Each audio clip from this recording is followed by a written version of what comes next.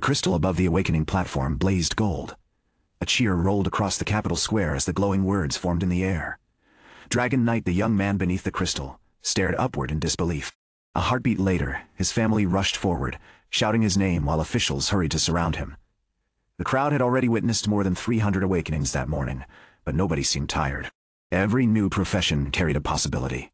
Every name announced by the crystal could change a family's future. Warrior, priest, blacksmith, mage, merchant. Some professions earned polite applause. Others shook the entire square.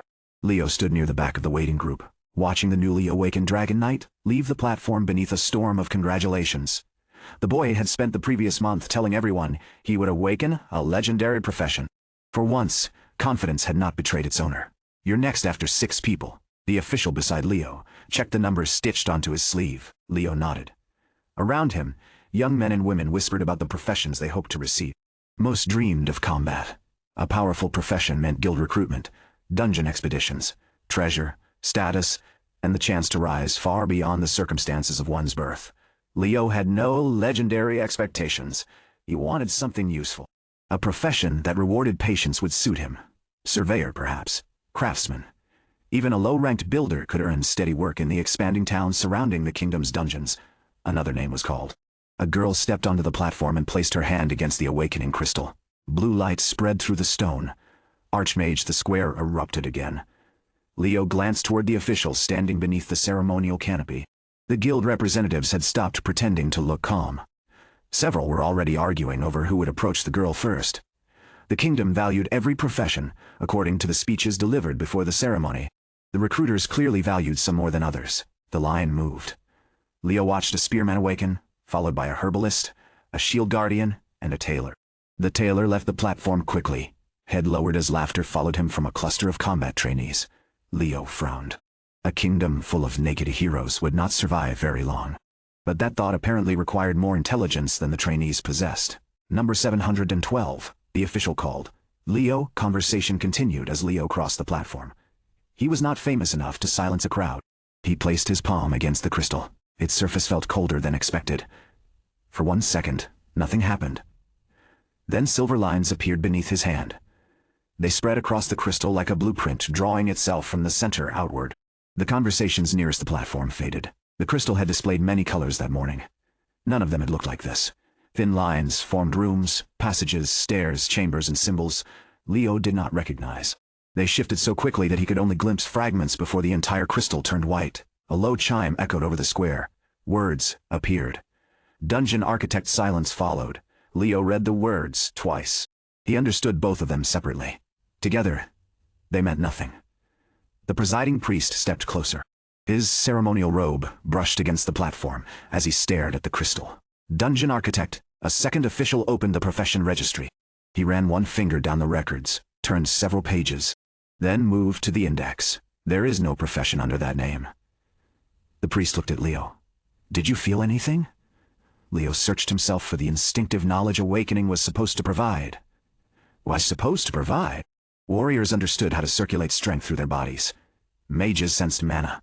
Craftsmen awakened an affinity for materials and tools. Leo felt none of those things. Then a faint line appeared across his vision. Awakening complete profession. Dungeon architect status. Inactive requirement. Claim a valid construction site. The message vanished before he could study it. "I saw something," Leo said. "It said I need to claim a construction site." The official holding the registry hesitated. Someone in the crowd laughed. "So he awakened builder with a fancy name?" Another voice answered. "No. Builders construct houses. He probably builds rooms for monsters." More laughter spread through the square. The presiding priest raised one hand for silence. "Every awakened profession is recognized by the crystal."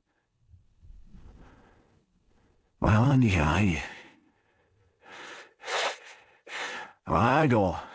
"If the profession is unknown, it must be investigated." His words restored order, but they did not restore interest. The guild representatives had already turned away. To them, an undocumented profession without visible compatibility was not a rare opportunity. It was a risk. The priest placed a temporary profession token in Leo's hand. It was plain gray without a guild classification or rank. "Report to the profession registry hall after the ceremony. They will determine whether your profession matches an existing category. Leo left the platform as the next person was called. The crystal flared red behind him. Berserker the crowd's excitement returned immediately. By the time Leo reached the edge of the square, Dungeon Architect had already become a joke people repeated while waiting for the next legendary profession. The profession registry hall stood 2 streets away from the square. Leo spent most of the afternoon moving between desks. A clerk tested whether his profession responded to construction tools. It did not. Another asked him to touch a dungeon map. Nothing happened.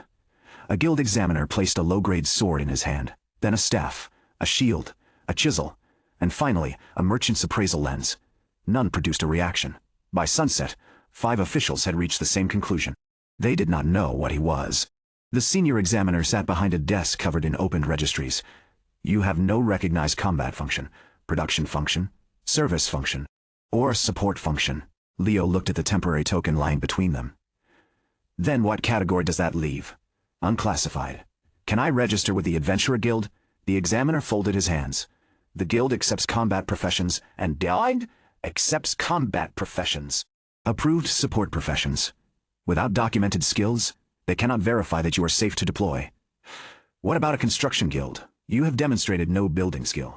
Leo had expected uncertainty. He had not expected every path to close before he understood what his profession could do. The examiner's expression softened slightly. You may return if your profession develops an identifiable function. Until then, the kingdom cannot issue you an occupational license. A license was required for guild employment, formal apprenticeships, and most skilled work.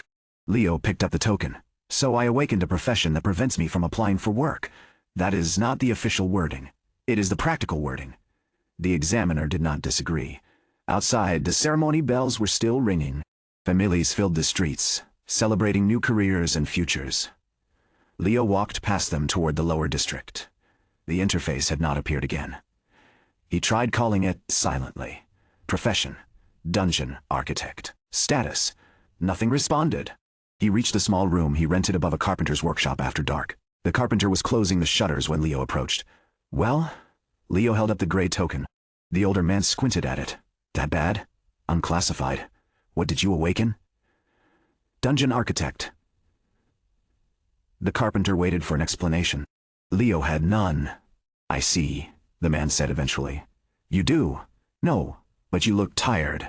It was the most honest response Leo had received all day. Inside his room, Leo placed the token on the table and emptied his pockets. 3 copper coins. A folded city map. The lunch he had forgotten to eat. He sat beside the narrow window and unfolded the map. Claim a valid construction site. That was the only instruction his profession had given him. The city itself was impossible. Every plot belonged to the crown, a noble family, a guild, or someone wealthy enough to object. The surrounding towns were not much better. His gaze moved beyond the marked roads toward the old western valley. The map showed an abandoned quarry there. Stone had once been cut from the valley walls, but the site had closed after its mana lines weakened. Without strong ambient mana, the land had little value to adventurers, farmers, or nobles. Leo had visited it once as a child. It contained broken paths, shallow caves, and an unfinished storage tunnel carved into the rock. He stared at the mark. A tunnel was not a dungeon. Then again he did not know what counted as one. At dawn, Leo left the capital with a coil of rope, a shovel borrowed from the carpenter, 2 pieces of bread, and almost everything he owned packed into one bag. The western road was busy for the first hour. Adventurers passed in groups, heading toward ranked dungeons farther north. Supply carts followed them, carrying potions, weapons, and replacement armor. Nobody turned toward the abandoned valley. The road narrowed after midday. Weeds grew between old wheel tracks. Broken milestones leaned toward the forest. By the time Leo reached the quarry entrance, the capital's towers had disappeared behind the hills. The valley looked worse than he remembered. Rain had collapsed part of the outer path. Thorny vines covered the quarry walls. The old storage tunnel remained, but loose stones blocked half its entrance. Leo lowered his bag. This had better count. He stepped through the gap. The tunnel extended only 30 paces before ending in a circular storage chamber. Old wooden supports lined the walls. Most had rotted. Water dripped from a crack in the ceiling and gathered in a shallow depression near the back. It was cold, dark, and completely unimpressive. Leo touched the stone wall. Claim construction site, nothing happened. He tried again. Dungeon Architect interface. Silence. He removed the temporary profession token and pressed it against the wall. Silver light flashed. Lines spread through the stone beneath his hand. The same blueprint pattern he had seen within the awakening crystal expanded across the chamber. Dust rose from the floor. The air vibrated. A transparent interface unfolded before him. Valid site detected abandoned quarry storage chamber mana density. Low structural condition. Poor available area. 42 square meters. Site potential. Minimal claim site? Leo read the final word with care. Yes. The token dissolved into silver particles. They sank into the floor. Claim accepted. First architect site established. Profession activated. A pulse moved through the chamber. For the first time since awakening, Leo felt his profession clearly. He sensed every crack in the walls, every loose stone, every change in elevation. The chamber existed within his awareness as both a physical place and an unfinished design. He could see what it was. More importantly, he could see what it could become. A second interface appeared. Starter resources granted. Architect points. 100 available blueprints. Entrance marker. Basic room. Simple passage. Restoration patch. Minor treasure chest. Available creatures. Green slime. Leo looked around the tiny chamber. That is all? The interface displayed another message. Architect Principle 1. A challenge must be possible to overcome. Architect Principle 2. Reward must reflect risk. Architect Principle 3. Every design will be evaluated. A final notice appeared. Create a functional beginner trial. Requirements. 1 entrance, 1 challenge, 1 reward. Minimum completion distance. 20 meters. Reward. First architect evaluation. Leo examined the available blueprints.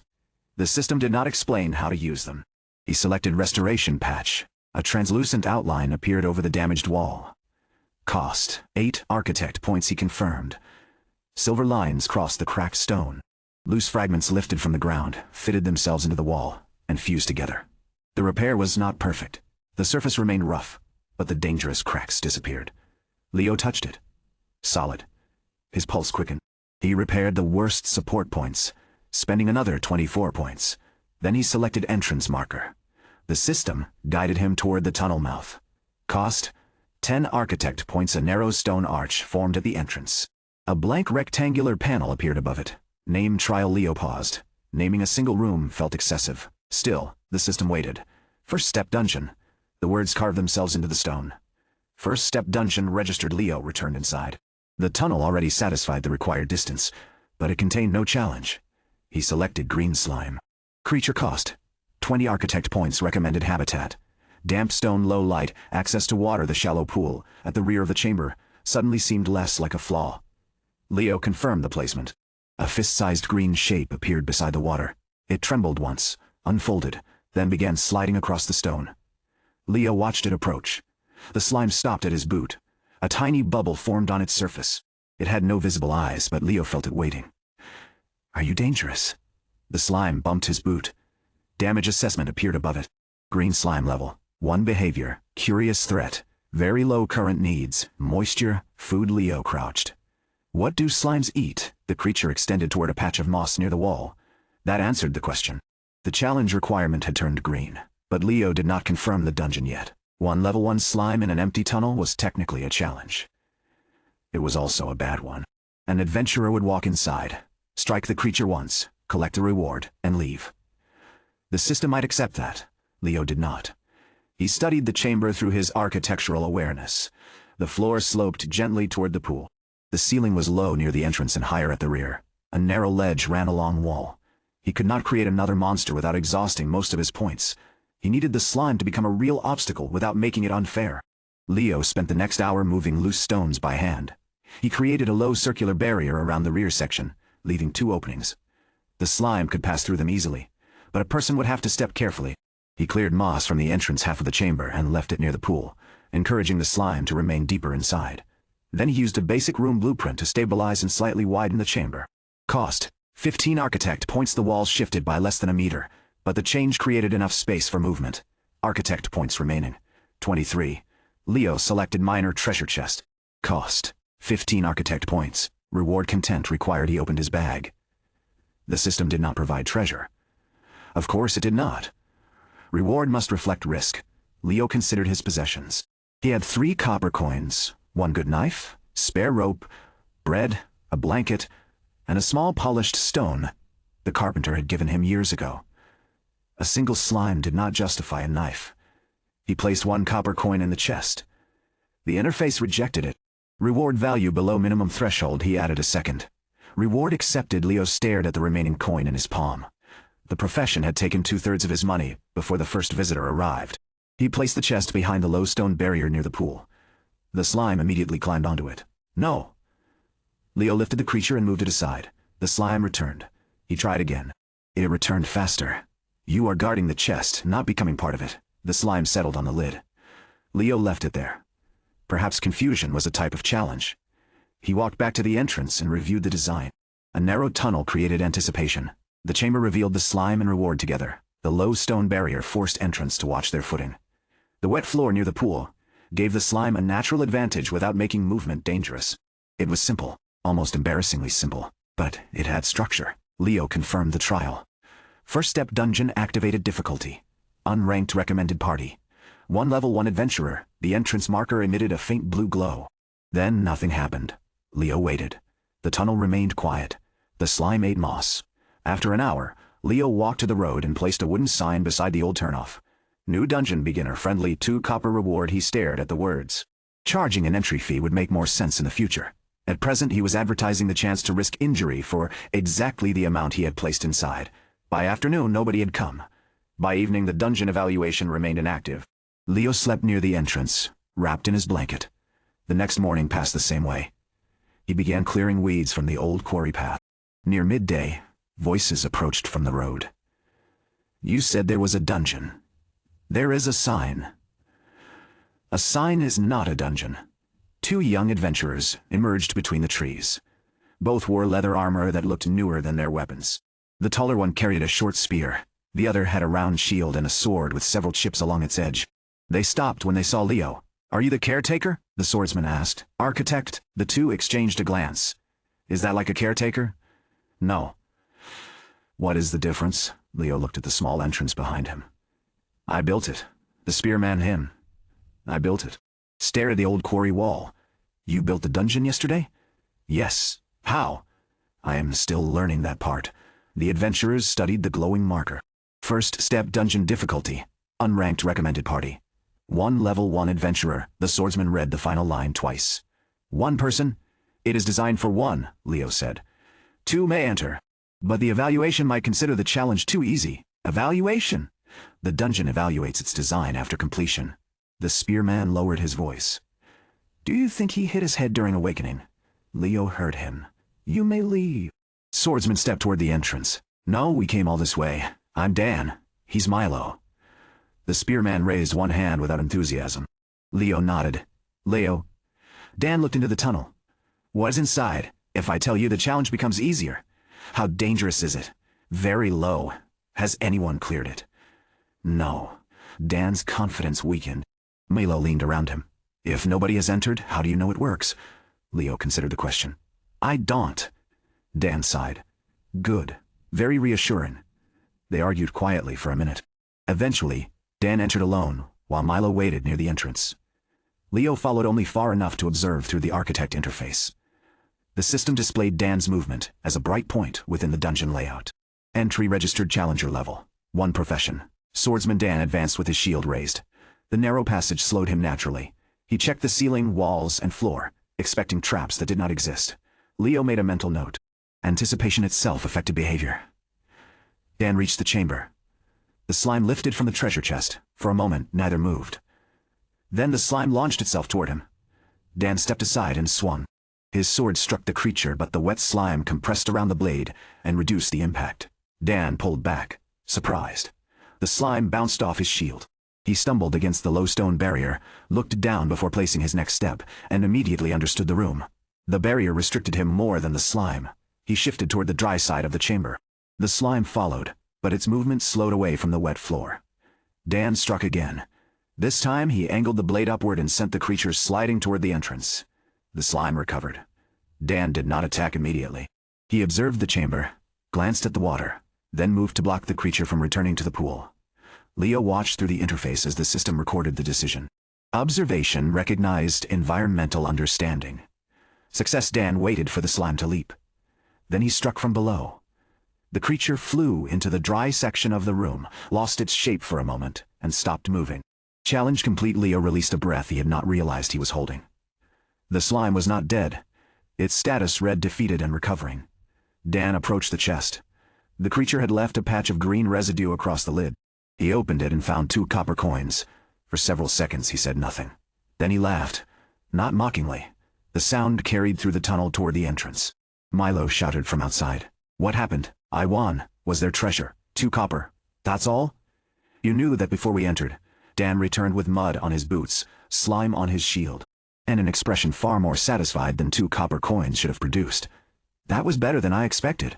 Leo looked toward the system window. The evaluation had not begun. Was anything unfair? Dan thought. The floor was slippery. Only near the water. Yes. Once I noticed. It was manageable. The stone barrier. Annoying. But it made me stop swinging without looking. The slime. Stronger than the ones outside the city. Not stronger in power. Smarter in the room. Leo absorbed every word. Milo had already entered the tunnel. You cleared it, so now it's my turn. The system recommends 1 challenger at a time, Leo called. I am 1 challenger. Dan moved aside. Milo's attempt lasted longer. His spear gave him reach but became awkward in the narrow chamber. He tried to attack from outside the stone barrier, allowing the slime to retreat repeatedly into the wet section. After several failed thrusts, he abandoned the spear, used the shaft to block one opening and forced the slime through the other. The system recorded that solution too. Improvised control. Success when Milo emerged with the same 2 copper coins. He looked offended. You only gave me back what I would have earned carrying sacks for an hour. But you stayed inside for 20 minutes, Dan said. That is not the point. You were smiling when you opened the chest. I was not, Leo reviewed. The dungeon interface. The treasure chest had replenished after each successful completion. His original 2 copper coins remained inside the system as a reward template, while the dungeon generated matching rewards using absorbed mana. That explained why dungeons could sustain themselves. It also meant he had accidentally made his first investment. The architect interface chimed. Minimum challenger data acquired first architect evaluation. Beginning silver light filled the tunnel. Dan and Milo stepped back. Words appeared where all 3 could see them. First step dungeon design evaluation. Structural safety. B challenge clarity. B environmental use. A creature integration. A reward balance. B exploration value. D exploration value. D adventure growth value. A overall rank. B led each result carefully. Dan pointed toward adventurer growth value. What does that mean? The system answered before Leo could. Challengers demonstrated improved observation, positioning and environmental awareness. Trial purpose achieved. A second message appeared. First architect evaluation complete reward. 100 architect points basic trap, blueprint creature. Behavior routines dungeon expansion permission. Floor 1 profession level increased dungeon architect, level 1 level 2. Level 2 Leo felt the valley change. His awareness expanded beyond the storage chamber. New lines appeared within the rock, revealing stable sections, weak sections, hidden cracks, and possible routes for construction. The dungeon was no longer a single room in his mind. It was the beginning of a much larger design. A final blueprint opened. Floor 1 expansion target minimum rooms. 3 required elements. 1 navigation choice. 1 basic trap. 2 distinct challenges. 1 completion reward optional objective. Create a trial suitable for beginner training. Dan stared at the glowing plan. You can make it bigger.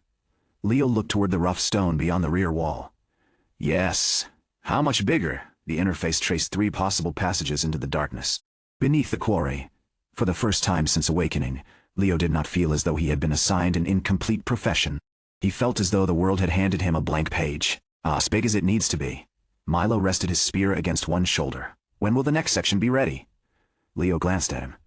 You called the reward terrible. It was terrible. You... terrible. It was terrible. Complained about the slime? It cheated? It used the room correctly? That is what cheating looks like when a monster does it? Dan laughed. Milo ignored him. So when? Leo studied the new blueprint. He had 108 architect points, a damaged quarry, 1 slime, 3 rooms to build, and no reliable income. The sensible answer was that he did not know. The dungeon architect interface pulsed softly before him. He remembered the registry examiner declaring that his profession had no identifiable function. He remembered the laughter in the square. He remembered standing inside an empty room with 1 copper coin, and no future anyone else could recognize. Now, 2 adventurers were waiting for his next creation. Give me 3 days, Leo said. Milo nodded, as though the answer had never been in doubt. Dan looked toward the Capitol Road. We know a few other beginners who might come. Tell them the dungeon is under expansion. That will make them more curious. Leo suspected he was right. The two adventurers left the valley still arguing over whose method had been better. Leo remained beneath the glowing entrance marker. The defeated slime had recovered. It slid out of the tunnel, stopped beside his boot, and released a small bubble. Leo looked down at it. "You did well." The slime climbed onto his shoe. He carried it back inside. Beyond the first chamber, silver lines marked a future. A branching passage, a second challenge room.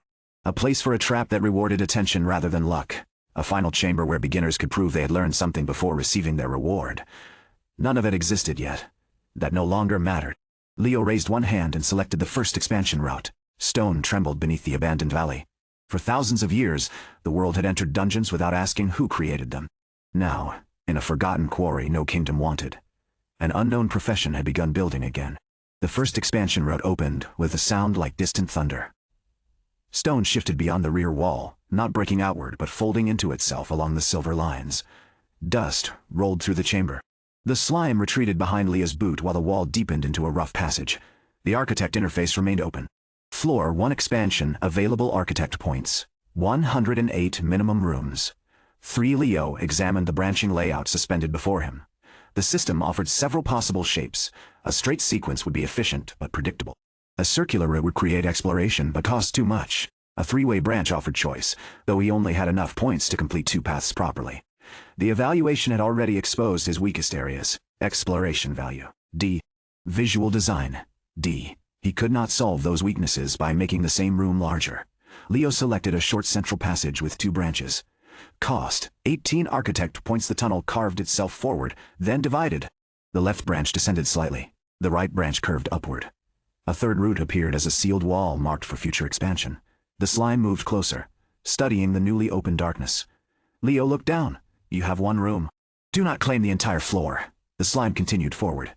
Leo caught it before it crossed the construction boundary. Creature assignment required current creature. Green slime, unassigned during expansion. Leo opened the behavior interface. The new creature behavior routine's blueprint did not change the slime's strength. It allowed him to define simple priorities. Protect territory. Retreat toward moisture. Avoid lethal pursuit. Respond to noise. Leo selected the first 3 and assigned the slime to the original chamber. Behavior cost, 6 architect points. The slime pulsed once. A faint marker appeared over the wet section of the room. Habitat claimed it, immediately returned to the pool and settled beside the treasure chest. That was easier than arguing with you. The slime released a bubble. Leo began with the left branch. He wanted the second room to teach movement. Beginners often focused entirely on enemies. Dan had nearly fallen because he ignored the floor. Milo had relied on his weapon until the room forced him to think differently. The dungeon needed to train those instincts deliberately. He selected basic trap blueprint. Available designs appeared. Loose stone trigger, swinging sandbag, pressure tile alarm, shallow drop. The name trap suggested injury. The system's versions were closer to lessons. Leo chose the pressure tile alarm. Cost, 8 architect points. A translucent tile appeared in the middle of the left passage. When triggered, it would release a loud chime and activate a harmless burst of blue light. Leo stared at it. That is not a challenge. The interface displayed its function. Purpose. Teach visual awareness, optional link. Creature response. Leo looked back toward the slime's chamber. A possibility form. He could place the tile before the first room. If the challenger stepped on it, the chime would alert the slime and make it begin from an aggressive position. If they noticed and avoided it, the slime would remain near the pool. The same monster would feel different depending on the challenger's awareness. Leo moved the tile to the original passage. Link pressure tile to creature response? Yes. Routine added. On alarm. Move to ambush position. The slime left the pool, slid behind the low stone barrier, and flattened itself. Leo stepped off the tile. The creature returned to the water. He stepped on it again. Blue light flashed. The slime rushed into position. Leo smiled. The challenge had changed without increasing the monster's power. He reset the trap and continued into the left room. The space was smaller than the original chamber, with a narrow stone column near the center. He used another basic room blueprint to stabilize it. Cost, 12 architect points. Remaining points, 64. He needed 2 distinct challenges. One could use the environment without another creature. The system permitted training constructs, but Leo had not unlocked any. He studied the room. A shallow drop was available. It could become a pit, but beginners might be injured.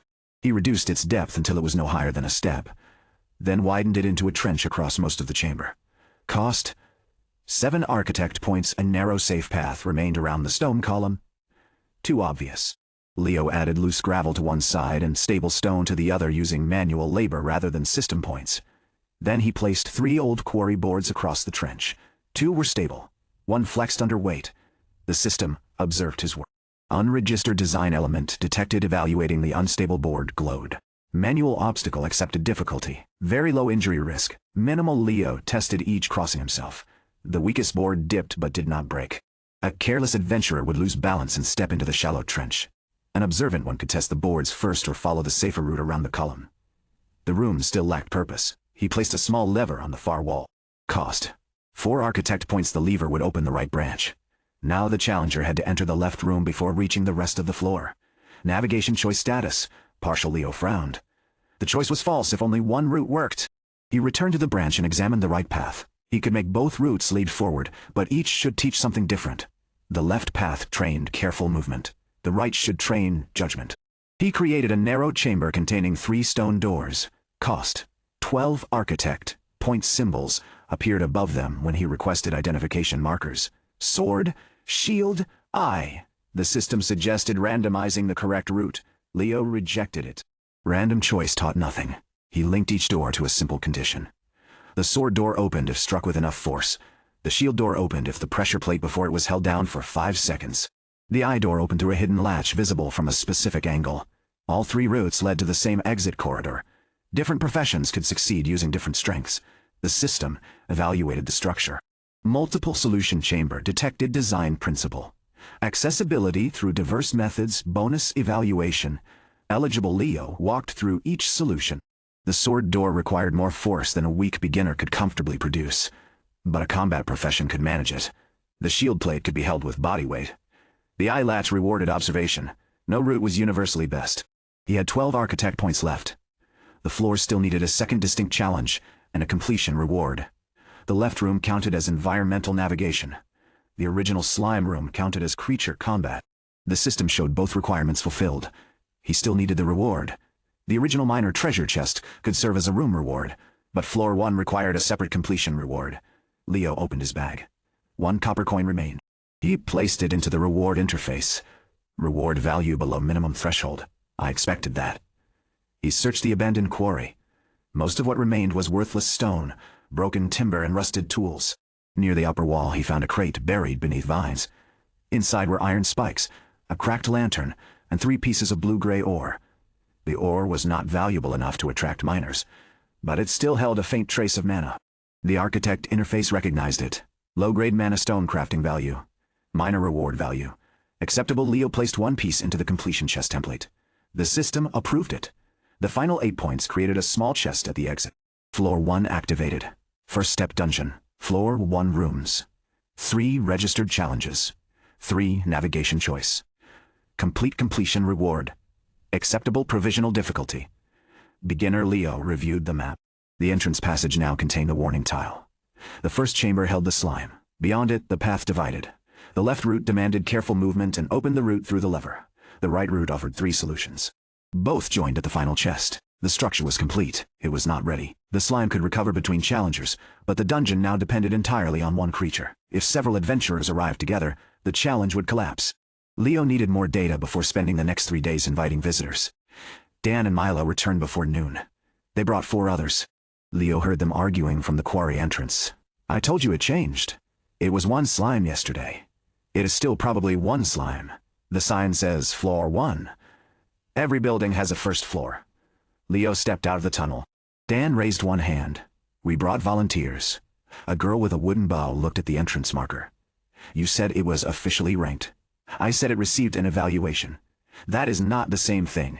Milo pointed at Leo. He is the architect. The newcomers studied him with varying degrees of doubt. Leo counted professions from their equipment. The archer. A young man with a staff, likely an apprentice mage.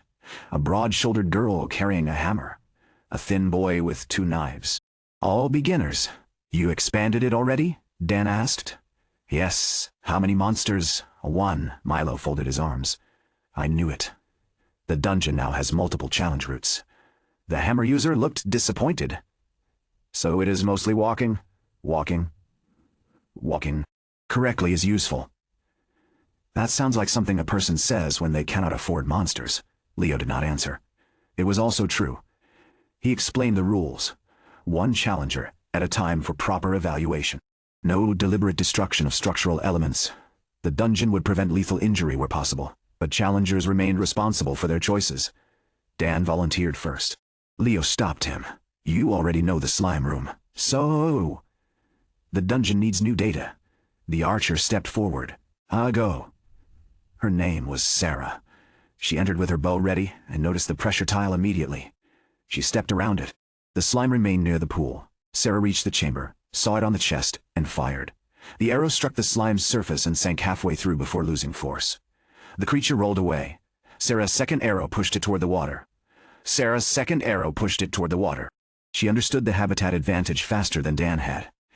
Instead of fighting near the pool, she used arrows to control its movement and drove it toward the dry passage. The slime attempted to return. Sarah steps between it and the pool. Her final shot defeated it. The system recorded the result. Ranged control. Success habitat recognition. Success. Sarah found the branching path and chose the right route. Inside the 3-door chamber, she ignored the sword door. She tested the shield plate with 1 foot, noticed the 5-second delay, then used her quiver to hold it down while she passed through. Creative load use. Success. She reached the final chest in less than 9 minutes. When she emerged, she held the mana stone up to the light. This is worth more than 2 copper, not much more, Leo said. It is still useful for arrowheads. The others immediately became more interested. The apprentice mage entered next.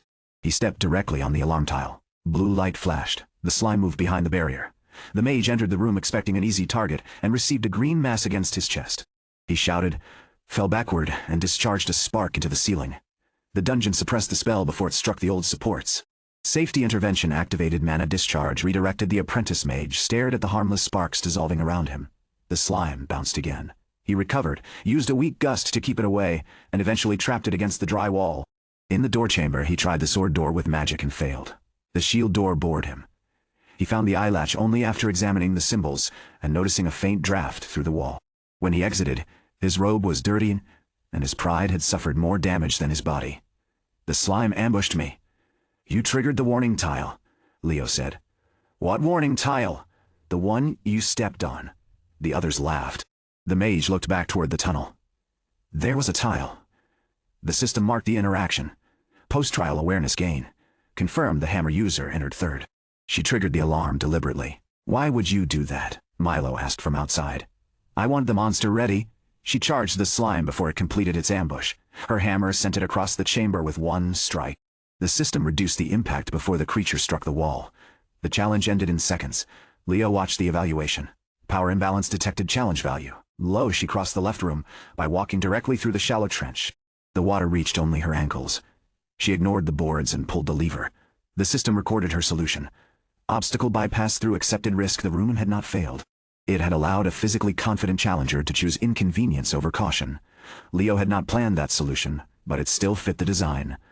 The knife user entered last. He stepped over the alarm tile, defeated the slime with quick attacks, then spent nearly 10 minutes in the branching section because he distrusted every door.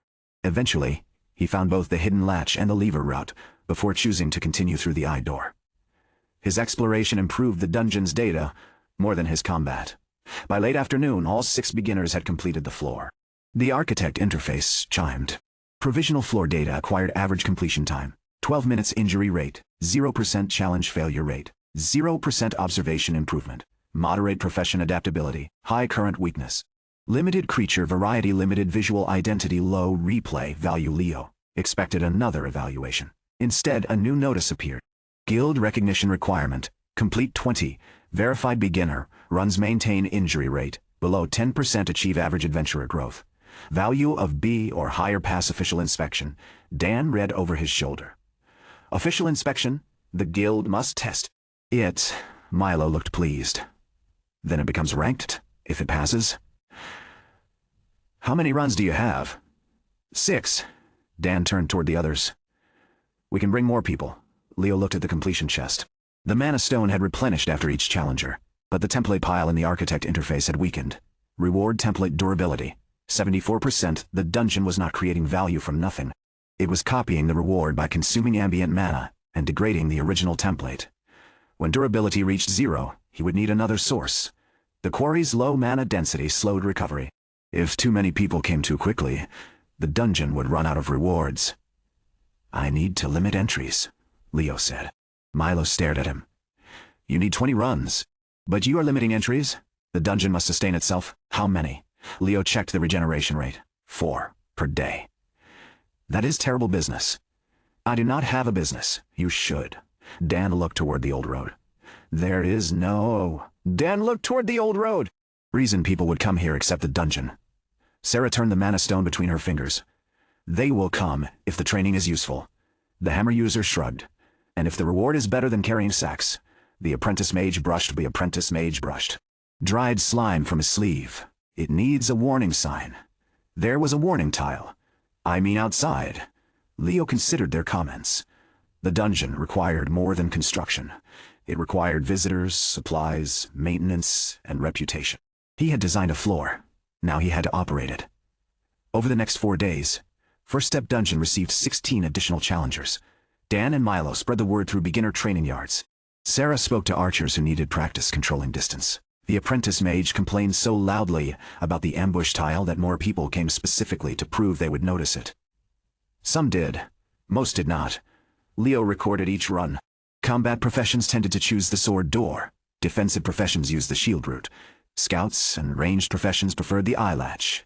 Crafting and service professions surprised him. A young cook used flour from her supply pouch to reveal airflow around the hidden latch. A porter held the shield plate down with his loaded pack. A tailor tied rope between a lever and a stone, opening the left route without crossing the unstable boards twice. The dungeon did not care whether a solution looked heroic. It cared whether it demonstrated thought. The slime adapted too.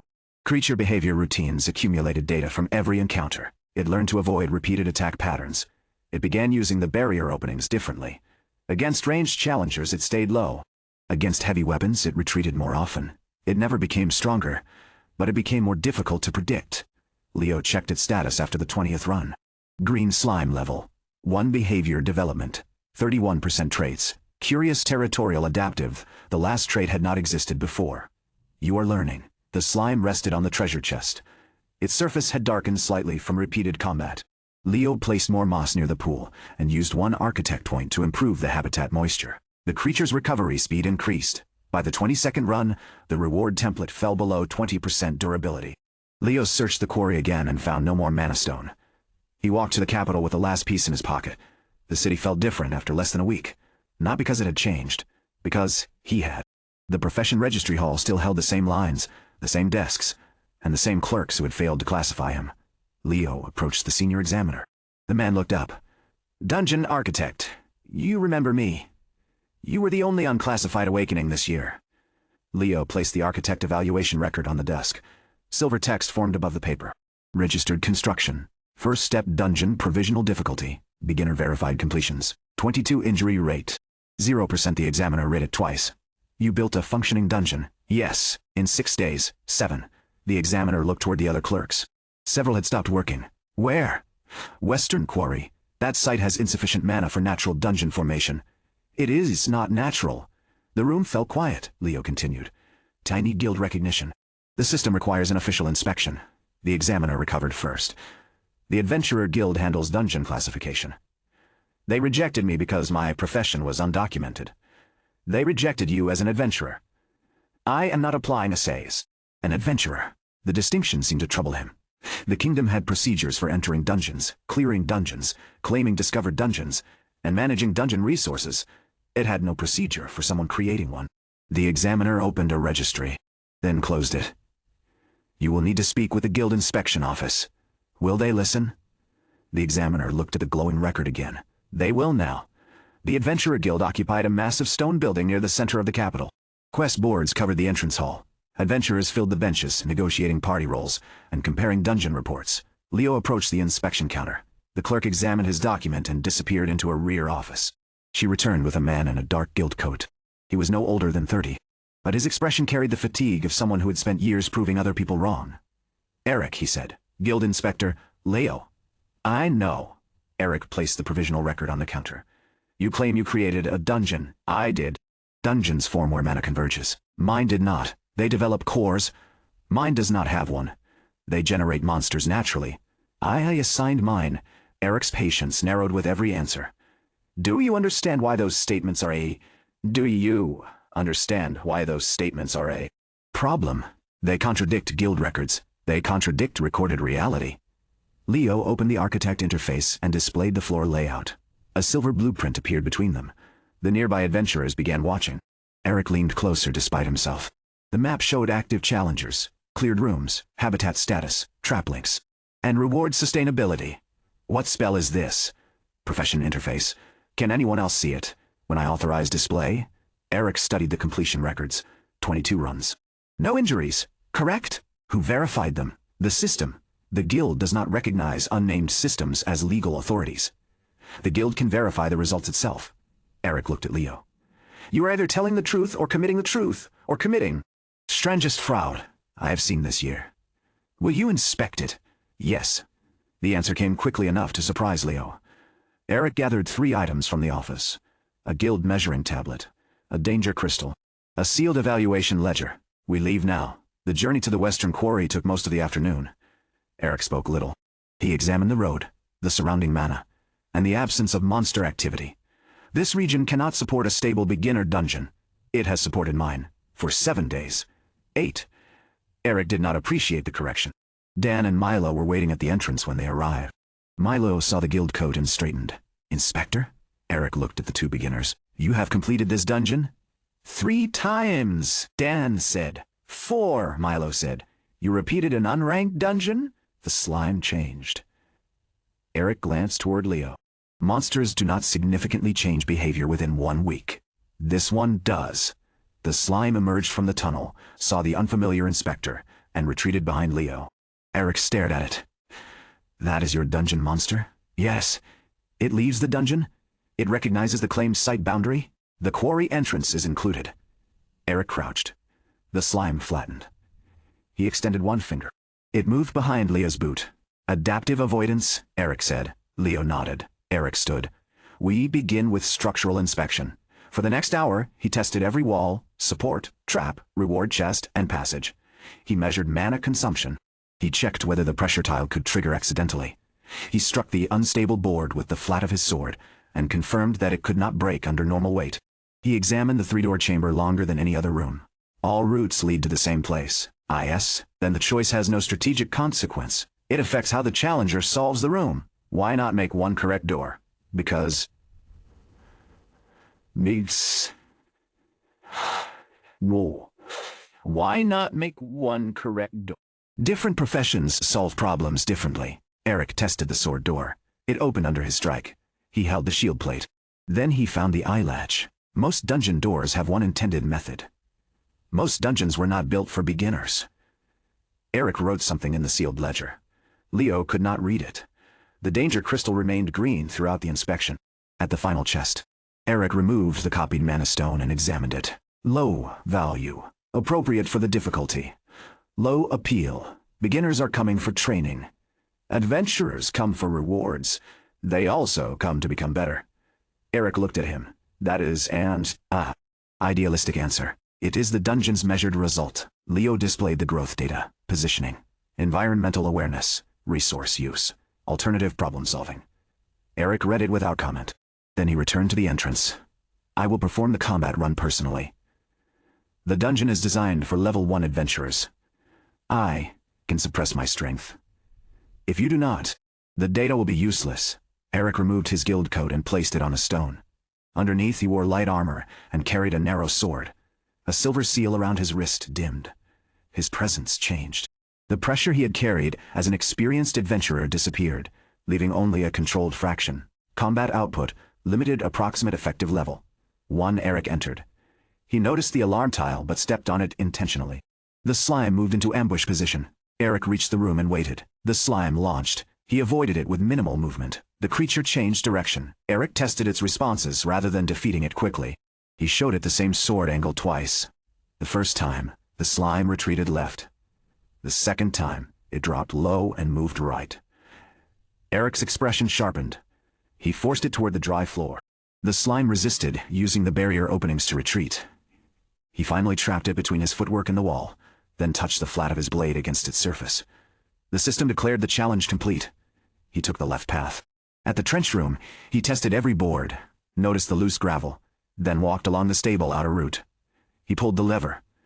In the door chamber, he ignored all three intended solutions. Instead, he returned to the central branch and studied the sealed expansion wall. Leo watched from the entrance. Eric touched the stone seam. The dungeon shows a third route that is not active. It is reserved for future expansion. A challenger might waste time trying to open it. That is possible. Is it marked as inaccessible? No. Eric made another. Note. He returned to the door chamber and found the eye latch. When he emerged, the sealed ledger opened by itself. Official guild inspection complete. Eric read the results silently. Dan leaned toward Milo. Is that good? Milo whispered back. He looks annoyed. That is how he looked before. Eric closed the ledger. First step dungeon passes provisional recognition. Milo raised both arms. Dan laughed. Leo remained still. Provisional? Beginner dungeons require a 30-day observation period before full ranking. However, the site may operate legally during that period. The architect interface chimed. Guild recognition achieved. Objective complete. Reward 200 architect points. New blueprint category. Beginner creatures. New facility. Rest area. New system. Adventurer feedback floor. 1 capacity. Increased profession level. Increased dungeon architect. Level 2. New level 3. Leo opened the new creature category. Cave rat. Stone beetle. Blue slime. Training golem fragment. Each had different habitat needs and behavior potential. The progression he needed had arrived. Eric was still speaking. The official name will remain First Step Dungeon. Difficulty: Beginner. Entry recommendation: 1 to 2 level 1 adventurers. Entry fee? Milo asked. Eric looked at Leo. That is determined by the operator. I am the operator? You built it. Leo considered his reward costs: road maintenance, food, tools, and the need for additional creatures. Yes. How much? Dan asked. Leo checked the local beginner dungeon rates. Most charged 5 to 10 copper. But they offered larger rewards and monster materials. 2 copper. Milo objected immediately. The reward is worth more than that. The current reward template is nearly depleted. Then charge 3. Leo looked at him. You complained when the reward was 2 copper. That was before I understood dungeon economics. Eric replaced his guild coat. 3 copper is reasonable during provisional status. The guild collects 1 copper from every 5 entries for inspection and registration. Milo looked offended on Leo's behalf. They did nothing. Eric glanced toward the tunnel. I walked through it. You also received a mana stone. I returned it. Leo interrupted before Milo argued with the person responsible for keeping the dungeon open. 3 copper, the entry price registered. A small stone panel formed beside the entrance marker. Entry fee: 3 copper. Dan touched it. Where does the money go? The panel opened a narrow slot. Leo inserted 1 coin. The interface separated it automatically. Dungeon revenue stored operational funds. 1 copper. The architect's system had created an accounting function before he could ask. Eric observed the panel. Your profession handles payment. It appears so. That will reduce disputes. Milo placed 3 copper into the slot. Leo looked at him. You have already completed the dungeon 4 times. It has official recognition now. That changes nothing inside. It changes how I describe it to people. He entered before Leo could refuse. Eric gathered his equipment. I will submit the provisional listing tonight. Expect more visitors within 2 days. How many? That depends on the report. What did you write? Eric handed him a copy from the sealed ledger. First step dungeon strengths. Exceptional beginner safety. Multiple valid solutions. Useful environmental training. Adaptive creature behavior. Weaknesses: limited scale. Low visual identity. Insufficient creature variety. Minimal reward appeal. Potential navigation confusion near inactive expansion route. Recommendation: suitable for new adventurers seeking practical dungeon fundamentals. Leo read the final line twice. It was not praise. It was more useful than praise. You were honest, he said. Eric fastened the ledger to his belt. That is the profession. He started toward the road. Then stopped. Do not expand faster than you can maintain. Every dungeon operator says that before adding monsters they cannot control. I assign the monsters. That does not mean you understand them. Leo looked toward the slime. Which had climbed onto Milo's abandoned pack while he ran the dungeon. No, not yet. Eric studied him for a moment. Good answer. He left. The guild report appeared on the capital's beginner board the next morning. By noon, 23 people were waiting outside First Step Dungeon. Leo stood beneath the entrance marker, staring at a line that reached halfway down the quarry path. The slime remained hidden inside. It disliked crowds. Dan had appointed himself queue manager without permission. Single challengers first, he called. Pairs after midday. Payment before entry. Milo stood beside the stone panel.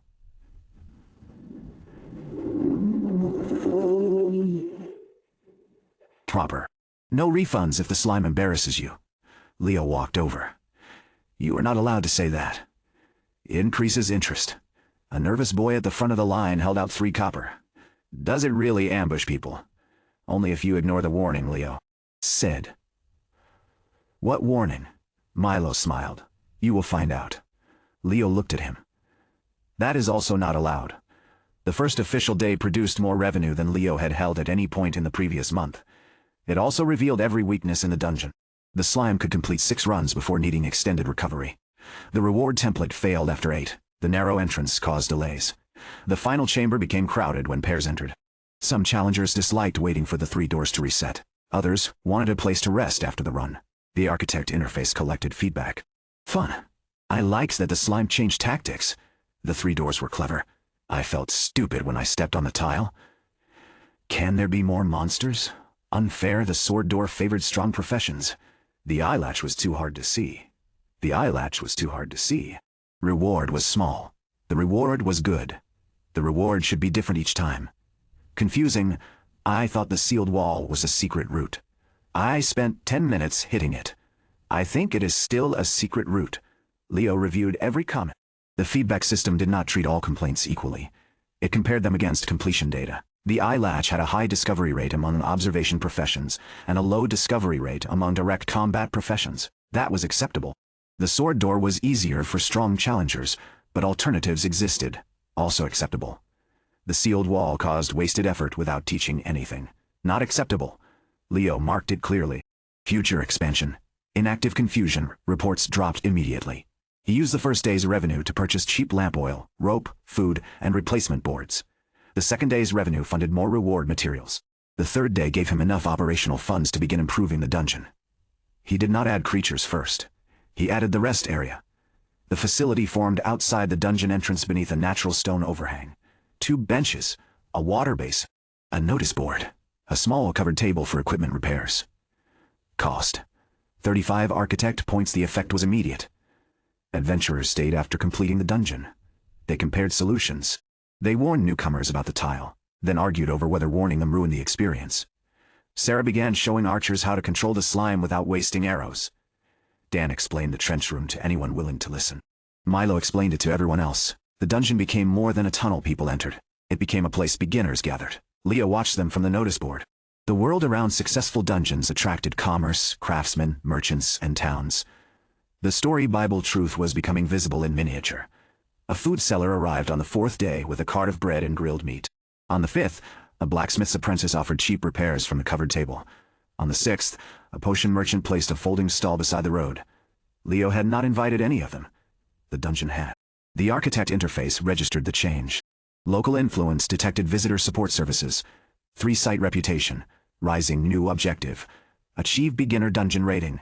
A current estimated rating. B requirements. Improve creature variety, improve visual identity, maintain fairness, create 1 memorable boss encounter. Leo read the final requirement. Boss? The slime rested inside the water basin beside him. It had followed him out during maintenance. Milo leaned over his shoulder. You need a boss. I can read. Make the slime bigger. That is not design. It is tradition. Leo opened the creature catalog. The blue slime required a cleaner water habitat. The cave rat required dry tunnels and nesting space. The stone beetle required mineral-rich walls. The training golem fragment required an activation room, and more points than he currently possessed. A boss was not simply the strongest available creature. The entire floor had been designed around teaching beginner fundamentals. The boss should test everything learned: observation, positioning, environmental awareness, difference, solutions. He looked at the slime. Its behavior development had reached 49%. The creature had fought more challengers than some beginner adventurers. What if the boss is not stronger? Leo said. Milo waited. What if it knows the dungeon better than they do? The slime produced a bubble. Leo began redesigning floor 1 that night. He did not remove the existing rooms. He connected them. The pressure tile no longer only triggered an ambush. It recorded whether challengers noticed it. The trench room recorded how they crossed. The three-door chamber recorded which solution they chose.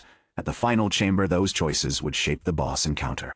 If the challenger triggered the alarm, the boss began in an ambush position. If they crossed the trench carelessly, sections of the final floor became unstable.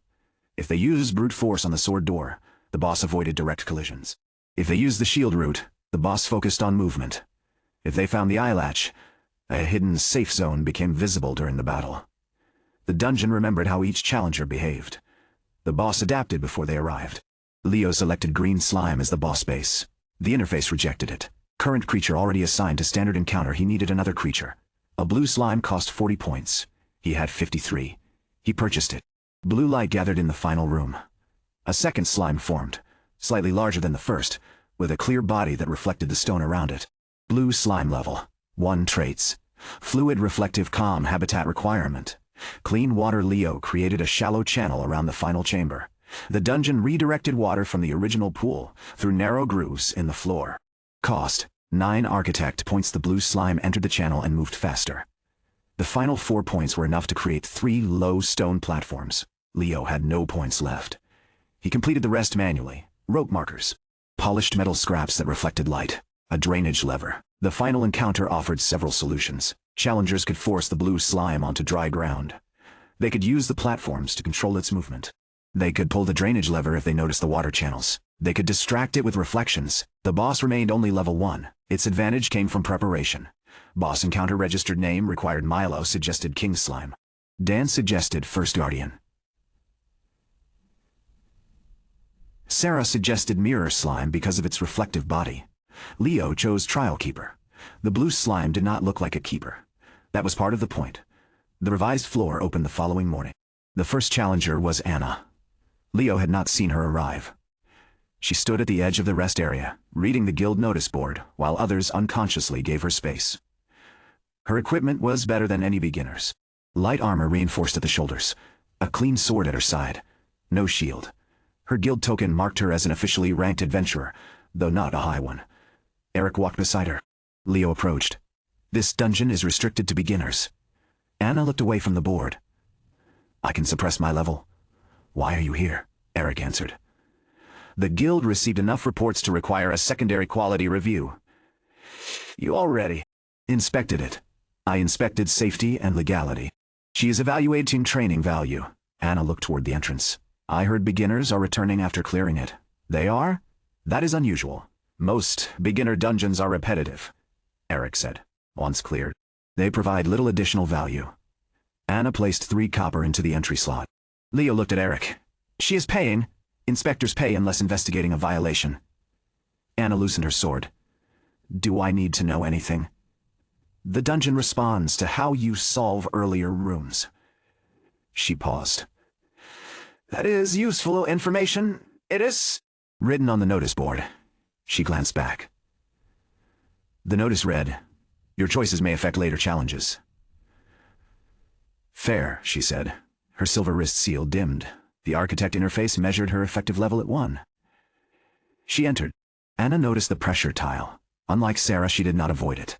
She crouched and examined its edges. Then she stepped on it deliberately. The alarm chimed. The green slime moved into ambush position. Anna entered the chamber ready. The slime launched. She sidestepped, but did not draw her sword. She watched how it recovered. The creature attacked again from the barrier opening. Anna used the flat of her boot to redirect it toward the dry floor. It corrected. She smiled slightly. Then she drew her sword and defeated it with 1 controlled strike. The interface recorded the result. Trigger understood ambush, anticipated creature movement, analyzed. She chose the left route. At the trench, she tested none of the boards. She studied the gravel, the column, and the lever. Then she stepped into the shallow trench and walked through it. The same solution as the hammer user. The system recorded something different. Obstacle depth verified before accepted risk. Anna had not ignored the room. She had understood it and chosen the fastest safe route. In the 3-door chamber, she inspected all 3 symbols. She opened the eye door through the hidden latch. Then she closed it and used the shield route instead. Multiple solutions tested. Final choice. Control the boss room adjusted. Because she had triggered the alarm knowingly, the trial keeper did not gain surprise. Because she crossed the trench through verified risk, the unstable floor effect did not activate. Because she chose the shield route, The boss prioritized movement and attempted to force her off stable ground. Anna entered the final chamber. The blue slime rushed along the water channel. She moved to the nearest platform. The creature struck from below, forcing her to step back. She tested its speed with 2 sword feints. The slime ignored the first and reacted to the second. Its reflective body copied the chamber's light, making its exact edges difficult to judge. Anna scanned the room. The drainage lever was hidden behind one of the platforms. She saw it. She did not use it. Instead, she struck one of the polished metal scraps with the flat of her sword. It spun. Light moved across the wall. The blue slime changed direction toward the reflection. Anna used the opening to step behind it and block the water channel. The slime attempted to retreat. She guided it toward dry stone. Its speed fell. She touched the point of her sword against its core. Boss challenge complete. Total time 7 minutes, 14 seconds. No damage received. All major mechanics understood. Anna opened the completion chest. The reward had been upgraded to a polished low-grade mana shard purchased from the capital. She examined it, then returned outside. The waiting beginners surrounded her before she reached Leo. How was the boss? Did it become huge? Was it the green slime? Did you use the secret lever? Anna looked at Leo. There is no secret lever if everyone knows about it. Milo stepped back from the group. But Anna handed the mana shard to Leo. You can keep it. The reward is part of the inspection. I received the value already. Eric opened the evaluation ledger. Well, the dungeon teaches awareness without explaining every answer. Different professions can succeed. Earlier choices have consequences, but no consequence makes completion impossible, Eric wrote. Weaknesses, the creatures are still limited. Experienced adventurers will not gain much from it. It is a beginner dungeon, Leo said. Anna nodded. That is not a flaw. The real weakness is scale. Too many people know the solutions now. Its training value will fall unless the layout changes. Leo had already seen the same problem in feedback. Replay value, ICE, Eric finished writing. The Architect Interface and Guild Ledger, activated together. Secondary Quality Review complete. First step Dungeon Beginner Rating, a Guild status. Recommended. The rest area erupted. Dan grabbed Milo by both shoulders. Hey, ranked. Beginner a ranked. Milo corrected, though he was smiling. The Architect Interface overlaid a second result. Objective complete. Achieve Beginner Dungeon Rating. A rewards. 300 Architect Points. Dynamic Room Configuration. Second Creature. Habitat Basic Boss Evolution. Profession level increased. Dungeon Architect Level 3. Level 4 Dungeon Reputation. Increased new designation. The kingdom's highest rated beginner dungeon. Leo stared at the designation. That cannot be correct. Eric checked the guild ledger. There are 4 other A-rated beginner dungeons. The system says highest rated. Anna looked at the detailed. Metrics. Your adventurer growth value is higher. The guild compared safety, reward, difficulty, and completion. The architect system measured whether challengers actually improved. First step dungeon had surpassed the others in the category Leo cared about most. The rest area grew louder as the news spread. The food seller began offering discounted meals to anyone who cleared the trial keeper without using the drainage lever. The blacksmith's apprentice announced free weapon checks for first-time challengers. Milo started telling everyone he had helped test the dungeon before it was famous. For once, nobody doubted him. Leo stepped away from the crowd and entered the first chamber. The green slime had recovered.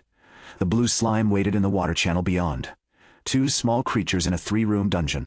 That was enough to bring an official inspector, a ranked adventurer, and a crowd from the capital. It was also enough to begin changing the valley. The new dynamic room configuration interface unfolded before him. He could now rotate obstacles, alter safe paths, change door solutions, and vary creature starting positions between runs. Replay value would no longer depend entirely on adding more rooms. A dungeon could remain familiar without becoming predictable. Anna entered behind him. Leo turned. The dungeon is closed for recalibration. She looked at the silver blueprint filling the chamber. Until then, every visitor had seen only pieces of the interface. Leo had not realized she could see the full design. You authorized display, she said. He checked the setting. The secondary inspection had temporarily granted her access. He closed the interface. What did you think? He asked. Of the dungeon? Yes, it feels like someone expected me to think. Most dungeons do not. Most beginner dungeons expect you to attack. She glanced toward the green slime. This one toward the green slime. This one noticed how I attacked. Leo looked at the creature. It learns from repeated challengers. So do you. That is the profession. Anna studied him with the same focus she had used inside the rooms. People in the capital think the dungeon appeared naturally and you found a way to control it. They are wrong, I know. Why? Natural dungeons do not change because an inspector criticizes an inactive wall. Leo remembered Eric's report. He had marked the wall the same evening. Anna continued. They also do not create 3 solutions to the same door because one profession should not decide who deserves to continue. You understood that? It was obvious once I saw all 3. Most challengers viewed the room as a puzzle. Anna had understood the philosophy behind it. Leo reopened the design interface, this time intentionally. The floor plan appeared between them. I am going to change the room configurations. How often? Enough to prevent memorization. Not enough to make the rules feel random. She considered the balance. Keep the symbols. Why? They teach challengers what kind of solution each route favors. If the routes change but the symbols remain meaningful, people can still make informed decisions. Leo highlighted the door chamber. The dynamic configuration system allowed 3 alternate layouts. He linked the symbols to solution categories rather than fixed doors. That works. Anna watched the update. You accepted that quickly. It improves the design. Most people defend their work when criticized. Most people do not receive point-sized. For making it better, she laughed once. The sound surprised him more than the comment. Eric called from outside. Anna! She turned toward the entrance. She looked back at the blueprint. I will return when the configuration changes. For another inspection? No. She stepped into the passage. For the challenge. Leo remained beside the glowing plant. The architect interface registered a new feedback entry. Adventurer intent. Voluntary return reason. Design quality. The system awarded no points. It did not need to. Outside, the abandoned quarry no longer looked abandoned. More benches were needed. The road required repairs. Merchants were discussing permanent stalls. The guild planned to install a directional marker at the western crossroads. First Step Dungeon had become officially recommended less than 2 weeks after Leo awakened a profession nobody could classify. He had proven it worked. More importantly, he had learned what made it valuable. Not monsters, not treasure, not difficulty alone. A good dungeon understood the people entering it and gave them a challenge worth overcoming. Leo looked toward the sealed 3rd expansion route. The interface displayed new possibilities beyond the wall. Additional habitats, larger rooms, different creature species. A 2nd floor permission remained locked, but its requirements were now visible. First Step Dungeon. Next stage, maintain a rating for 30 days, achieve 100 verified completions, establish a stable dungeon, economy, create 3 distinct creature ecosystems, earn regional recognition. The first dungeon had succeeded. Now it had to become something the world could no longer dismiss as a curiosity. Leo selected the sealed route. Silver lines spread deeper beneath the quarry. This time, when the stone began to move, dozens of people outside heard it. Conversation stopped. Merchants looked toward the entrance. Beginners rose from the benches.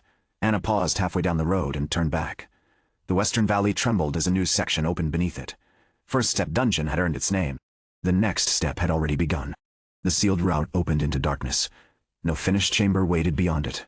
Only raw stone, uneven ground, and silver construction lines extending deep beneath the quarry. Leo stopped at the threshold. The new area was larger than every existing room combined. Possible expansion zone available area. 318 square meters, mana density. Low structural stability. Moderate recommended use. Additional creature habitats alternate challenge routes support facilities. The crowd outside could not see the interface, but they had felt the quarry move. Milo appeared at the entrance first. Is the 2nd floor open? No. Then, what moved? Expansion space? How long until it opens? Leo looked at the unfinished stone. Longer than 3 days. Milo seemed personally betrayed by the answer. Dan joined him. Do you need help clearing it? The system handles major construction. Manual work still reduces costs. Dan examined the loose rubble. How much does it pay? Leo turned toward him. You want to work here? I already spend most days here. That is not an answer. It is the answer. Milo pointed toward the growing line of visitors. You need someone to manage entries. You appointed yourself. And it worked. You told people the slime could smell fear. It increased participation. It cannot smell anything. Milo glanced toward the green slime. Can you glance toward the green slime? Prove that? Leo closed the expansion interface. The dungeon had outgrown what one person could operate. He could design rooms, maintain creatures, review feedback, repair structures, manage reward templates, collect supplies, supervise merchants, regulate entries, and record data. He could not do all of them at the same time. Dan can help with maintenance and challenger guidance, Leo said. Milo can manage the queue and entry panel. Milo straightened. What is my title? Queue manager. That sounds temporary. It is. Operations manager. You are collecting 3 copper coins. I also protect the dungeon's reputation. You created half the false rumors about it. Those are marketing. Dan interrupted before the argument continued. How much? Leo checked the R. Operational funds. The dungeon had earned enough to cover rewards, guild fees, and basic supplies. Expansion would consume most of what remained. 1 copper for every 5 paid entries. Divided between you, Milo calculated quickly. Plus free entry? You have already completed it more than anyone. That means I am qualified for testing. Leo looked at Dan. Dan shrugged. Pay will keep entering whether you agree or not. Free testing during approved maintenance periods, Leo said. Milo held out his hand. Deal. Leo did not take it. The system records every coin. Milo lowered his hand. That is less friendly. It is more reliable. They began that afternoon. Dan repaired the quarry path with discarded stone from the expansion. Milo reorganized the waiting line and created separate groups for first-time challengers, repeat challengers, and pairs. The food seller moved his cart farther from the dungeon entrance after Leo established a clear safety route. The blacksmith's apprentice received permission to use the covered repair table in exchange for maintaining dungeon tools. The potion merchant began supplying clean water for the Blue Slimes channel, rather than paying a full stall fee. None of the arrangements had existed a week earlier. By sunset, the architect interface displayed them as a connected structure. Dungeon support network entry management, active maintenance support, active equipment support, active food supply, active medical supply, basic stable dungeon economy progress. 21%. Leo studied the percentage. A dungeon economy did not mean earning money. It meant creating a system capable of sustaining visitors, workers, creatures, repairs, rewards, and future growth. The dungeon could not depend on Leo spending his last coin every time something broke. He opened the reward records. Mana shard templates continued to degrade. Purchasing replacements from the capital was expensive. The stone beetle catalog offered another possibility. Stone beetle habitat. Mineral-rich stone, dark environment. Low disturbance potential drops. Stone shell fragment, trace mana dust creature cost. 30 architect points. A renewable creature material could reduce dependence on purchased rewards. But the beetles needed a separate habitat. The newly opened route contained enough mineral deposits to support them. Leo marked the deepest chamber. The system projected a dry cavern with narrow cracks along its walls. He adjusted the layout to include protected nesting spaces where challengers could not reach. The beetles needed to remain dungeon creatures, not a resource visitors could exterminate. Architect Principle 1 applied to monsters as much as adventurers. A challenge had to be possible to overcome. That did not mean the creatures had to be disposable. He created the habitat. Cost: 24 architect points. Stone shifted into layered shelves. Small mineral veins remained exposed along the walls. A narrow tunnel allowed the beetles to retreat beyond challenger reach. Leo purchased 2 stone beetles. Gray light gathered near the lowest shelf. The creatures emerged with round shells, no larger than dinner plates. Their stone-colored bodies blended almost perfectly with the cavern floor. One immediately began scraping mana dust from the wall. The other remained motionless. Leo checked its status. Stone beetle level, 1 behavior. Defensive threat. Low current needs. Minerals darkness nest security. He dimmed the construction lights. Both beetles became active. Their shells produced a faint grinding sound against the stone. The green slime followed him into the new habitat, stopped at the entrance, and retreated. Good, Leo said. You have separate territory. The slime had already attempted to occupy the Blue Slimes channel twice. The second habitat fulfilled one requirement. The third would take more planning. The cave rat was cheaper, but introducing it without proper food and nesting controls could destabilize the dungeon. The training golem fragment required no food, yet consumed mana continuously. The blue slime and green slime technically belonged to related ecosystems. The system would not count color alone as diversity. Leo needed 3 habitats that functioned differently. He left the creature catalog open while he designed the beetle challenge. The beetles were defensive. Forcing them to attack would contradict their nature. Instead, the room contained 5 mineral markers. Only 2 were real. The beetles rested near the real deposits. Challengers had to collect 1 marked stone without disturbing both creatures. Careless movement caused the beetles to roll forward like heavy wheels. Their shells could knock someone down but not crush them. Careful challengers could observe dust patterns, identify the occupied deposits, and choose a safer route. The reward chest accepted stone shell fragments as a template. One naturally shed fragment could produce several low-value copies before degrading. The habitat now supported both challenge and reward. The system approved it. Creature Ecosystem 1. Damp Slime Habitat Creature Ecosystem 2. Mineral Beetle Habitat. Leo connected the new room to the dynamic configuration system. Some runs would lead through the original branching paths. Others would direct challengers toward the beetle cavern. A completion still required only 3 rooms, but the route would no longer remain identical. The next morning, Anna returned. She arrived without Eric and placed 3 copper into the entry panel. Milo waved her toward the repeat challenger line. You can test the new route first. You know which route is new? Leo asked. I manage operations? You watch the construction marker. That is part of operations. Anna looked between them. Is the new route supposed to be secret? No, Leo said. The configuration determines whether you receive it. Milo leaned toward the entrance panel. Give her the beetle room. The dungeon does not take requests. Anna entered before Milo could argue. With the payment slot, the dynamic configuration system selected the original slime chamber, the 3-door room, and the new beetle habitat. Leo monitored the run. Anna avoided the alarm tile this time. The green slime began beside the pool. It recognized her. Its adaptive trait activated. Instead of launching directly, it remained near the barrier and waited for her to approach. Anna stopped. The slime did not move. She shifted left. It adjusted toward the nearest water route. She drew her sword. It flattened behind the stone. The creature remembered how she had controlled the previous encounter. Anna placed her sword back into its sheath. Then she walked toward the treasure chest without attacking. The slime blocked her. She stepped back. It returned to the pool. Anna picked up a loose pebble and rolled it across the opposite side of the chamber. The slime turned toward the movement. She crossed behind it, touched the chest, and reached the passage without defeating the creature. Alternative completion detected. Objective achieved without creature defeat. Leo opened the room's settings. He had never instructed the dungeon to require victory through combat. The objective was passage. Anna had understood that before he had. The system registered a new solution. Non-violent creature bypass. Accepted. The green slime followed her to the chamber boundary, then stopped. Its territory routine prevented pursuit. Anna found the eye latch in the door chamber. The layout redirected her into the beetle habitat. She entered cautiously. The beetles were almost invisible. One shifted near the wall. Anna noticed the scraping sound and examined the floor. 5 mineral markers, 2 active feeding patterns. She approached the farthest unoccupied stone. The motionless beetle rolled from behind a shelf. Anna stepped aside. It passed her, struck the wall, and unfolded. The second beetle blocked the direct exit. She could defeat them.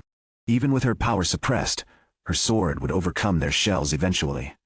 Instead, she removed 1 copper coin from her pocket and rolled it toward the opposite mineral shelf. The first beetle ignored it. The second turned slightly toward the sound, then resumed feeding. Anna looked upward. The shelves contained loose mana dust. She tapped the wall with her sword hilt. Dust fell near the empty deposit. Both beetles shifted toward it. She collected the marked stone and left. Ecology manipulation. Success. No creatures defeated. Anna completed the Trial Keeper battle through the drainage lever.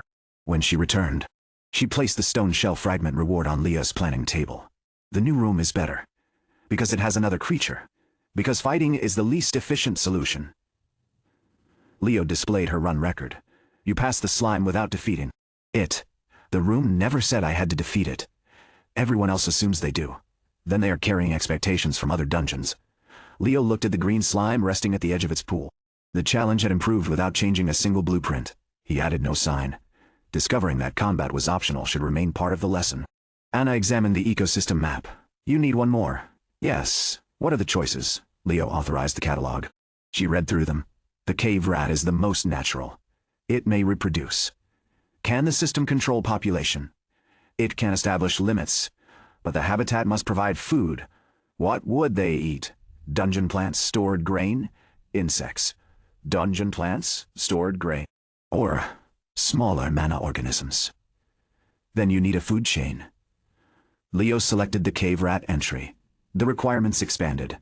A complete habitat needed nesting material, water access, feeding resources, and a population control mechanism. It would cost more than buying the creature. It is more complicated than the beetles, Anna said. It is an ecosystem. Most dungeon managers would put rats in a room and call it finished. I am not a dungeon manager. The answer came without hesitation. Anna glanced at him. No, you are not. She remained while he planned the third habitat. They rejected a simple grain storage room because it would require constant external supplies.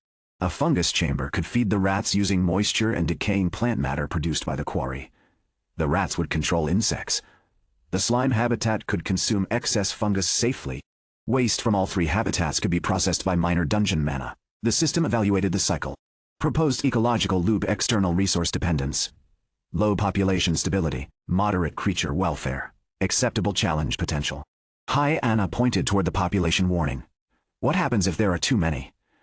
The system reduces breeding. That sounds convenient. It also lowers ecosystem quality. So poor design is still punished. Yes. Leo adjusted the nesting capacity instead of relying on suppression. The projected population stabilized at 4 adults. He created the fungus chamber and connected it through a narrow maintenance tunnel to the slime pool's drainage. Cost: 41 architect. Points: the room formed with damp soil, decaying wood, and pale blue fungus growing along the lower walls. He did not purchase the rats immediately. The habitat needed 1 full day to stabilize.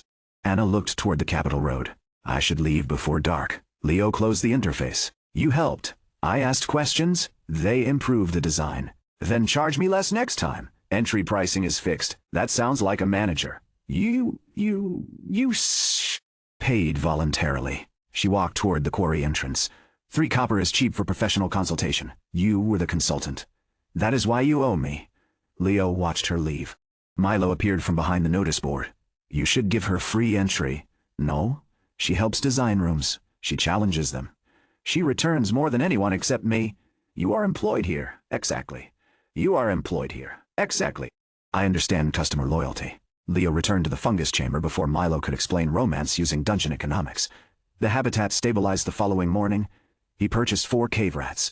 They appeared inside the nesting section, each with brown-gray fur and faintly glowing whiskers. Unlike the slimes, they immediately hid. Cav rat level: 1 behavior. Cautious social scavenging threat. Very low individually threat. Low in groups. Leo observed them through the habitat interface. 1 rat explored the fungus wall. Another carried a loose fiber toward the nest. The remaining 2 stayed near the water channel. He did not assign aggressive routines. The room's challenge centered on retrieval. 3 wooden tokens would be placed throughout the habitat. The rats were attracted to the tokens because the system marked them with a harmless grain scent. Challengers needed to recover 1. Chasing the rats made them scatter into narrow tunnels. Remaining still encouraged curiosity. Using food, sound, or barriers could guide them. The room rewarded patience. The system accepted the design. Creature ecosystem 3. Fungus scavenger. Habitat objective: complete. Create 3 distinct creature ecosystems. Reward: 100 architect points. Ecology management interface. Basic creature breeding control. Habitat linking profession experience. Increase the architect interface. Expanded. For the first time, Leo could see the dungeon as a living network rather than separate rooms. Water moved from the original pool into the blue slime channel and fungus chamber. Mineral dust from the beetle habitat supported specific fungus growth.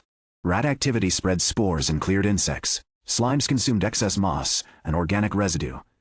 Every creature changed its environment. Every environment changed the available challenges. The dungeon was beginning to maintain itself. Stable dungeon economy progress rose to 48%. The missing half was not inside the dungeon. It was outside. The road remained poor. Visitors arrived faster than supplies. Merchants used temporary carts because the quarry had no permanent market permission. The water basin served too many people. Waste began gathering near the rest area. A successful dungeon could damage its surroundings if the support structure failed. Leo submitted a site request to the kingdom's land office. The response arrived 3 days later. Application denied. Reason: abandoned quarry designated non-commercial crown land. Current dungeon status: provisional permanent development not authorized. Milo read the notice. They let you build a dungeon, but not a market. The system let me build a dungeon. The kingdom wants tax before it gives permission. The guild already collects fees. That is guild tax. It is an inspection fee. Milo looked unconvinced. Leo traveled to the capital with Eric's inspection report, the A rating, and records from more than 60 verified completions. The land office sent him to the dungeon resource office. The dungeon resource office sent him to the commercial roads department. The commercial roads department argued that the western quarry did not qualify as an active route. Leo placed the visitor records on the clerk's desk. More than 50 people traveled there yesterday. The clerk adjusted his glasses. For a temporary attraction. It is a registered dungeon, provisional. The road will remain dangerous if nobody maintains it. The Crown does not improve roads for unconfirmed businesses. The business cannot stabilize without the road. The clerk looked sympathetic but unmoved. That is the procedure. Leo understood why Eric disliked uncertain categories. Institutions were built to manage what already existed. Dungeon architects still did not fit anywhere. He left the office with no permit. Eric was waiting in the corridor. You expected this, Leo said. I expected you to reach this problem after the 30-day review. I reached it earlier. That is becoming a pattern. Eric took the rejected application.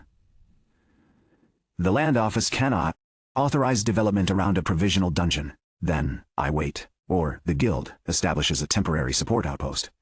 Leo looked at him. Can it? For dungeons with demonstrated public training value. Why did nobody mention that? Because it is rarely used. Natural beginner dungeons do not normally appear beside abandoned quarries. What does the guild require? A field supervisor, operating records, and evidence that the site benefits guild members. Leo handed him the completion records. Eric examined the total. 68 verified runs. 71. 3 entered this morning. Average injury rate? 2 minor injuries, both outside the dungeon. Eric looked up. Outside? 1 tripped on the quarry path. 1 burned his hand on the food seller's grill. The second is not your responsibility. The interface recorded it as a site incident. Eric's expression suggested unwilling respect. You track more than the guild does. The dungeon affects more than its rooms. Eric returned the records. I will file the outpost request. What does the guild gain? A stable beginner training site, and a reason to study you before another department claims jurisdiction. Leo did not misunderstand. You still do not trust the profession. I trust results. I do not yet understand the profession. That is more honest. It is so safer. The temporary outpost was approved within 2 days. The guild installed a small wooden booth beside the rest area. An assistant clerk registered entries, recorded incidents, and posted official notices. The commercial roads department recognized the route once the guild classified it as active.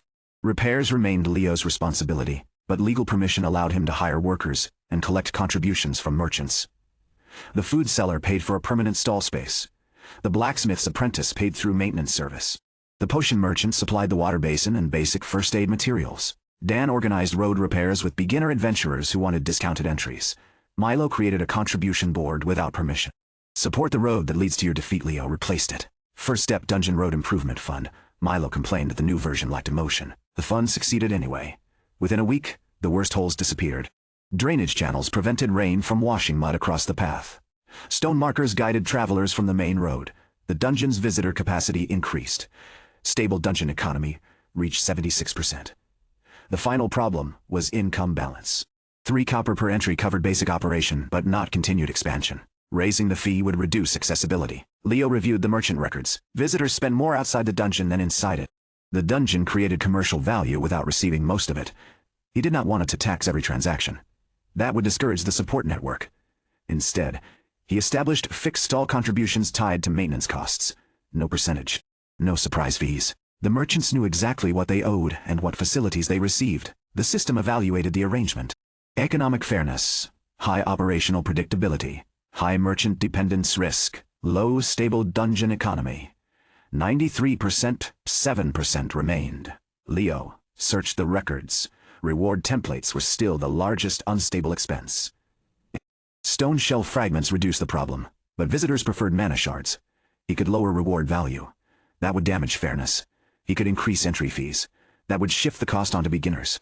The solution needed to come from the dungeon itself. He studied the ecology management interface. The stone beetles produced trace mana dust while feeding. Most of it remained embedded in the habitat. The fungus absorbed part of it. The system classified the remainder as waste. Leo redirected excess dust into the completion reward chamber. The amount from 1 day was tiny. Combined with low-grade stone and compressed through dungeon mana, it could form a weak mana shard. He created a collection groove manually. The blacksmith's apprentice helped shape a small press. The potion merchant provided glass storage jars. After 3 failed attempts, the system recognized the process. Dungeon produced reward material trace mana shard value. Low suitability. Beginner reward crafting component training. Consumable. The first shard was cloudy and uneven. It was also renewable. The completion chest accepted it as a primary template. Reward sustainability. Stable dungeon economy. 100% objective complete. Establish a stable dungeon economy. Reward 150 architect points. Resource cycling blueprint. Basic dungeon workshop. Operational storage. The dungeon no longer depended on Leo carrying purchased treasure from the capital. It produced rewards through its own ecology. The discovery changed how he viewed every future room. A monster did not only provide combat, a habitat did not only provide atmosphere. A challenge, resource, reward, and maintenance cycle could support one another. Good architecture reduced waste. Great architecture turned every part into something meaningful. On the 30th day after guild recognition, Eric returned with 4 officials. The senior examiner from the profession registry hall came with them. He carried Leah's original file. The gray temporary token was no longer inside. A new silver token rested on top. The rest area quieted as the officials approached. Milo left the entry panel. Dan stopped repairing a bench. Merchants emerged from their stalls. More than 40 challengers waited beside the path. The western quarry no longer resembled abandoned land. Stone markers lined the road. 3 permanent stalls stood near the rest area. The guild booth displayed official records. Water ran through maintained channels. Visitors discussed routes, creature behavior, and boss solutions while waiting for entry. Eric opened the sealed evaluation ledger.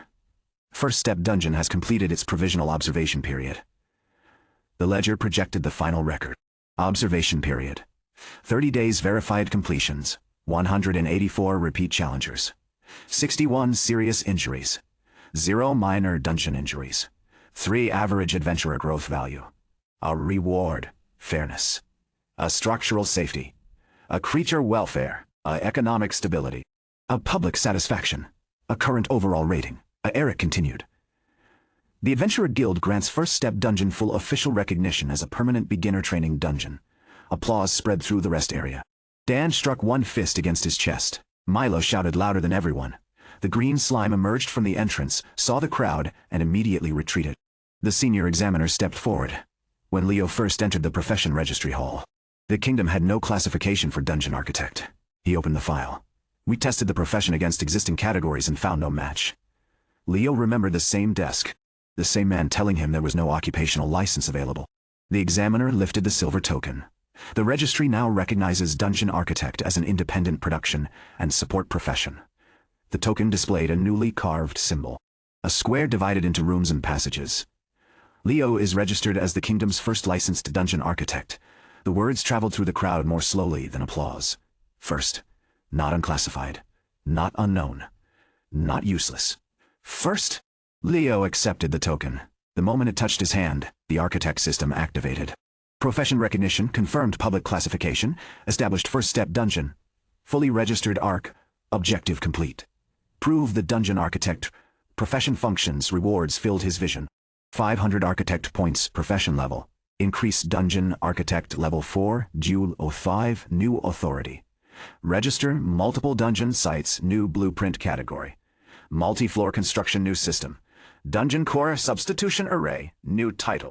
First architect second floor permission. Unlocked. The final notification remained after the others faded. Architect legacy connection.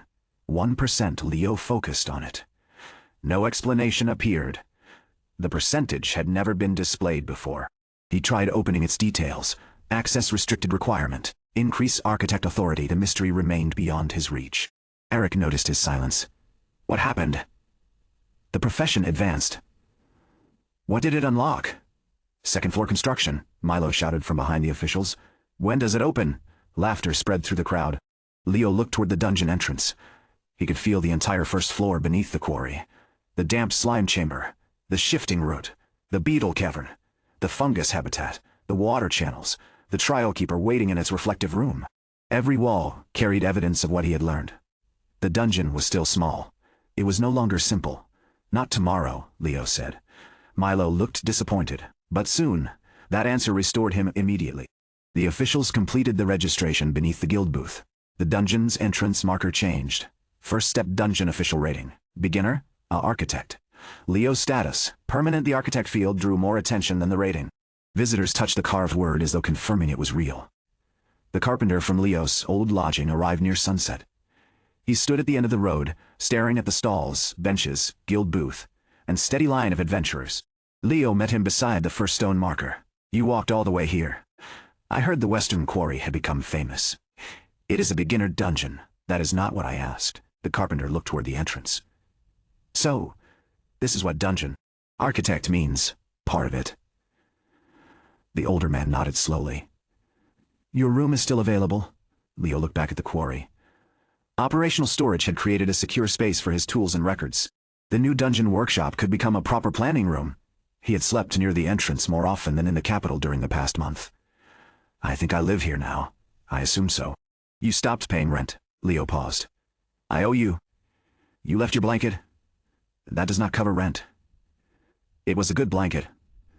The carpenter handed him the folded city map Leo had left on the table during his last visit. The western quarry remained a small mark beyond the main road. No official symbol identified it as a dungeon. Not yet. Leo folded the map. I will repay you. Build something worth visiting. The carpenter looked at the line of challengers. You already did. He left before dark. The merchants closed their stalls one by one. The final visitors completed their runs. Dan recorded the maintenance schedule. Milo counted the day's entries twice because the system's total contradicted his first calculation. Anna arrived after the crowd had thinned. She stopped beneath the updated entrance marker. First architect. That is a system title. It suits you. It implies there will be others.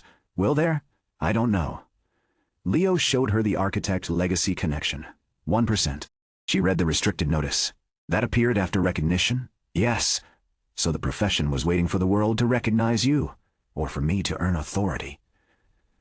Those may be the same thing. Leo had spent the first month proving dungeon architect had a function. The new percentage suggested the profession had a history. Someone had designed its rules. Someone had decided challenge balance mattered. Someone had created the interface capable of evaluating growth, fairness, ecology, and satisfaction. The profession had not appeared from nothing. It had returned. Anna looked toward the tunnel. You unlocked the second floor? Yes. Have you designed it? No, good. Leo glanced at her. Why is that good? Because you would have started without sleeping. I slept yesterday. For how long? He did not. Answer. Dart.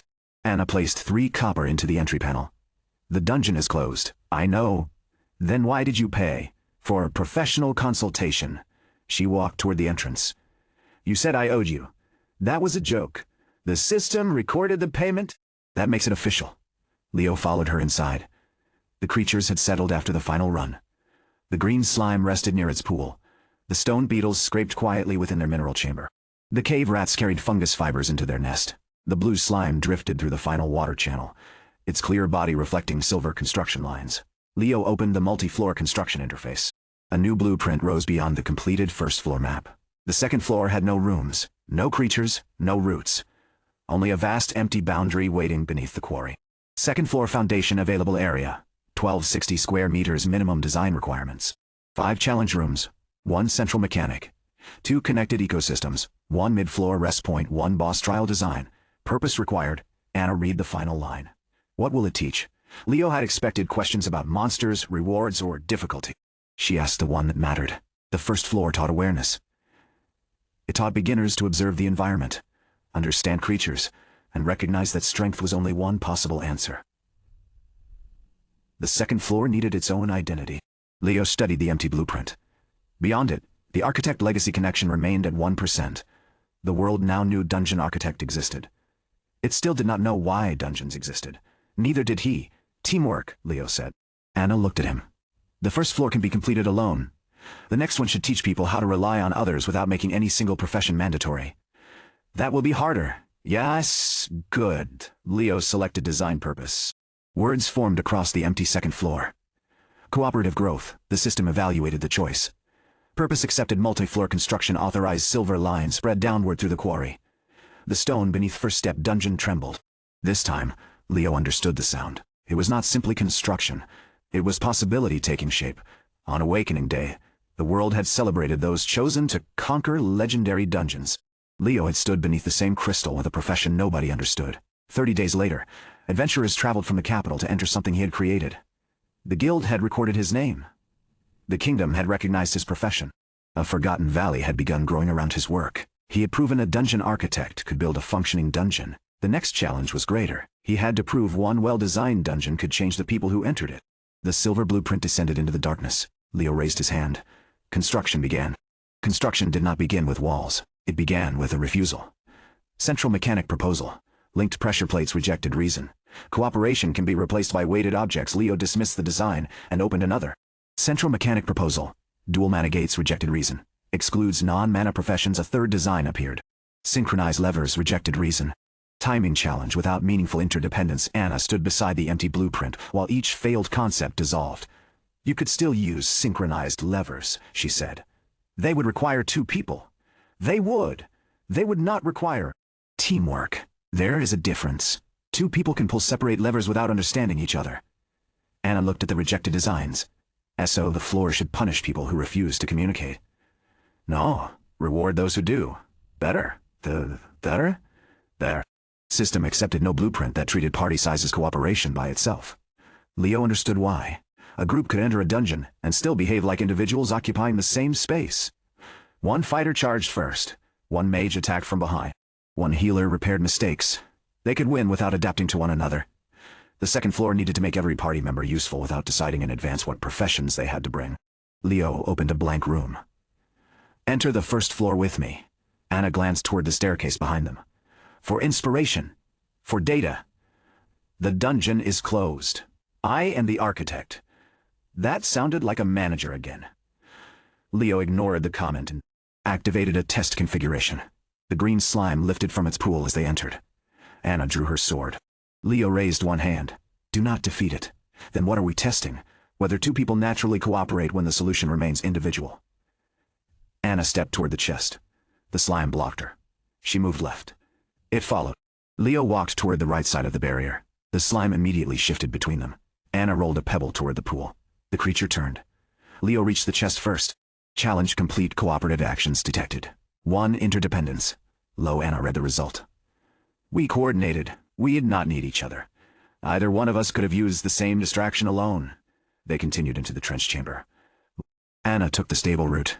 Leo crossed the boards. Neither action affected the other. Interdependence. None at the 3-door room. Leo opened the eye route while Anna held the shield plate. Both doors opened. They chose 1. Interdependence. None. Even the trial keeper could be defeated through parallel effort. One person distracted the blue slime while the other reached the drainage lever. Useful, efficient, not necessary. The first floor allowed cooperation, but never demanded trust. When they returned to the empty second floor boundary, Leo altered the question. What can one person never provide for themselves? Anna answered immediately. Information from somewhere they cannot see. Leo looked at the blank blueprint. A room formed in his mind, 2 separated paths. One challenger could see the route. The other could move through it.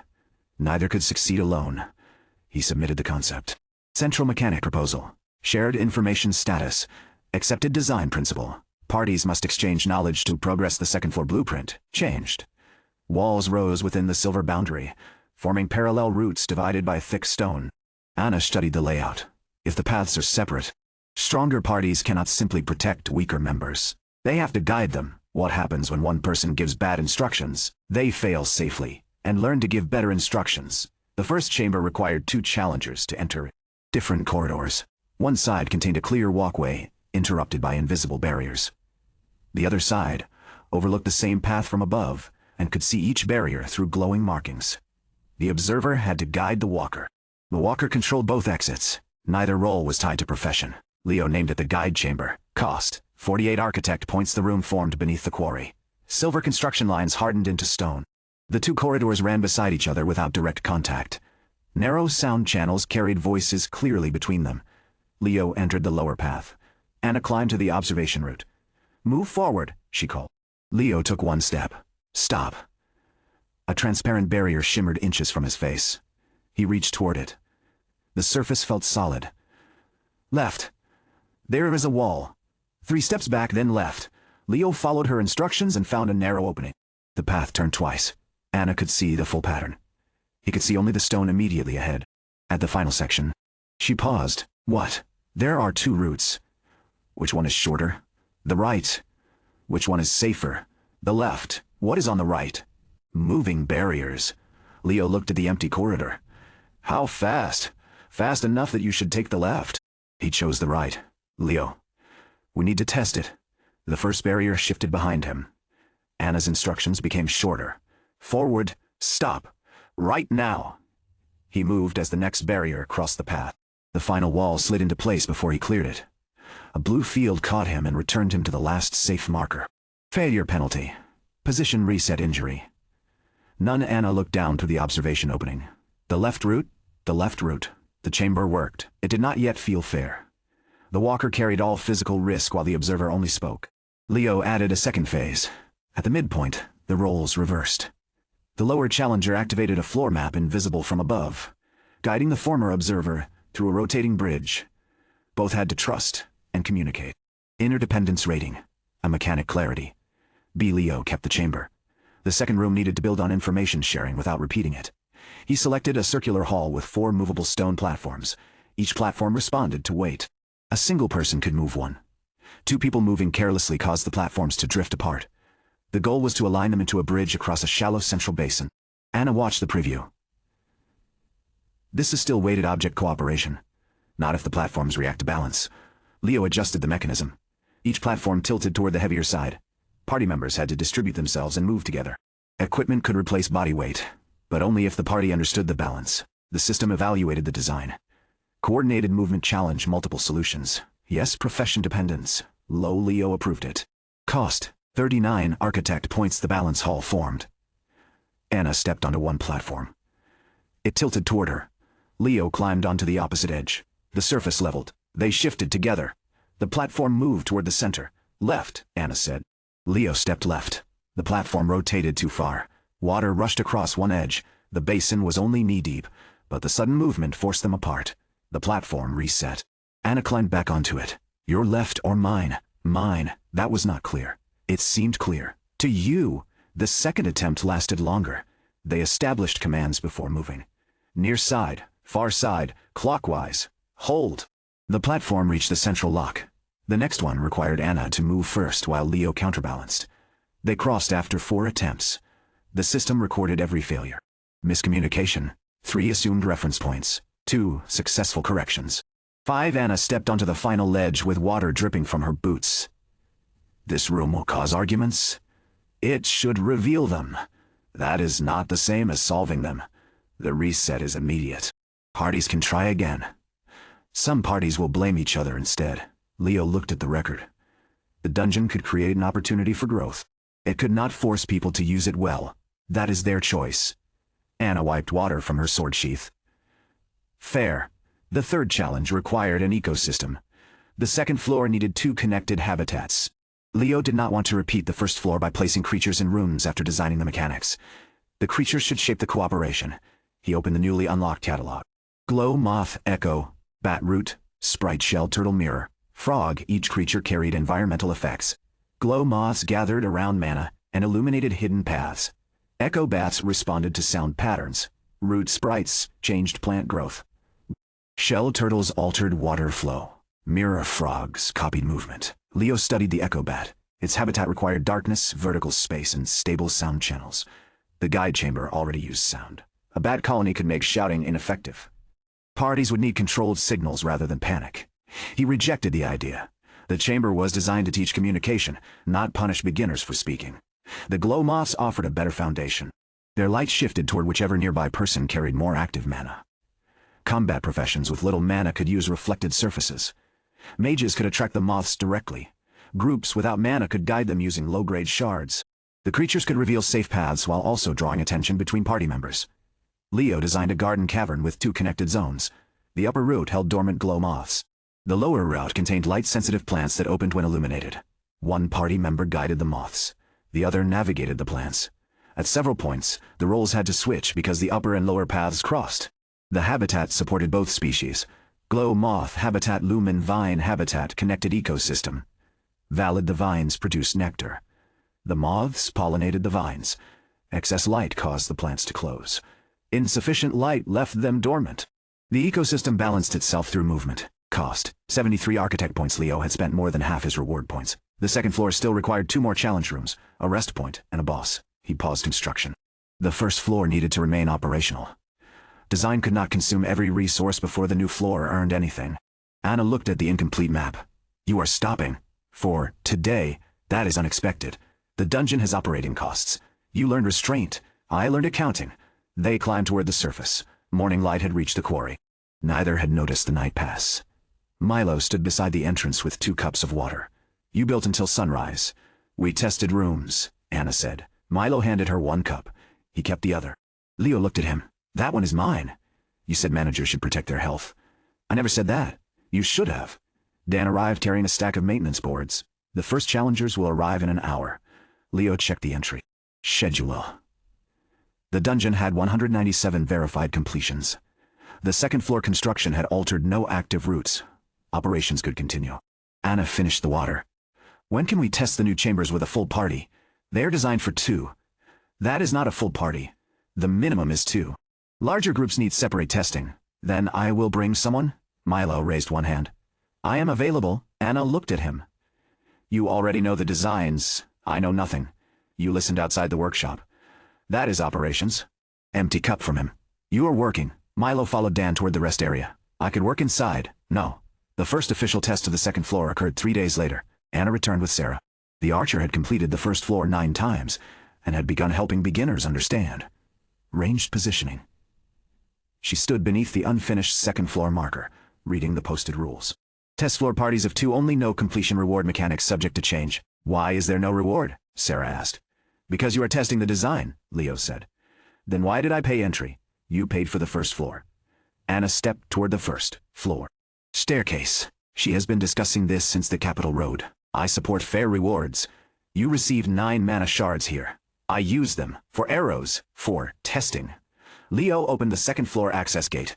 "Complete the guide chamber first." Anna entered the lower route. Sarah climbed to the observation path. The first phase went badly. Sarah saw the barriers but gave instructions as though Anna faced the same direction. "Right." Anna struck the wall. "My right. That was your right." "No. No. That was yours. You are facing away from me. You can see the map. I can see the map. Not your thoughts. They reset twice." On the 3rd attempt, Sarah began using landmarks.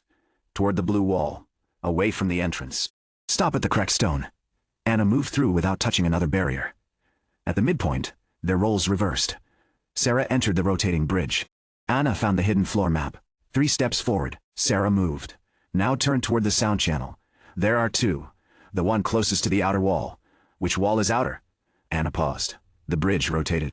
Sarah stepped backward before it moved beneath her. "Stop moving. That would have dropped me. The safety field would catch you." "I still prefer not falling." They established shared terms. Entrance side, exit side, high channel, low channel. The chamber became easier once they agreed on language. They reached the final gate in 12 minutes. Interdependence rating. A communication development. A frustration level. Moderate. Sarah read the last result. "The dungeon measures frustration?" "It measures behavior changes," Leo said. "It knows I was frustrated." Anna stepped out of the upper corridor. Everyone knew. The balance hall exposed a different weakness. Anna moved decisively. Sarah adjusted cautiously. Their platform responded faster than Sarah expected and slower than Anna wanted. The first 2 attempts ended in the basin. On the 3rd, Sarah refused to continue. "You move before I confirm." "I move when the platform stabilizes." "It stabilizes for you because you are heavier." Anna looked down at the tilted stone. Sarah was right. Their equipment and body weight changed how each felt the platform. Leo opened the calibration record. The mechanism had normalized, total weight, but not reaction speed. The heavier side received faster feedback. That favored stronger challengers. "Stop the test," he said. The platform froze. Anna looked toward him. "What happened?" "The response is uneven. We can still complete it. That does not make it fair." Sarah climbed out of the basin. "You are rebuilding it, adjusting it." Leo reduced weight sensitivity and linked movement. Speed to balance quality instead of force. Now the platform would respond only when both sides stabilized. The change removed Anna's physical advantage. They tried again. This time progress depended on synchronization. They crossed in 6 minutes. Challenge fairness. A raw strength advantage. Minimal. Sarah stepped onto the ledge. "Keep that version." Leo saved it. The glow garden created no immediate conflict. It created silence. Sarah guided the moths using a mana shard tied to one arrow. Anna moved through the lower vines. When the path crossed, Anna had to take control of the light while Sarah entered the plant corridor. Neither could see the other clearly. The moths responded to the strongest mana source. But Anna's suppressed sword aura drew them away from Sarah's shard. Lower your output, Sarah called. It is already suppressed. The moths disagree. Anna removed her sword and placed it on the ground. The light shifted. Sarah guided the swarm toward a closed vine gate. Anna followed the moving glow and opened the upper passage. The ecosystem did not care which person carried the light. It cared only about balance. They completed the chamber without failure. The result appeared. Role exchange. Success resource sharing. Success adaptive leadership. Success. Sarah stared at the final line. Who led? Both of you, Leo said. At different times, Anna added. The first 3 rooms passed. The floor still lacked progression. Each challenge taught cooperation separately, but nothing carried forward. Leo reviewed the data after they left. Shared language from the guide chamber helped in the balance hall. The balance hall's synchronized movement helped in the glow garden. The connection existed naturally. He could reinforce it. Parties would earn temporary cooperation marks based on how they solved each room. Clear communication. Balanced movement. Role exchange. Those marks would not increase power. They would unlock options later. A party that communicated well might receive clearer boss signals. A party that balanced movement might stabilize dangerous terrain. A party that exchanged roles might access alternate solutions. Failure would not make the boss impossible. Growth would make it more manageable. The system approved the structure. Cooperative memory system. Temporary floor record purpose. Allow earlier teamwork to affect later trials. The mechanic transformed the floor from separate puzzles into one lesson. Leo designed the 4th room around shared resources. Each party received 4 wooden tokens. The room contained 6 sealed paths. Every path required a different number of tokens to open. Some returned tokens after completion. Others consumed them. The party could inspect partial information before choosing. No route required a specific profession. The challenge was deciding together under incomplete knowledge. Anna studied the preview during the next test. This is resource management and trust. How? 1 person carries the tokens. Give each person half. That is one solution. What stops the carrier from making every decision? Nothing. Anna looked at him. That may become a problem. It is already a problem outside dungeons. The chamber did not punish selfish leadership directly. It revealed its cost. A party that spent too many tokens early lost easier routes later. A party that refused all risk took a longer path. A party that argued until the timer expired received a simple but exhausting route. The system named it the choice vault. Cost. 51 architect points. The 5th challenge needed action.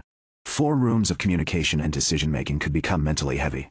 The floor required a physical release before the boss. Leo connected the Glow Garden's ecosystem to a new chamber containing shell turtles. The turtles moved through water channels while carrying flat stone platforms on their backs. Party members had to cross the chamber by guiding the creatures through light, sound, and food markers. They could not control the turtles directly. 1 person managed the route.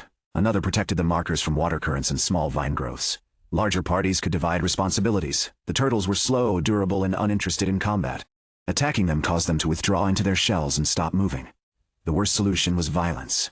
The best solution was understanding behavior. The chamber became the living crossing. Connected ecosystem 2. Shell turtles' water vines. The water vines filtered the habitat. The turtles spread seeds between channels. Glow moth light from the previous chamber influenced the vines' opening patterns. The 2 ecosystems now connected across rooms. Cost. 86 architect points. Leo's points fell below 100. He still needed the rest point and boss trial. The basic rest point blueprint cost 30. He placed it after the choice vault. The chamber contained benches, clean water, equipment hooks, and a wall displaying the party's temporary cooperation marks. No healing beyond natural recovery. No hidden trap. No false safety. A rest point had to be trustworthy. The system accepted it. Mid-floor rest point complete. The boss remained. Leo refused to choose a creature before defining the trial. The first floor boss tested awareness through adaptation. The second floor boss had to test the party as a unit. A single strong monster would pull them back toward combat roles. Tank. Damage. Support. That was cooperation, but only within familiar profession structures. He wanted every member to contribute through what they had learned on the floor. The boss arena formed around a central mechanism rather than a creature. A large stone figure stood inactive at the far end. Training goal and condition. Incomplete. The catalog had previously offered only fragments. Multi-floor construction unlocked a full frame. The golem possessed no lethal weapons. Its arms controlled rotating walls, shifting bridges and light channels throughout the arena. The party did not defeat it by destroying its body. They had to reach 3 control seals and deactivate the trial. Each seal required a different type of cooperation. 1 player could see the safe route while another moved. Two had to balance platforms. A light source had to be passed between separated paths. The parties' temporary cooperation marks altered the arena. Clear communication revealed more route symbols. Balanced movement slowed platform shifts. Role exchange allowed control seals to be activated from multiple positions. Resource trust granted one emergency bridge. The boss remembered the entire floor. Leo named it the Teamkeeper. The system evaluated the full design. Boss trial. Teamkeeper combat requirement. Optional cooperation requirement. High profession dependence. Low failure safety. High learning integration. A cost? 120 architect points. Insufficient architect points. Leo had 72. The blueprint remained unavailable. For the first time since beginning the second floor, the problem was not design. It was resources. First step dungeon generated operational funds. But architect points came from evaluations, completed objectives, discoveries, and meaningful improvements. He could not buy them. He could improve the first floor further. He could wait for the second floor's partial evaluation. Or he could accept a smaller boss. He rejected the third option immediately. The floor's final trial carried its purpose. Reducing it to fit current resources would weaken everything before it. Leo opened the objective list. Second floor development objectives: complete 5 challenge rooms. Complete create 2 connected ecosystems. Complete establish mid-floor rest point. Complete conduct 10 verified party tests. 110 achieve cooperation development value of B or higher. Complete boss trial. Incomplete 10 tests would provide evaluation points. The floor could operate provisionally without a boss if challengers exited after the living crossing. Leo disliked releasing an unfinished floor. The system allowed it because the test boundary was clearly marked. No completion claim. No reward. No false promise. He opened registration for selected beginner parties. Dan and Milo volunteered first. Leo rejected them. Why? Milo demanded. You helped operate the dungeon? So, you know too much. I do not know the room solutions. You watched people leave the test floor. I gathered feedback. That is knowing too much. Dan looked relieved. The first public pair consisted of a shield bearer named Tom and an apprentice healer named Mira. They had trained together for months. They assumed that meant they already understood teamwork. The guide chamber disproved them. Tom gave instructions like commands. Mira followed until the first reset, then stopped listening. You said forward. You moved too far. You did not say how far. 1 step means 1 step. Your legs are longer. They completed the first phase after establishing exact distances. During the role reversal, Mira gave better directions because she had experienced the uncertainty herself. The system awarded role awareness. In the balance hall, Tom tried to control the platform through strength. The adjusted mechanism refused to move. Mira waited. Nothing happened. Only when Tom matched her pace did the platform respond. The glow garden favored Mira's mana. Tom had to trust light he could not control. The choice vault exposed their habits most clearly. Tom carried all 4 tokens. Mira asked to inspect the route information. We do not have time. We have 8 minutes. The left path costs 1. It also says uncertain return. It is cheap. Cheap is not the same as good. Tom chose it. The route consumed the token and led to a longer corridor. At the second choice, he hesitated. Mira held out her hand. Give me 2. Why? So one bad choice does not decide everything. He gave her 1. They finished with no tokens remaining and received the exhaustion route. At the rest point, their marks appeared. Clear communication. B. Balanced movement. C. Role of exchange. B. Resource trust. D. Tom read the final result without speaking. Mira sat on the bench. You do not trust me with decisions. I trust you to heal. That is not the same thing. The dungeon had revealed something their usual battles allowed them to ignore. Leo considered ending the test. Instead, he allowed them into the living crossing. Tom could not force the turtles forward. Mira discovered they followed water vine seeds. She asked him to protect the markers from the current. He followed her plan. They crossed without falling. Resource trust increased from D to C. The system did not treat earlier failure as permanent. The floor allowed correction. When Tom and Mira emerged, they did not discuss whether the rooms were fun. They discussed their own choices. That mattered more. 8 additional parties tested the floor over the next 5 days. A pair of brothers failed the guide chamber because both refused to listen. 2 strangers completed it faster than expected, because neither assumed shared habits. A mage and swordsman excelled in the glow garden but nearly exhausted all tokens in the choice vault while competing over leadership. 3 crafters used measuring string to solve the balance hall with exceptional precision. A 4-person party divided information so poorly that everyone believed someone else understood the route. The room reset them 6 times. The dungeon recorded patterns Leo had never planned. Large parties possessed more skills, but created more communication paths. Friends shared trust, but also carried old assumptions. Strangers spoke more carefully, because nothing was taken for granted. Strong leaders improved speed when correct and multiplied failure when wrong. Quiet members often noticed information nobody requested from them. After the 10th verified test, the floor evaluation began. Second floor, partial evaluation, mechanic clarity. A profession accessibility. A cooperation development. A challenge variety. B, ecosystem integration. A, emotional pressure. B, failure fairness. A current floor quality. A, objective complete conduct. 10 verified party tests achieve cooperation development value of B or higher reward. 120 architect points party behavior analysis.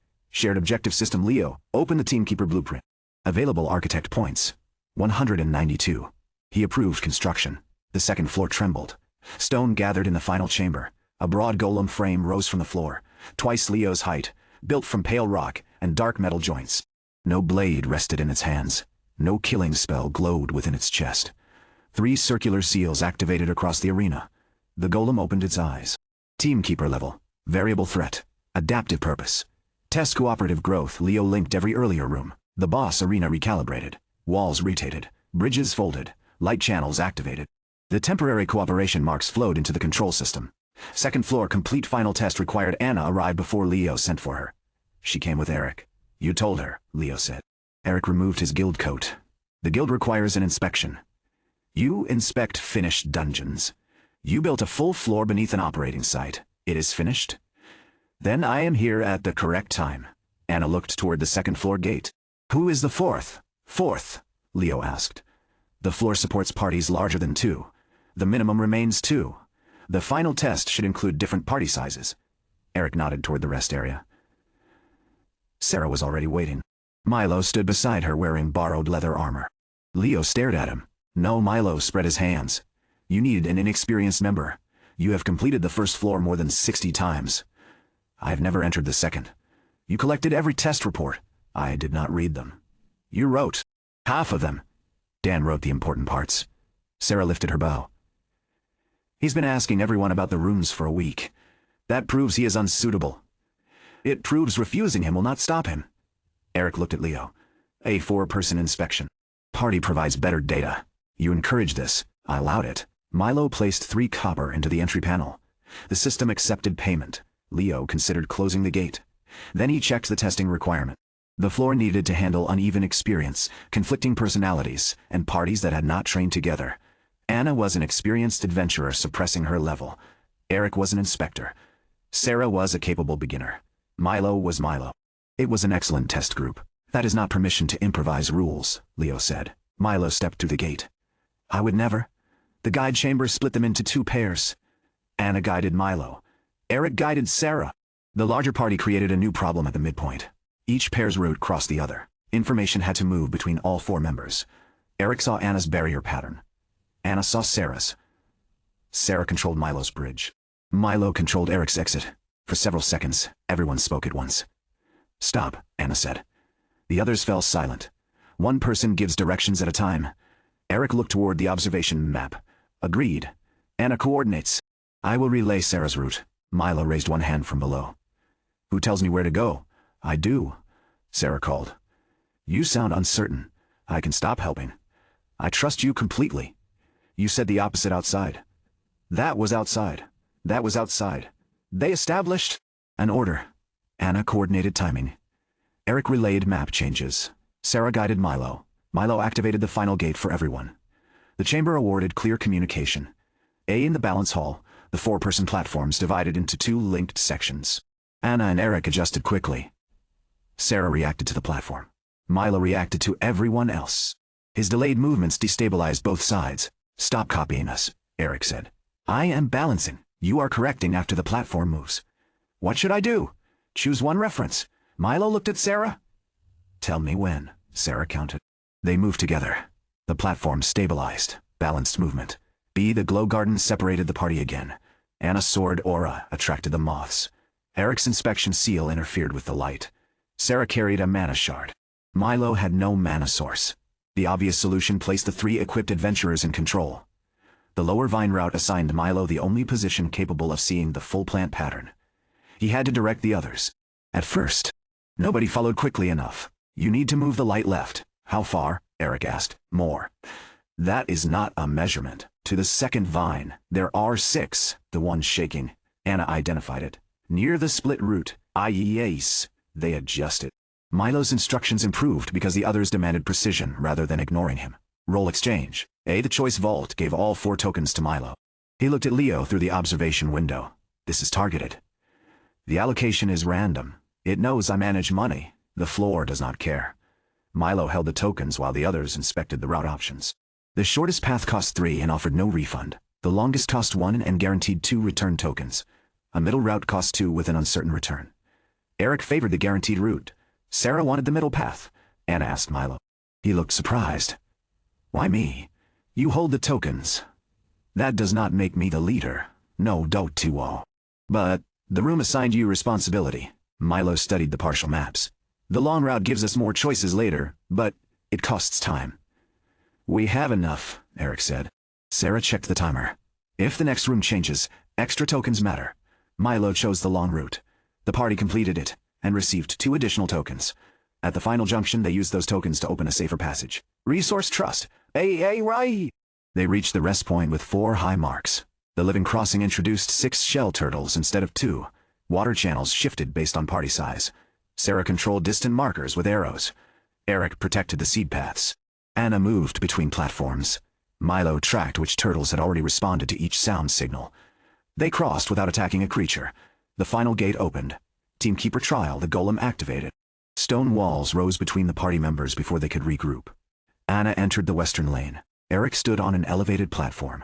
Sarah appeared beside a light channel. Milo remained near the central gate. The teamkeeper struck the floor. The arena moved. Eric could see the first safe route. Anna, forward 3. Stop at the dark tile. She moved. Sarah's moth channel activated. Light revealed a control seal behind Milo's wall. Milo, the seal is on your right. There is no right passage. Look for reflected light. He found a polished panel and rotated it. The light bent through the wall. A hidden path appeared. The teamkeeper raised one arm. The first bridge began rotating. Anna reached it. Milo controls the rotation, Eric said. Milo found 2 levers. Which one? Sarah's light exposed markings. Left lever clockwise, Milo pulled it. The bridge moved too far. Anna jumped to the second platform before it passed. The golem changed stance. Team response recorded the second seal required balanced pressure. Eric descended from the observation platform. He and Sarah stepped onto opposite plates. Their weights differed. The arena displayed no numbers. Anna saw the correction symbols from her lane. Eric, move back half a step. He adjusted. Sarah, lower your bow. She placed it on the floor. The plates aligned. The second seal opened. The teamkeeper accelerated. Walls rotated between every command. The party's clear communication mark activated. Symbols appeared briefly before each movement. Eric interpreted them. Paths shifting inward. Anna relayed. Moved to center routes. Milo heard her but saw Sarah trapped behind a closing wall. He abandoned his assigned lever and wedged one of the choice vault tokens into the mechanism. Emergency bridge unlocked the resource trust mark, converted the token into a temporary stone path.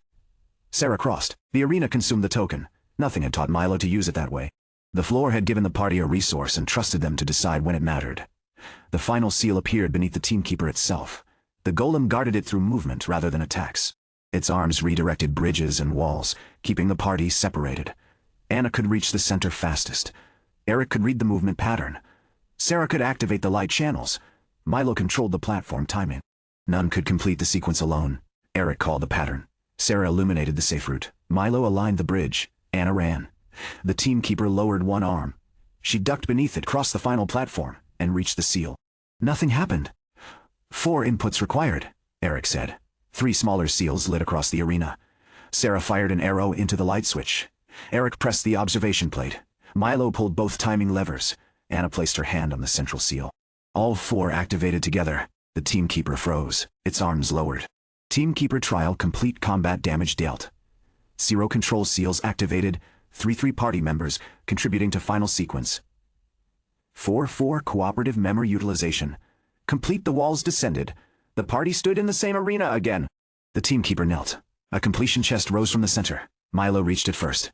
Eric caught the back of his armor. Inspection reward. I paid entry. You also work here.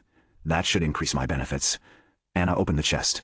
4 small trace mana shards rested inside, each marked with a different symbol. Guide, balance, exchange, trust. The rewards reflected the floor rather than random value. Leo entered the arena. Anna handed him the trust shard. You should keep this one. Why? You trusted the floor enough to let us solve it without controlling every answer. I watched the entire run. You did not interfere. That is basic inspection procedure, Eric said. Milo took the exchange shard. I changed jobs several times. You pulled levers, Sarah said. I also managed resources. You nearly rotated Anna off the bridge. She recovered. Leo checked the full evaluation. Second floor final test, complete floor purpose. Cooperative growth purpose achieved overall floor rating. Rewards. 250 architect points, party adaptation system, multi-party route configuration, cooperative, boss evolution. Profession level, increased dungeon architect, level 5. Doubt level 6, first step dungeon rating review. Available, a second notification follow. Architect legacy connection. 1%, a 2%, a fragment of silver text appeared beneath it. Architect principle recovered. A trial should reveal what strength alone conceals. Leo focused on the sentence. It did not resemble the system's normal instructions. The words felt older, less mechanical. Someone had written that principle. Someone who understood what the second floor had accomplished before Leo built it. Anna noticed his attention shift. Eric read it twice. Is that a system rule? No. It calls it an architect principle. You already have principles. Those govern fairness and rewards. This is different. Sarah looked toward the kneeling teamkeeper. It sounds like advice. Milo held the trust shard up to the light. From another architect, the interface provided no answer. The connection remained at 2%. Eric closed his inspection ledger. The floor passes. Leo looked at him. You have not reviewed the maintenance systems. I reviewed them while you were building. You entered without permission. I am the assigned inspector. That is not the assigned inspector. That is not permission. It is close. Anna stepped between the argument before it became administrative. When does the second floor open? Leo looked at the completed map. Every room had passed. Every ecosystem was stable. The boss had integrated the floor's lessons. The reward cycle remained sustainable through trace mana production and entry income. Tomorrow, Milo raised both arms. At last. You are working outside. I completed the inspection. You interfered with the inspection. I saved Sarah. Sarah took her shard from the chest. The safety field would have saved me. It would not have looked as impressive. The second floor opened the next morning. Parties gathered before sunrise. The guild limited entries to pre-registered groups while Leo observed the first operational runs. The guide chamber created delays immediately. Friends shouted over each other. Strangers developed careful signals. One party attempted to solve the barrier route by throwing equipment ahead. The invisible walls stopped the objects. They learned nothing from the first attempt, and repeated it twice. The floor reset them without injury. The balance hall became the most argued about room in the dungeon. It also became the room parties discussed longest after leaving. The glow garden received fewer complaints. Its beauty gave the floor a visual identity the first floor lacked. Blue light drifted above living vines while party members guided moths through the cavern. The choice vault divided opinions. Some called it unfair because information remained incomplete. Others returned specifically to test different decisions. The living crossing became the most popular chamber. Beginners named individual shell turtles despite Leo refusing to register the names. The largest turtle became Captain. The smallest became Pebble. Milo added both names to the visitor board. Leo removed them. They returned the next day in better handwriting. The teamkeeper defeated more parties than every earlier challenge combined. Not through power. Through accumulated weakness. Parties that ignored communication entered with fewer symbols. Parties that refused balanced movement faced faster bridges. Parties that hoarded tokens lacked emergency routes. Parties that relied on one leader struggled when the arena separated them. No failure came from a hidden rule. The boss reflected what the party had practiced. After 3 days, the feedback system produced a clear pattern. Fun. The guide chamber made us sound ridiculous. The moth room was beautiful. We cleared the teamkeeper after changing leaders. The turtles remembered us. Unfair, my party would not listen. The room gave the tokens to the wrong person. The room gave the tokens to the wrong person. The boss separated our healer. We failed because one person panicked, confusing. Who decides what counts as teamwork? Why did our bridge move faster than the previous parties? Does the dungeon remember arguments? Leo reviewed the final question. The dungeon did not remember arguments. It remembered behavior. That distinction mattered. He updated the entrance notice. The second floor responds to how your party solves each challenge. No single profession or party role is required. Earlier mistakes may be corrected through later cooperation. The complaints did not disappear. They became more specific. That made them useful. Anna returned with different parties. Sometimes she led, sometimes she followed. Once, she entered with 3 beginners, and refused to offer solutions unless asked. The group struggled through the guide chamber because they assumed her experience meant she would command them. At the rest point, one finally confronted her. You knew the answer. I knew one answer. You could have told us. You never asked what I saw. The beginner looked toward the marks. Clear communication. C. Role exchange. D. The next room changed. They began asking one another for information. By the time they reached the teamkeeper, Anna was no longer the center of every decision. The party cleared it. The architect's system recorded the run as exceptional growth. Leo met Anna outside. You made the first rooms harder. I stopped making them easier. That could have caused failure. It almost did. Why risk it? Because they entered expecting someone stronger to carry them. She looked toward the second floor marker. The floor should teach them not to. Leo understood the decision. He also understood the danger. If you judge wrong, they leave with nothing except frustration. Then I need to judge better. The answer sounded familiar. It was how he approached design. Their roles were different. The responsibility was not. The second floor changed first step dungeon's reputation. Beginners still came for safe training. Guild parties began coming for team assessment. Leaders brought new recruits before dangerous expeditions. Instructors used the guide chamber to expose communication problems. The guild requested private test periods for official squads. Leo refused exclusive control of the floor. He allowed scheduled assessments but kept public access protected. The dungeon existed for growth, not status. Merchant activity increased. The rest area expanded. A small inn received temporary permission near the road. The kingdom marked the Western Quarry as an official training district. First Step Dungeon was no longer famous only because it had been built by the first dungeon architect. It was famous because it worked differently from every known dungeon. That difference attracted Eric's superiors. 3 weeks after the second floor opened, a royal carriage arrived. The visitor wore no crown insignia. The guards did. Leo met them at the guild booth. A middle-aged woman stepped from the carriage in a plain traveling coat. Her posture made the guards seem like attendants rather than protection. Eric stood beside her. "This is Lady Vera," he said. Royal Dungeon Administration. Vera examined the entrance marker. Beginner rating. 2 floors. No deaths. Exceptional repeat participation. Her gaze moved to Leo. And built in less than 2 months. IS. Natural dungeons take years to stabilize. This one is not natural. I have read the reports. Then why are you here? To determine whether we're here? To determine whether. Those reports describe an opportunity or a threat. The rest area quieted. Vera did not lower her voice. Leo looked toward the guards. Will they enter? No. No. I will. Your profession? Administrator. That is not an adventuring profession. It is recognized as support. Combatability? Minimal. Leo checked the second floor recommendation. Enter with a partner. Vera looked at Eric. He shook his head. I already inspected it. That means you know the solutions. Anna approached from the road. She had arrived during the conversation. I will enter. Vera studied her guild token. You are overqualified. I can suppress my level. You also know the floor. I know previous configurations. Leo opened the multi-party road system. I can assign an untested variation. Eric looked at him. You built untested variations? The components are tested. The sequence is new. That is not reassuring. It is safe. Vera placed 3 copper into the entry panel. Good. I did not travel here to inspect what everyone else has already seen. Anna paid beside her. The dungeon generated a 2-person route. The guide chamber used a reversed configuration. Vera entered the physical path first. Anna received the map. Vera listened carefully and moved without hesitation. At the midpoint, roles reversed. Vera's instructions were precise but overly formal. Advance 1.5 body lengths. Anna stopped. Whose body length? Vera recalculated. 2 paving stones. The chamber accepted the correction. In the balance hall, Vera treated every movement as procedure. Anna adapted. They crossed efficiently, but without natural rhythm. Balanced movement. The glow garden changed them. Vera had almost no mana. Anna's sword aura attracted the moths too strongly. The root forced Vera to carry the shard and guide the light.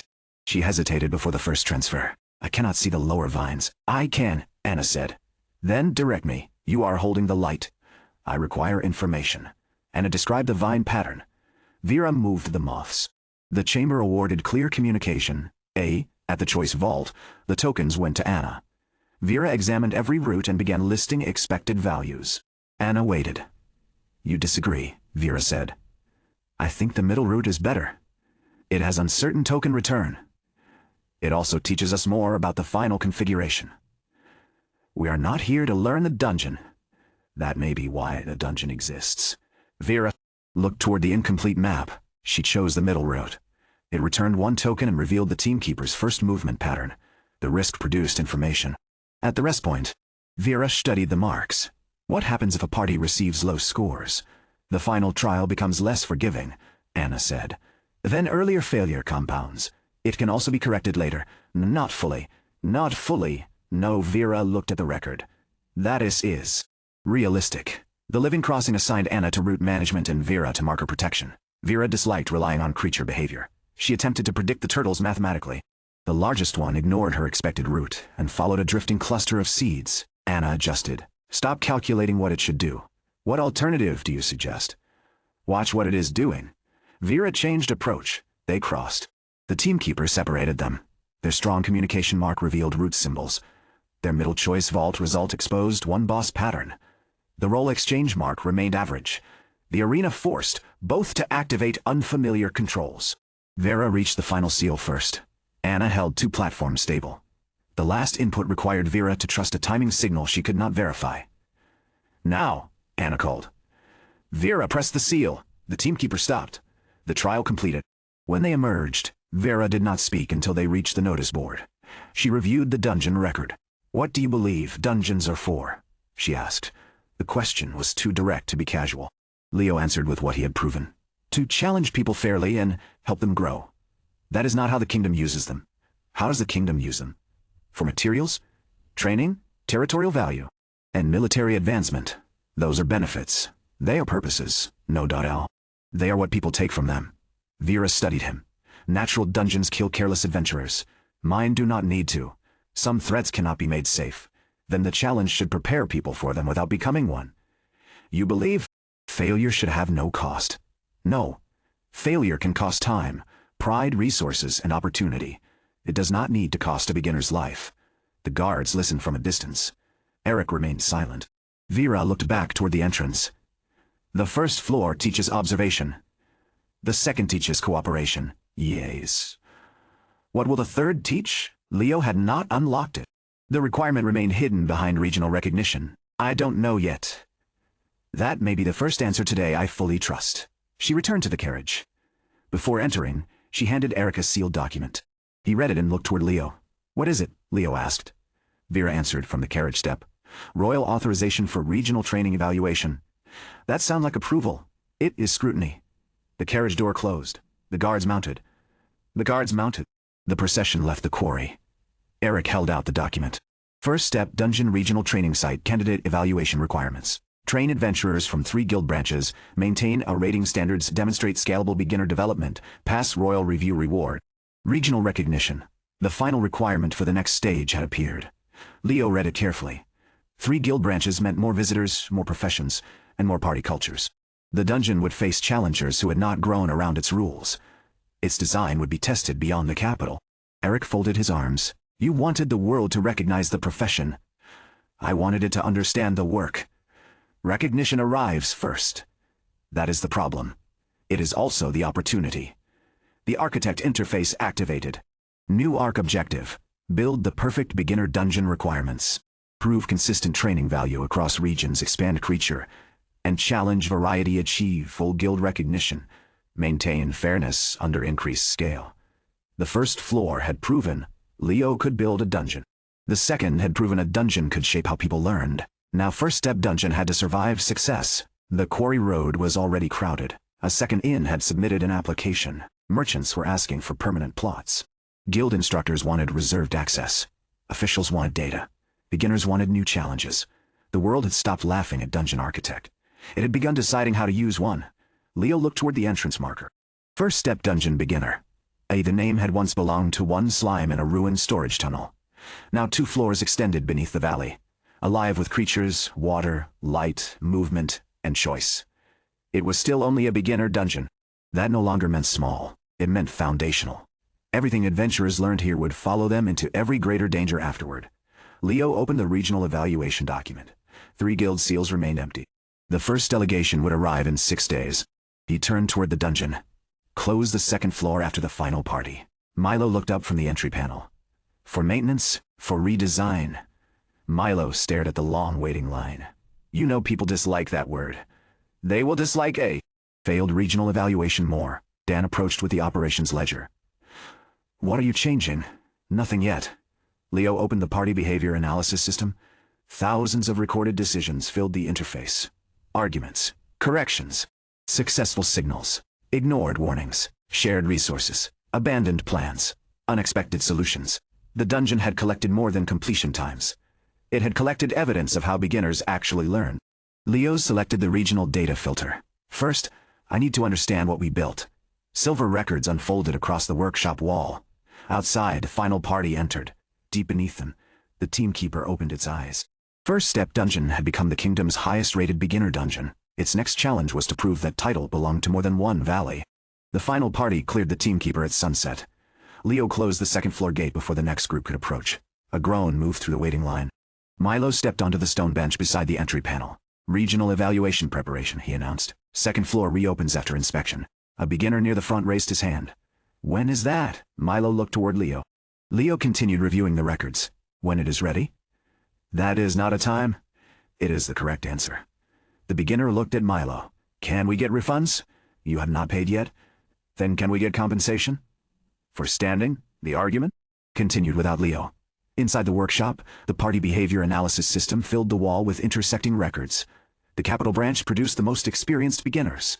They understood dungeon expectations, recognized common traps, and adapted quickly to written rules. That did not make them universally better. They also relied heavily on familiar party roles. Shield users expected to lead movement. Magas expected others to protect their casting space. Healers were often excluded from decisions until someone was injured. The 2nd floor exposed those habits, but it had been designed using data from the same branch. The regional evaluation would bring adventurers trained under different conditions.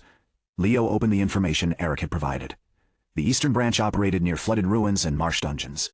Its adventurers valued mobility, terrain control, and resource conservation. The Northern Branch guarded mining towns beneath mountain passes. Its beginners trained against durable monsters and unstable tunnels. The Southern Branch served open farmland and merchant roads. Its adventurers focused on escort work, ambush prevention, and protecting civilians. 3 branches, 3 different definitions of a competent beginner. If First Step Dungeon favored only the capital's habits, its rating would mean less than the guild claimed. Anna entered the workshop carrying 2 bowls from the food stall. She placed one beside Leo. You closed the floor before eating. I ate this morning. That was before the final party. Leo looked at the bowl. Stew, bread, and slices of roasted root vegetable. The regional records are incomplete.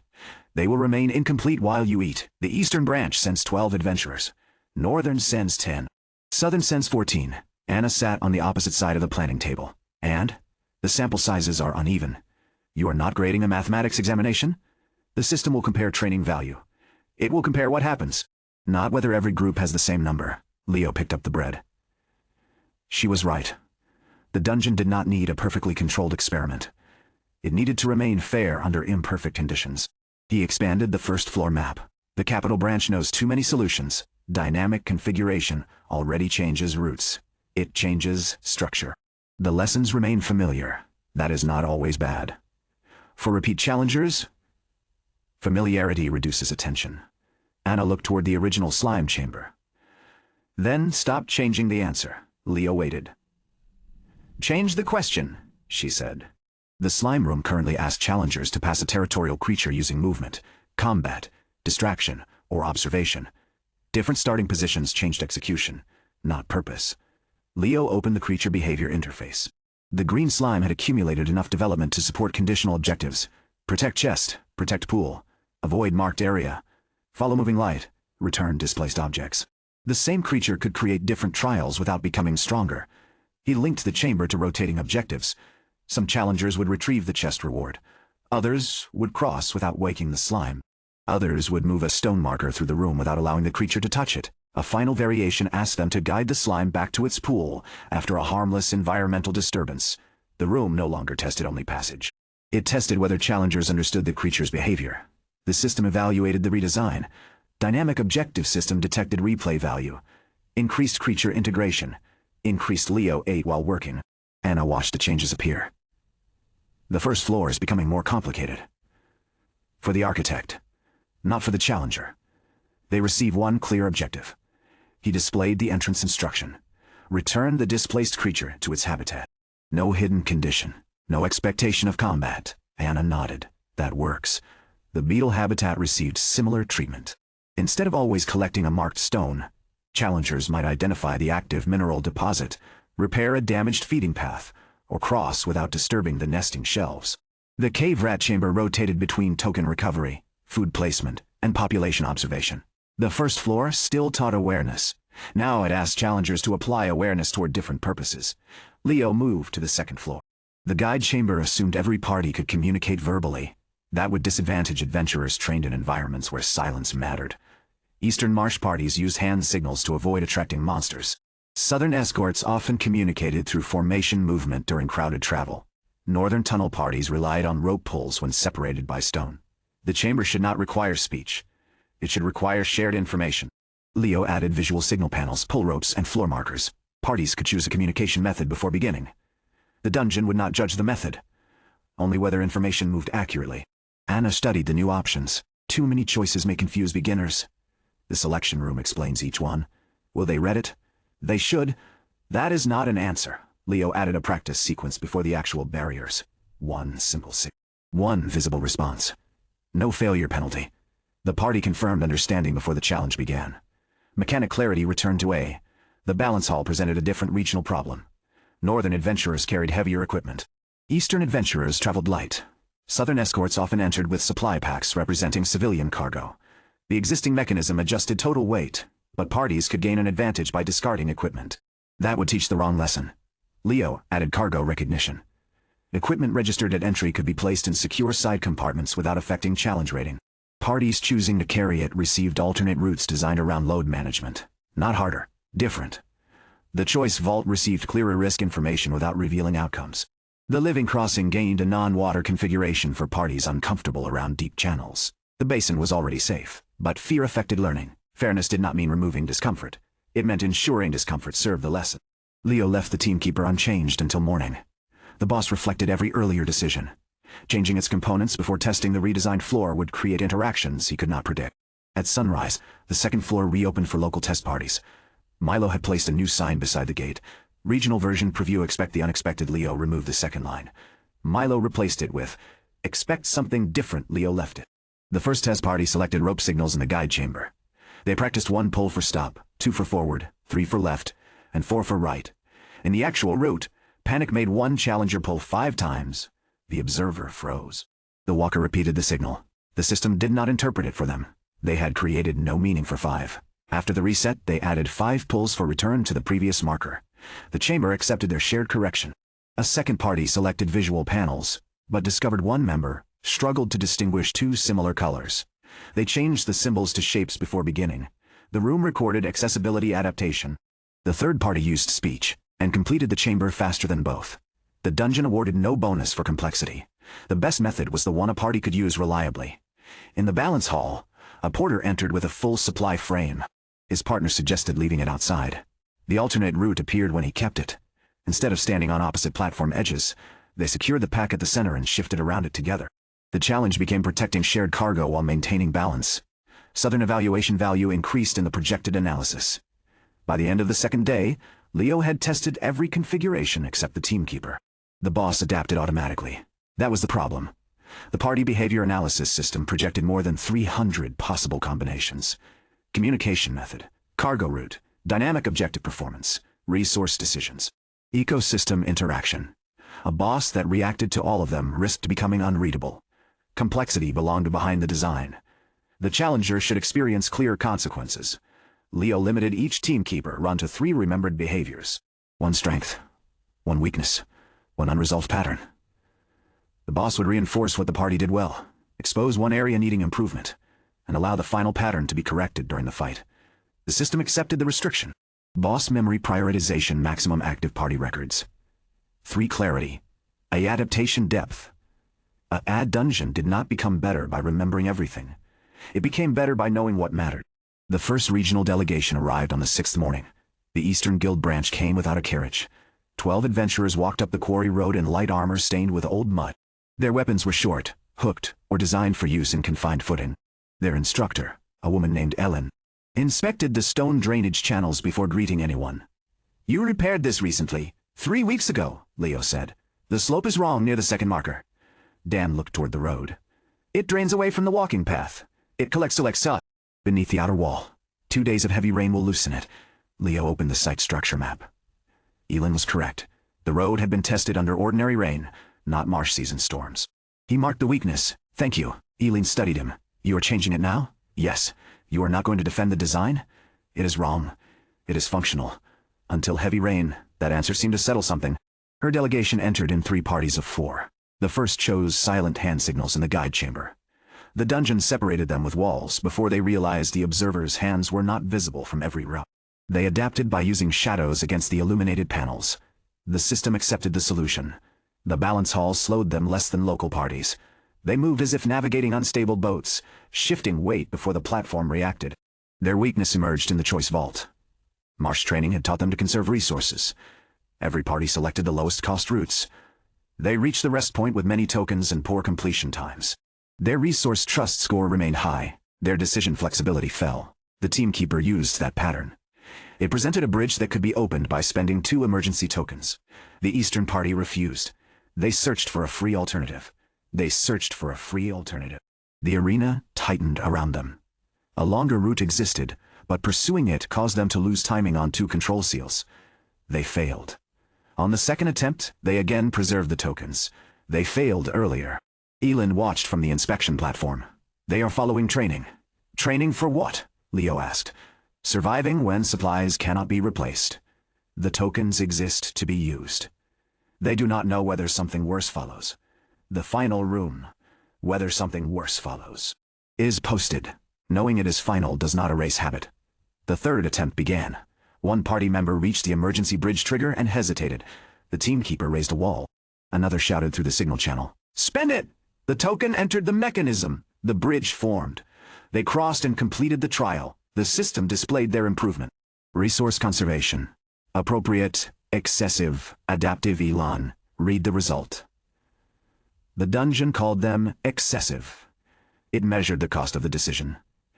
In a real marsh, keeping supplies may save them later. In this trial, refusing to use resources caused failure.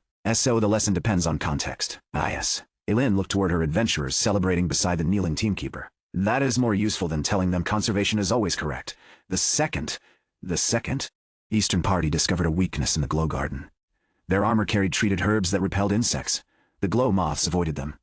The party could not guide the swarm close enough to open the vines. The floor remained completable through reflected light, but the intended creature interaction failed.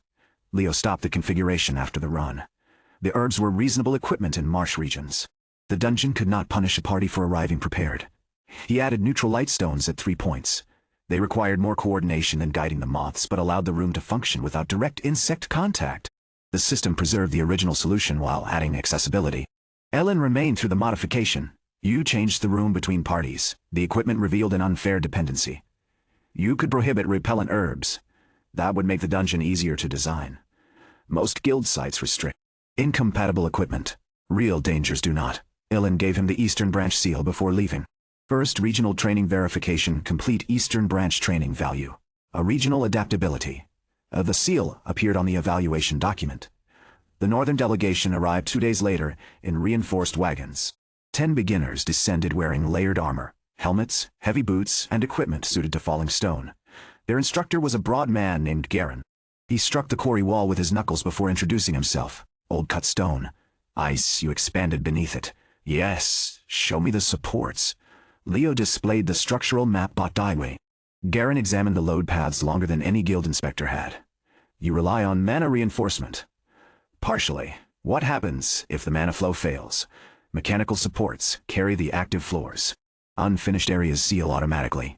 Automatic systems fail. Then manual barriers close at these junctions. Garen checked everyone.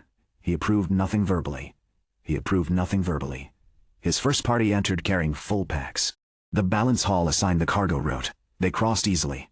Heavy equipment did not slow them because they had trained to move as a unit beneath mountain loads. The guide chamber caused more difficulty. Northern tunnel signals relied on rope pulls, but their habits assumed a straight line. The dungeon routes changed direction. A pull indicating left became ambiguous after each turn. They created a new reference system based on the entrance and exit rather than their own orientation. The choice vault suited them. Mining parties made decisions using partial geological information. They discussed risk calmly and distributed tokens before choosing. The living crossing did not. The shell turtles responded slowly. Northern adventurers mistook slow reaction for failure. They increased force, louder sounds, more markers, faster movement. The turtles withdrew. The party became frustrated. One struck a shell with the flat of his axe. The turtle stopped completely. Creature distress threshold reached the dungeon, activated a safety pause. Garen frowned. They did not injure it. They ignored its behavior. It is a dungeon monster. It is a living part of the trial. Monsters attack adventurers. These turtles do not. The halted party listened through the chamber. Leo allowed the system to display the habitat status. Shell turtle state. Withdrawn cause. Excessive stimulation recovery condition. Reduced noise open water route. The adventurers lowered their equipment. They removed extra markers from the channels. One waited near the water without moving. The largest turtle extended its head. The party completed the crossing quietly. The teamkeeper remembered the correction rather than the original mistake. Patience under resistance. Achieved. Garen watched the result.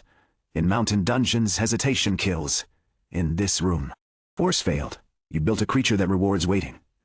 I built a room where understanding the creature matters. Garen crossed his arms.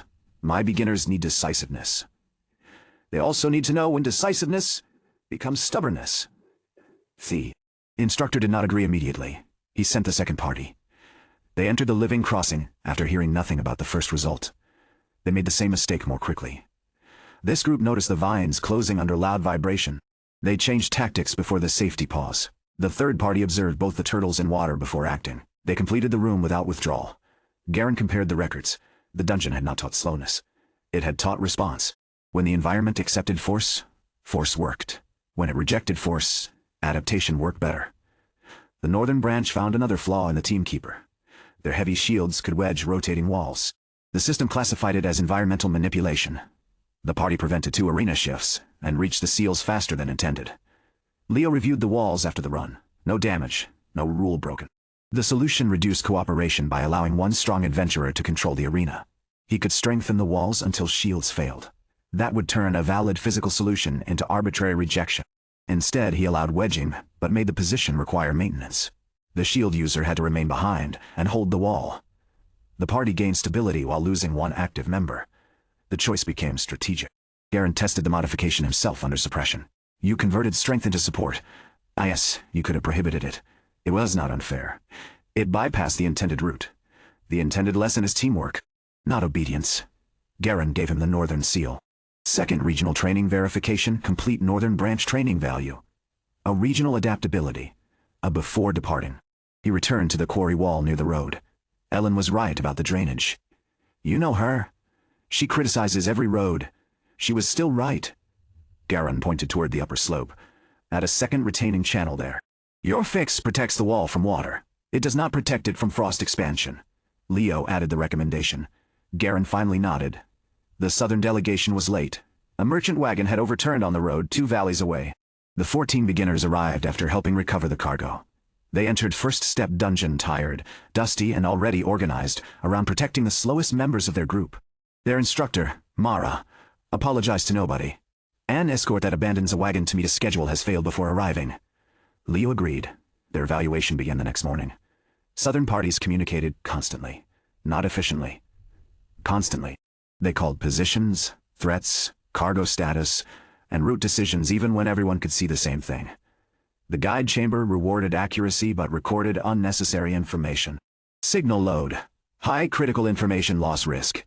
Moderate the dungeon exposed the weakness during the midpoint reversal. 4 people spoke at once. The walker missed a stop command beneath less important updates. The barrier reset them. Mara stopped the party before the next attempt. What mattered? The moving wall. What did not? My position. We could see your position. Equipment status. Nothing was damaged. They reduced communication to immediate needs. Completion time improved by half. The balance hall became a cargo protection test. Southern adventurers excelled. They secured packs, protected the center of weight, and moved around the load instead of treating it as an inconvenience. The Glow Garden created conflict. Their escort training prioritized keeping the group together. The chamber required separation and role exchange. They resisted dividing. All 4 attempted to remain near the same light path. The vines closed. No one reached the upper control. They reset. On the second attempt, 2 moved ahead while 2 remained behind. The rear pair lost sight of the leaders and stopped. The room stalled again. Mara watched without offering instruction. The party gathered at the entrance. We should stay together. We cannot reach both routes together. Then the room is badly designed. Leo opened the map. Every position remains connected by light signals and sound channels. We cannot protect by light signals. Why? Cannot protect someone we cannot reach. The chamber contains no attack. That is not the point. Leo understood. The room was physically safe. Their training treated separation itself as danger. He did not change the chamber. Instead, he asked one question. What does protection mean when the person you are protecting must act somewhere you cannot? The party had no immediate answer. On the third attempt, they assigned pairs. Each person knew who watched their signal. They separated without becoming isolated. The system recorded distributed protection. The choice vault created their strongest result. They evaluated each path according to the whole party's condition. No one held all tokens. No one decided alone. The teamkeeper used their unresolved weakness. It separated every member and disabled direct sight. Only signal lights remained. The party froze. Their marks offered sound channels, but they hesitated to move without confirming everyone's safety. The golem tightened the arena. One beginner activated his signal. One flash. Safe. The others responded. 4 lights answered from different chambers. They began moving. Every route update included a safety confirmation. The method was slower than the capital parties used. It was reliable. They reached the final seals with seconds remaining. Mara accepted the southern seal from the evaluation ledger. The dungeon forced them apart. Yes, they learned to remain responsible for one another without standing together. Yes, that is useful. Her approval carried more weight because she had resisted the lesson first. Third regional training verification complete southern branch training value. A regional adaptability. All 3 seals glowed on the royal document. The architect interface activated. Prove consistent training value across regions. Complete. The regional evaluation was not finished. The guild branches had tested adaptability. Royal review would test scale. Lady Vera returned 3 days later with administrators, instructors, and twice as many guards. She did not enter the dungeon. She brought 90 beginners. The quarry could not support them all at once. That was intentional. Scalable development, Vera said. A regional training site must handle more than exceptional parties under controlled conditions. Leo looked at the temporary camp forming along the road. Over how many days? 5. Scheduled entries? You decide? Branch distribution? Mixed? Experience? Level 1 through 3? All classified as beginners? Any special needs? Vera handed him a ledger. Injuries under recovery. Limited mana. Heavy equipment. Poor vision. One adventurer communicated through signs rather than speech. Another could not enter deep water after a previous dungeon accident.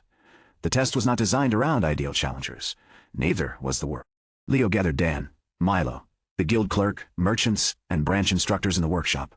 We limit active parties to existing safe capacity, he said. Milo looked at the camp. They will be waiting all day. Then waiting becomes part of operations. That sounds bad. It becomes bad if they receive nothing useful. Leo divided the site. First-time orientation at the rest area. Equipment checks near the workshop. Communication practice beside the guild booth. Short ecosystem lessons using observation enclosures outside the active dungeon. The dungeon's purpose could begin before entry. Sarah organized ranged safety demonstrations. Dan handled maintenance groups. Milo managed schedules using numbered tokens and strict time blocks. For once, he did not add dramatic titles. The merchants expanded food service without raising prices after Leo fixed temporary stall contributions. The inn opened spare floor space. The potion seller established a recovery station. The regional branches mixed their parties rather than remaining separate. That created new conflicts. Northern adventurers considered Eastern signals too cautious. Eastern adventurers found Southern communication excessive. Southern escorts disliked the capital habit of letting one leader make rapid decisions. The orientation exercises exposed those differences before the dungeon did. On the first day, 22 parties entered. 3 failed the guide chamber. 5 failed the teamkeeper. No serious injuries occurred. On the second day, parties began borrowing methods from one another. Rope signals combined with Southern safety confirmations. Northern cargo balancing improved Eastern resource transport. Capital adventurers adopted silent markers in the glow garden. Training value increased. The scale test strained the ecology. The green slime reached its recovery threshold before midday. The system rotated objectives away from direct interaction. The beetles required a protected feeding period. The rat habitat became overstimulated by repeated entries. Leo closed affected routes rather than forcing capacity. Vera watched him remove 12 time slots from the schedule. You will not complete every entry. Then the remaining parties enter tomorrow. The test lasts 5 days. The creatures do not know that. You could use system recovery acceleration. It lowers habitat quality. You would still remain within safe limits. Safe is not the only standard. Vera looked toward the closed beetle route. You prioritize creature welfare over evaluation completion. I prioritize dungeon stability. Those are not identical. No, both matter. The lost capacity created pressure outside. Some beginners complained. An instructor demanded priority because his branch had traveled farther. Milo refused him. The argument reached Leo near the guild booth. Our party was scheduled, the instructor said. The route closed, Leo replied. Open another. The available configurations are full. We have royal authorization. So does everyone else here? Everyone else here. Instructor lowered his voice. My guildmaster expects results. The dungeon does not change capacity for rank. That is an inefficient policy. It is a fair one. Vera heard the exchange. She did not intervene. The party entered the next morning. By then, their frustration had become part of the test. They rushed to the first floor. The dynamic slime objective required returning the creature to its habitat. They tried to push it directly. It avoided them. They failed twice. Only after slowing down did they notice the moving light markers guiding the slime toward water. The dungeon did not punish anger. It made impatience visible. On the third day, heavy rain reached the valley. Water struck the quarry road in sheets. Elin's drainage warning proved accurate. The repaired channel carried most of the flow away. The upper retaining slope began to loosen where Garen had advised a second barrier. Dan saw it first. He stopped the waiting line. Leo opened the structural map. Water saturation rising outer path stability. Declining dungeon structure. Safe surface access risk.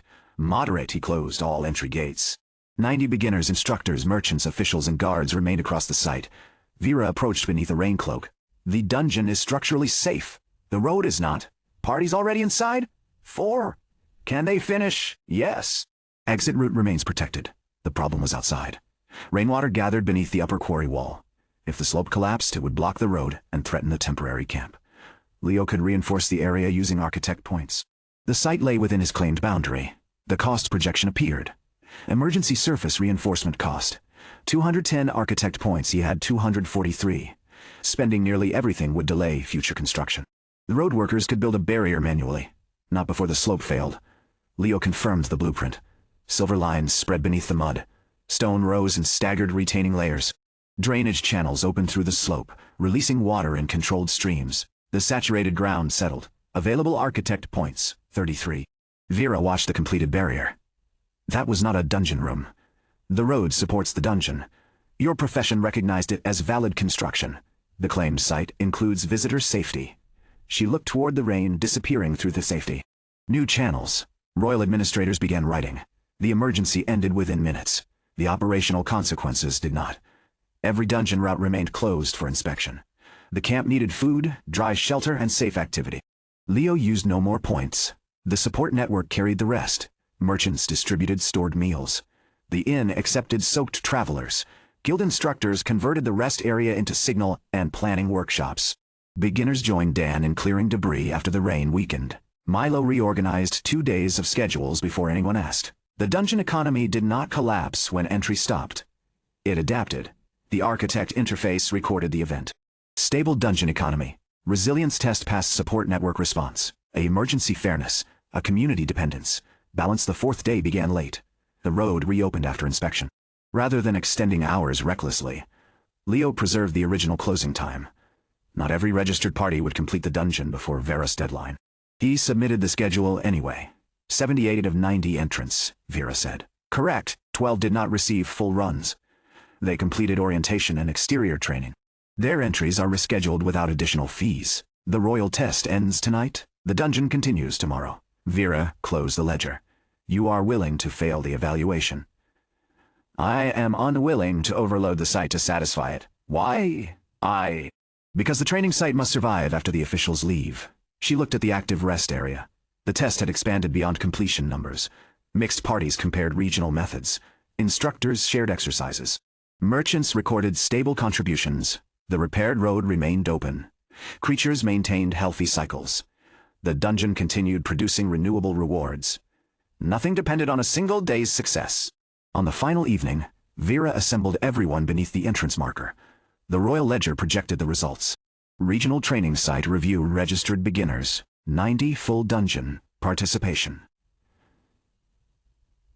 78 partial training participation. 12 serious injuries, 0 minor injuries. 4 dungeon caused minor injuries. 1 creature distress events. 0 operational. 1 emergency response. A training value across regions. A accessibility. A economic stability. A scalability. B. A murmur passed through the gathered guild members. Milo leaned toward Dan. B is bad. B is not bad. It is not A. Vera continued. First step dungeon did not process every challenger within the official evaluation window. The royal administrators recorded the statement. Therefore, administrators recorded the statement. It did not demonstrate maximum throughput. Leo expected the conclusion. Vera looked toward the repaired slope. It demonstrated something more important. The ledger changed. Scalability assessment. Sustainable growth. The B shifted. Scalability. A regional training does not require forcing more people through the same doorway, Vera said. It requires preserving quality as participation increases. The final seal formed on the document. Royal Review, complete first step, dungeon designation. Regional beginner training site, full guild recognition granted. Applause struck the quarry walls. The architect interface opened. New arc objective complete. Build the perfect beginner dungeon. Prove consistent training value across regions. Complete expand creature and challenge variety. Complete achieve full guild recognition. Complete maintain fairness under increased scale. Complete rewards. Appeared, one after another. 800 architect points. Profession level. Increased. Dungeon architect level, 6L, level 8, new authority, regional site development, new blueprint category. Advanced beginner, trials, new system.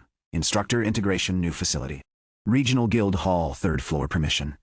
Unlocked dungeon designation upgraded. Model beginner dungeon. The final notification followed.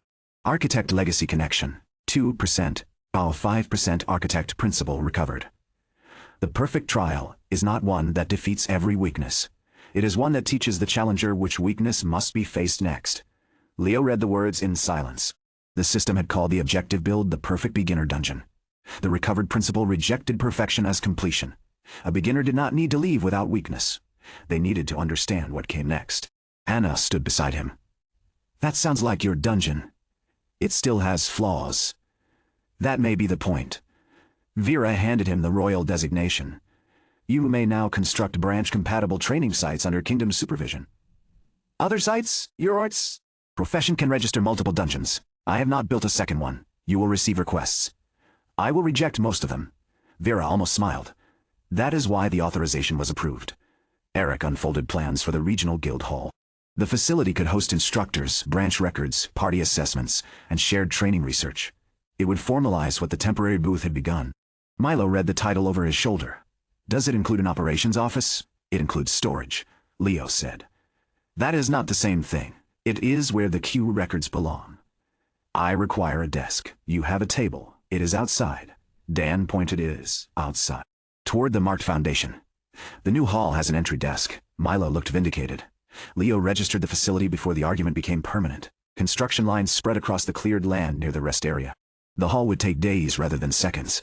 Regional structures required materials, labor, and system guidance together. The support network began organizing before Leo assigned anyone. The blacksmith measured fittings. Merchants discussed supply space. Guild clerks marked archive rooms. Instructors requested training boards. The dungeon had reached a scale where architecture meant coordinating people as much as shaping stone. That evening, after the officials and delegations withdrew, Leo walked the first floor alone. The green slime had returned to its pool. Its dynamic objective marker remained inactive. The stone beetles fed beneath mineral shelves, restored after the evaluation. The cave rats carried fibers through their tunnels. On the second floor, glow moths drifted above the vines. Shell turtles moved between quiet water channels. The teamkeeper knelt in the final arena. Every room had changed because someone entered it. Every challenger had changed the dungeon in return. The system displayed more than 400 verified growth records. No two were identical. The title model beginner dungeon hovered above the floor map. Leo closed it. Anna waited at the second floor rest point. She had removed her sword and placed it beside the bench. You disappeared during the celebration. There were habitats to inspect. The system said they were stable. I wanted to see them. She moved her equipment aside. Leo sat. For a while, only water moved through the wall channels. What will the third floor teach? Anna asked. The permission interface remained unopened. Leo could feel the empty space beneath the second floor. Larger than before, capable of advanced mechanisms, stronger creatures, and more dangerous trials. The obvious answer was leadership. The regional evaluation had exposed how parties depended on leaders, resisted them, shared authority, and corrected bad decisions. But choosing a theme immediately after unlocking a floor had nearly led him to build the second one, without enough testing. He had learned restraint. I don't know yet. Anna nodded. You said that to Vera. It was true then. And now? Now I know several answers that might be wrong. That is progress. Leo looked at her. Most people would call that uncertainty. Most people do not build dungeons. She rested her hands on the edge of the bench. The first floor taught people to notice what was around them. Yes. The second taught them to notice one another. Yes. The third may need to teach them what happens after they understand both. Leo opened the progression records. Hundreds of beginners had improved. Some returned to guild work. Some formed new parties. Some changed roles. Several had cleared natural dungeons after training at first step. Their next weakness did not always appear inside his rooms. It appeared when they faced responsibility without controlled conditions. He closed the records. The third floor should wait. Anna looked toward the sealed descent. That may be the most difficult design decision you have made. Not building, choosing not to build when you can. Above them. Construction began on the regional guild hall. Hammer strikes traveled faintly through the stone. First step dungeon no longer needed constant proof that it deserved to exist. Its next stage required direction. The regional designation brought requests within 3 days. A mining lord wanted a training dungeon near the northern passes. A merchant council wanted an escort trial beside the southern trade road. The Eastern Guild requested a marsh-safe beginner site. 2 nobles offered land in exchange for private access.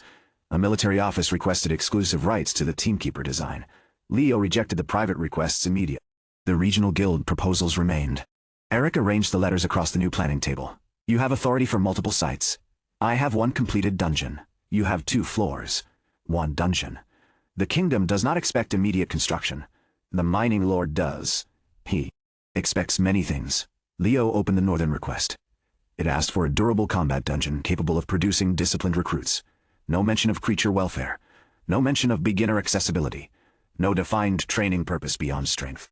He marked it for revision. The Southern Council's proposal focused on protecting cargo and civilians. More specific. Still incomplete. The Eastern Guild's request included environmental hazards, rescue training, and resource conservation. Aylin had written half the document herself. Leo placed it above the others. Eric noticed, you prefer the Eastern site. It understands what it wants to teach. That does not mean it should be first. No. What decides? Leo opened the regional growth records. First Step Dungeon had trained adventurers from every branch. The system displayed where those beginners went afterward. A pattern appeared. The northern branch reported the highest combat improvement. The southern branch reported fewer escort failures. The eastern branch reported better resource use. The capital branch reported improved party retention. The dungeon's influence had begun extending beyond the valley. A second site should not simply repeat First Step closer to another road. It should solve a problem First Step could not. Leo compared requests against regional incidents. 1 location appeared repeatedly. A low-ranked natural dungeon east of the capital had become unstable. Its monsters were not stronger. Its routes changed without warning. Reward rooms failed to replenish. Adventurers reported dead ecosystem zones and collapsing passages. The guild planned to seal it. The site did not request a new dungeon. It needed repair. Leo focused on the record. Who maintains natural dungeons? Eric looked at the map. No one. Who inspects structural decline? The guild monitors danger levels. That is not maintenance. Natural dungeons stabilize through their cores. This one is not. Eric read the incident summary. The core may be damaged. Leo felt the architect legacy connection respond. 5%. A silver line extended from First Step Dungeon's map toward the eastern site. Remote architectural anomaly detected dungeon status. Degrading architect intervention possible. The interface had never recognized another dungeon before. Anna entered the guild hall as the notification appeared. She had come from the road wearing travel equipment rather than training gear. What happened? Leo displayed the anomaly. Eric stood. If your profession can repair natural dungeons, the kingdom will need proof. The dungeon may collapse before procedures finish. The site is already sealed. Are people inside? No registered parties. Anna read the incident record. Registered? Eric's expression changed. The dungeon had been sealed that morning. A beginner party had failed to report back the previous night. Their entry permit had been filed through a local office that sent records late. 4 adventurers remained inside. The planning table disappeared beneath the emergency map. .ie. Leo closed First Step's construction interface. Prepare transport. Eric reached for the guild seal. I will notify the eastern office. Anna picked up her sword. I am going. Leo looked at the distant anomaly line. For 2 months, every challenge he had designed existed inside controlled walls. Every failure had a safety field. Every creature had a habitat. Every route had a purpose. The degrading dungeon offered none of those promises. He was not a frontline fighter. He had never cleared a natural dungeon. That did not change what the interface showed. Dungeon Architect Emergency Directive. Inspect the degrading trial, identify structural failure, restore function, or authorize collapse, optional objective. Rescue trapped challengers. Leo selected accept. The silver line brightened. First Step Dungeon had proven what a beginner dungeon could become when someone cared how it was built. Now Leo would see what happened when a dungeon had been left without an architect for too long. The Eastern Guild prepared 2 horses and a covered supply cart. Leo rejected the cart. The final road is too narrow. Eric looked at the emergency map. It carries repair tools. The architect system provides structural tools. We need medical supplies, rope, light, and food. You do not know what the dungeon requires. I know 4 people are trapped inside. Anna secured 2 water flasks to her belt. We carry what keeps them alive first. Eric reduced the supplies without further argument. They left First Step Dungeon under Dan's supervision. Milo followed them to the road. You need an operations representative. No. What happens if the dungeon has a queue? It is sealed. That means people may be waiting outside. The Eastern Guild manages the site. Milo held out a packet wrap. In cloth. Then take this. Leo accepted it. Bread, dried meat, and 2 trace mana shards rested inside. The shards are First Step rewards, he said. They are emergency resources now. You remove them from storage. I recorded it. Leo checked the operational ledger through the system. The withdrawal appeared under rescue support. Approved by Milo.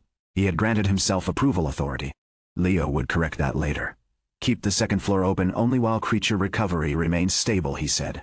I know. Close the beetle route after 8 runs. I know. No regional groups without an instructor, I know. Milo looked offended. You are not the only person who understands how this place works. Leo stopped. That was true. First Step Dungeon no longer depended entirely on him. The realization should have been reassuring. Instead, leaving felt more difficult because the dungeon mattered to people other than himself. He handed the packet to Anna. Dan has final authority over safety closures. Milo nodded. Come back before he becomes unbearable. Dan called from the rest area. I can hear you. They departed before sunrise. The eastern dungeon lay beyond 2 farming villages and a forest road damaged by recent rain. Eric sent messages ahead through guild relay stations. The first response arrived near midday. The missing party had entered under a temporary permit. 4 beginners, 1 swordsman, 1 scout, 1 apprentice priest, 1 porter. Their planned run should have lasted 3 hours. They had been inside for nearly a full day. Why did the local office wait until morning to report them? Anna asked. The entry record was filed after the dungeon closure order, Eric said. The permit clerk assumed the party had already left. Assumed? The exit ledger was damaged during the evacuation. Leo wrote in silence. First Step Dungeon recorded every entrant. until they exited or entered an authorized safe zone. Natural dungeons relied on clerks, paper, and survivor reports. The kingdom had built systems around entering danger. It had not built enough around knowing who remained inside. The distant anomaly line pulsed through Leo's interface. Degradation level. 41% structural failure spreading estimated stable window. Unknown. Can you see the trapped party? Anna asked. No? Can you see the dungeon layout? Only the direction and condition. What happens when we reach it? I inspect the site. And then? Leo looked toward the line. I will know more. Anna know more? Anna accepted the answer. Eric did not. You accepted a directive without knowing whether your profession can safely enter another dungeon. It recognized intervention as possible. That is not a guarantee, no. You are not an adventurer. I know. Behind us, Leo met his gaze. I need contact with the structure. You can inspect walls after we secure each area. If the structure fails before that, securing the area will not matter. Eric tightened his grip on the reins. This is exactly why the kingdom treats unknown professions cautiously. And the dungeon continued degrading while the kingdom followed known procedures. Neither spoke for the next mile. Anna rode between them. You are both correct. Eric looked toward her. That is rarely useful. It is useful now. Leo needs access to the dungeon. He also needs to remain alive long enough to repair it. She turned to Leo. You do not move ahead of us. I may need to. Then you tell us first. That could waste time. It could prevent us from finding you beneath a collapsed tunnel. Leo had no argument that improved the rescue. Fine. The Eastern Guild outpost appeared before sunset. It consisted of a watchtower, a stone office, and a barricade across a road descending into the forest. No merchants waited nearby. No adventurers crowded the entrance. The silence marked the dungeon's failure more clearly than damage. A local inspector named Cole met them beside the barricade. His left arm rested in a sling. The outer passage collapsed after the last evacuation, he said. We cleared enough for one person to pass. How were you injured? Eric asked. Reward chamber ceiling? Leo looked at the distant stone arch between the trees. Did the ceiling fail during combat? After. The party had completed the room. Any warning? Dust. Then the support cracked. Core activity. Unstable. Monster behavior. Territorial boundaries have broken. Creatures are moving between floors. Reward regeneration. Stopped in 2 chambers. Duplicated incorrectly in another. Leo focused on the entrance. The architect interface open. Unregistered trial detected original design authority. Unknown current management. Autonomous core architectural condition. Critical request inspection access. Yes? Silver lines struck his awareness. The forest disappeared. For one breath, Leo stood within an impossible blueprint. Passages extended underground in fractured layers. Rooms overlapped where they should not. Mana channels leaked into empty stone. Creature habitats pressed against one another. Reward routes consumed more energy than the dungeon produced. At the center, something pulsed without rhythm. Then the connection broke. Leo staggered. Anna caught his shoulder. What did you see? The dungeon is still trying to operate. Cole frowned. That is why we sealed it? No. It is running every system at once. Habitats, traps, rewards, repairs, route changes. It cannot prioritize. Eric looked toward the entrance. Can you stop it? I need to reach the core network. Where? Leo reopened the fragmentary map. The blueprint returned in sections rather than a whole. 3 floors. Possibly 4 before collapse sealed the lower route. The missing parties permit listed a first-floor training circuit. The current route no longer matched the registered map. They may have been redirected downward. Cole went pale. The lower floor was closed months ago. Not to the dungeon. Leo displayed the damaged route. A passage that once led toward the first-floor exit now descended through a broken transfer chamber. The core had used the nearest available connection after another route collapsed. It had kept the trial moving even when the design no longer made sense. What are the monsters? Anna asked. First floor. Moss wolves and burrow crabs. Second floor. Stone lizards. Lower floor records are incomplete. Cole opened the site ledger. Old reports mention vine crawlers, threat level, low individually. Dangerous in enclosed groups. Eric checked his sword. We enter now. Cole stepped forward. I know the old layout. Your arm is injured. I can guide. The old layout is no longer reliable, Leo said. Cole looked at him. That means you need someone who remembers what changed. Eric considered the remaining daylight. Inside, daylight meant little. Outside. Delaying another night could kill the trapped party. Cole comes to the first stable junction, he decided. Then he withdraws unless the route remains secure. Leo touched the stone barricade. Bring chalk. Cole blinked. For markings? For manual? For mankings. Route records. My interface may fail again. The guild prepared quickly. Anna carried the primary light. Eric led combat. Cole followed with local maps and emergency keys. Leo stayed between them. The gap through the collapsed entrance forced them to crawl. Beyond it, the dungeon smelled of wet soil and damaged mana. Blue lamps along the passage flickered without sequence. Some burned too brightly. Others released only sparks. Leo placed one hand against the wall. Inspection mode active local structure. Unstable mana flow. Erratic active failure sources. 7 The system highlighted cracks, leaking channels, and pressure points. Stop! Eric froze. Leo pointed toward the ceiling. A support arch looked intact. The inspection overlay showed its internal fracture. Do not pass beneath the center. Cole checked the wall. That arch was repaired last year? Who repaired it? The core. The answer carried more meaning now. Leo used 6 architect points. Temporary support patched the cracked arch hardened. The repair was not integrated into the foreign dungeon. It appeared as a pale silver brace against darker stone. Foreign site intervention cost. Increased first step authority bonus. None repairs outside his claimed site cost more and remain temporary. He could stabilize a route. He could stabilize a route. He could not rebuild the entire dungeon through brute expenditure. They moved forward. The first chamber should have contained moss wolves. It held no creatures. The habitat floor had dried. Dead moss clung to the rocks. A reward chest stood open near the far wall. Inside were 11 identical iron daggers fused together at the hilts. Cole stared at them. That chest usually gives salves or copper. Leo inspected it. Reward template failure. Source value. Corrupted mana consumption. Continuous. The chest was attempting to generate rewards from a damaged template. Every failed copy consumed more mana. Leo disabled it. The lid closed. The entire passage dimmed as stolen energy returned to the dungeon. Degradation level. 40%. One chest caused 1%, Eric asked. It was one of many failures. A scraping sound came from the next corridor. Anna raised her sword. 2 burrow crabs emerged from a wall opening. Their shells were coated in dried moss. They moved slowly, disoriented rather than aggressive. Cole reached for his weapon. Leo stopped him. They are in the wrong habitat.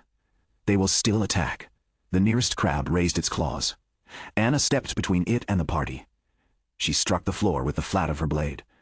The vibration drew both creatures toward her. Leo opened the inspection map. Their original habitat lay beyond a collapsed side passage. A surviving moisture channel ran along the opposite wall. Guide them left. Anna moved backward, keeping their attention. Eric blocked the right route without attacking. Cole used a piece of metal to scrape the damp channel. The crabs followed the sound and moisture into a shallow recess. Leo sealed the opening with a temporary habitat boundary. Creature displacement contained degradation level. 39%. Cole looked at the closed recess. You did not defeat them. They were not part of this room. They have attacked 3 evacuation teams. Because the dungeon moved them into a dry corridor. Cole glanced at his injured arm. The dungeon's monsters had become more dangerous because their environment had failed first. They reached the first junction. One route led toward the original exit, collapsed. The second led to a training chamber, flooded. The third descended along a staircase absent from Cole's current map. Ow. He compared it to an older edition. That stair belonged to the second-floor transfer. The wall between routes failed, Leo said. Can the missing party have gone down? A faint chalk mark appeared on the stair wall. An arrow. Beside it, 4 short lines. Cole exhaled. They marked their route. The group had survived long enough to understand they were lost. Eric examined the floor. Tracks descend. No return marks. Cole's withdrawal point had arrived. He looked toward the staircase. I can continue. Your knowledge ends here, Eric said. My people are inside, and the outpost needs someone who can prepare extraction when we return. Cole resisted. Anna placed a spare signal stone in his good hand. If the entrance changes, we need you outside more than behind us. He accepted the decision because the argument wasted rescue time. Before leaving, he gave Leo the oldest dungeon map. This was the lower structure before the core began changing routes. Leo unfolded it. The lowest section contained a chamber labeled Foundation Hall. Not core room. Who designed this dungeon? He asked. Cole shook his head. It was discovered more than a century ago. No construction records. Natural dungeons do not have architects. Leo looked at the deliberate room shapes on the map. Parallel challenge routes. Habitat rings, rest chambers, reward circulation. The damage made the design difficult to see, but it was there. Someone had made choices. The system called the original authority unknown, not absent. Cole returned toward the entrance. The remaining thread, descended floor, had once been a combat trial. Now its stone lizards wandered through broken puzzle rooms. One attacked from a dark ledge. Eric intercepted it. His sword struck the creature's shoulder and turned its charge aside. Anna moved behind it, using the narrow passage to limit its tail. The lizard fought with frantic energy. Its status appeared through Leah's inspection. Stone lizard habitat condition. Failed mana saturation. Excessive state. Agitated, Leo searched the local channels. A damaged mana pipe released energy directly into the room. "Break the glowing seam above the doorway," he said. Eric avoided the lizard's bite. "That may collapse the arch. The seam is not structural." Anna struck it. The crystallized channel shattered. Mana escaped in a controlled blue mist. The lizard slowed. Its movements remained dangerous, but no longer erratic. Eric guided it toward an open side chamber. Leo restored the habitat boundary and locked the creature inside. "Every fight costs time," Eric said. "Killing them may destabilize the dungeon further. They are monsters. They are part of its mana cycle." Eric wiped stone dust from his blade. "And if containing them fails, then we fight." That answer was enough. They found the party's second chalk mark near a shattered bridge. 3 lines this time. One adventurer had separated or died. Anna examined the markings. The 4th line may have been too faint. Eric found blood near the edge. Not enough to confirm death. The tracks crossed the bridge before part of it collapsed. The remaining section could not support 3 people. Leo inspected the gap. Below lay an old water reservoir, half empty. The opposite side contained a manual chain mechanism. "Original challenge?" Anna asked. "Yes. One person crossed through the lower water route and raised the bridge for the others.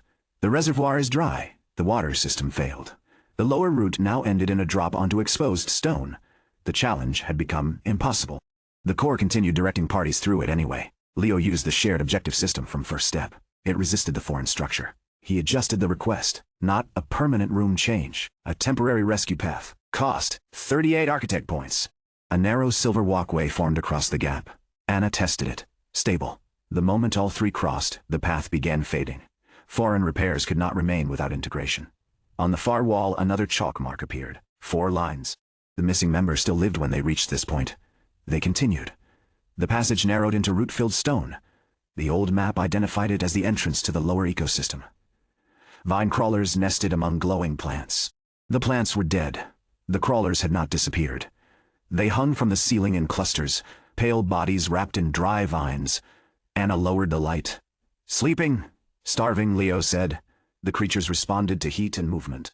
With no living plants remaining, they conserved energy until prey approached. The party's tracks entered the chamber. A torn pack lay near the far side. No chalk mark followed. Eric studied the ceiling. "We cannot pass without waking them." "Can the habitat be restored?" Anna asked. Leo opened the local network. Water channel severed. Light source inactive. Nutrient bed contaminated by excess reward mana. Too many failures. Too little time. He could not rebuild the ecosystem while people remained trapped beyond it. Temporary diversion. Milo's emergency trace shards were still in Anna's pack. Leo took one. The vine crawlers sensed mana. He placed the shard inside an empty side tunnel and linked it to a low heat pulse. Cost 11 architect points. The first crawler moved. Its dry vines loosened. Then another followed. The cluster shifted toward the side tunnel. Not all of them. 3 remained above the main path. Eric moved first. He stepped beneath the nearest creature. It dropped. His sword struck its vines without cutting the body, pinning it against the wall. Anna intercepted the second. The third lunged toward Leo. He saw it late. Anna could not reach him. Eric's blade was trapped. Leo raised his arm. A silver barrier formed instinctively. Architect safety field foreign sight efficiency. 12% the crawler struck. The barrier shattered. The impact threw Leo into the wall. Pain spread through his shoulder. The creature recoiled from the silver light. Anna crossed the distance and drove it back with the flat of her sword. Eric freed his weapon. They forced the remaining crawlers toward the bait tunnel. Leo sealed the opening.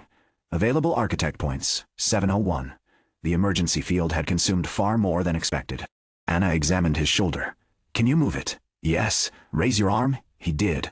"Painful but possible. No break," she said. "You stay between us." That was already the plan. You moved ahead. The creature changed direction. You still moved ahead. Eric looked toward the sealed crawlers. "Argy while walking." They found it. The missing party in the former lower rest chamber. The door had collapsed inward. Eric and Anna cleared enough stone to enter. 4 beginners huddled beside an emergency lamp. All were alive. The porter had a bandaged leg. The scout's face was pale from exhaustion. The apprentice priest had spent nearly all her mana maintaining a weak protective field.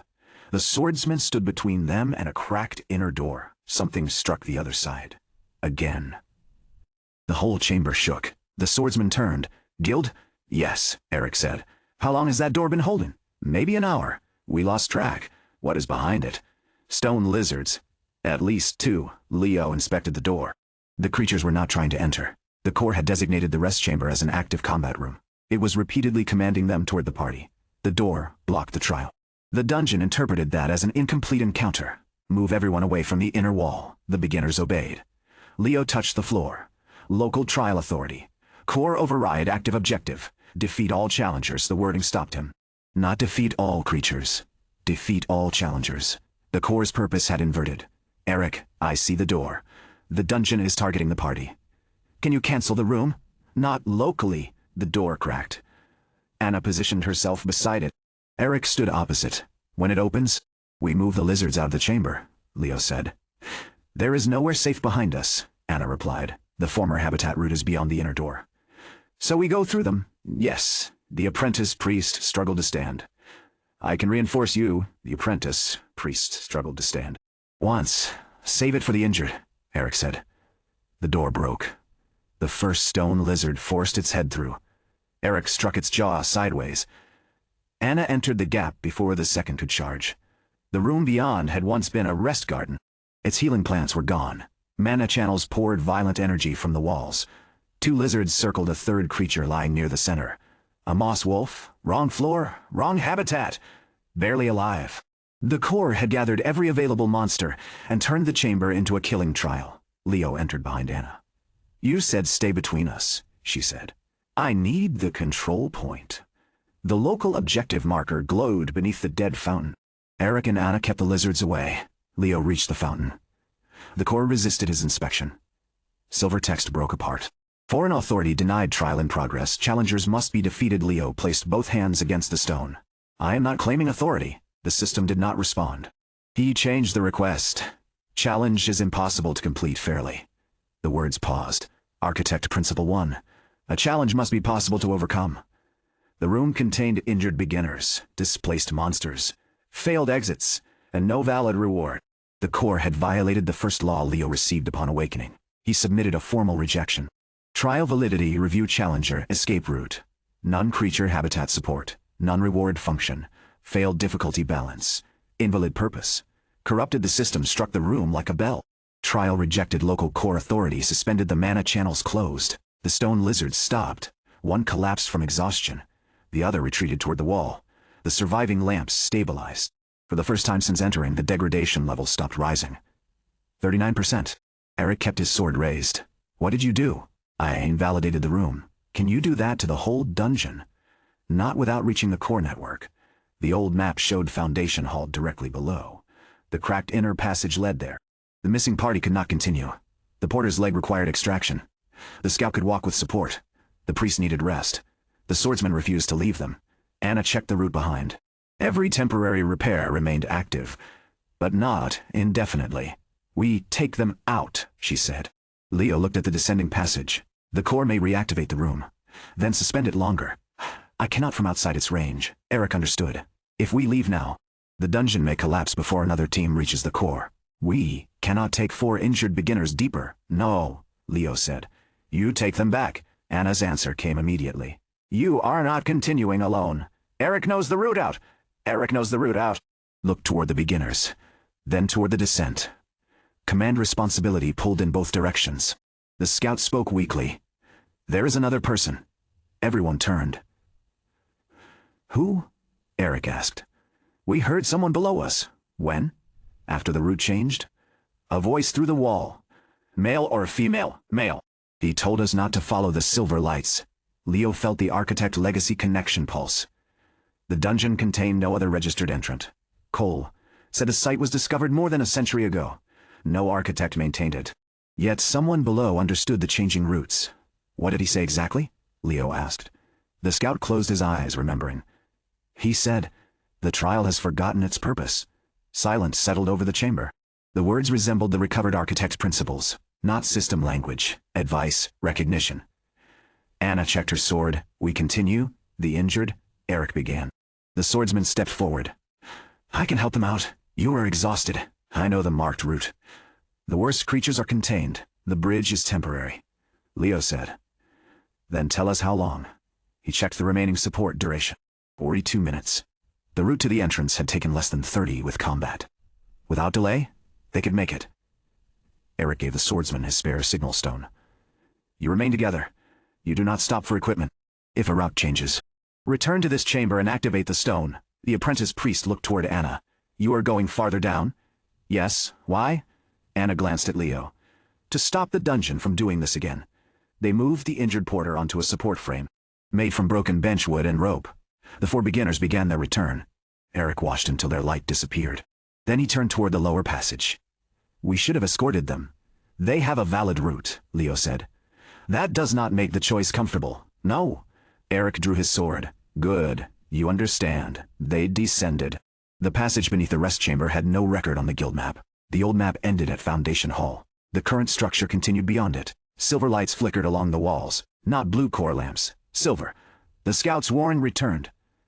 "The scout's warning returned." "Do not follow the silver lights." Leo inspected the nearest one. Architect marker age. Unknown status. Degraded. The marker was not guiding challengers. It was marking construction access.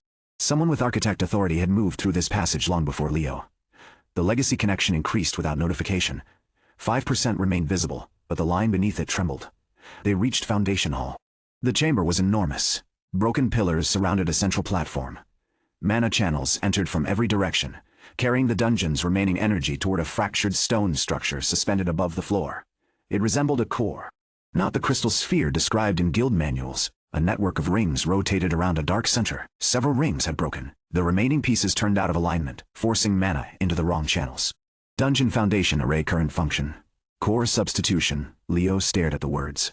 He had unlocked a dungeon core substitution. Array after first step received full recognition. The foreign dungeon already used one. This site had never possessed a natural core. Its foundation had been built. "This is not a natural dungeon," he said. Eric looked at the rings. "No dungeon is constructed like this. This one was," a voice answered from the far side of the chamber. "All of them were." Anna raised her sword. A man stepped between the pillars. His clothing belonged to no current guild. Dark fabric hung beneath a weathered coat, reinforced with metal plates. Silver construction lines crossed one sleeve. He appeared no older than 40. His eyes carried the stillness of someone who had waited much longer. Eric moved between him and Leo. "Identify yourself." The man looked at Leo's silver profession token. "First Architect." Leo felt the title respond. "You know the profession." "I knew it before your kingdom forgot the word. Were you trapped here?"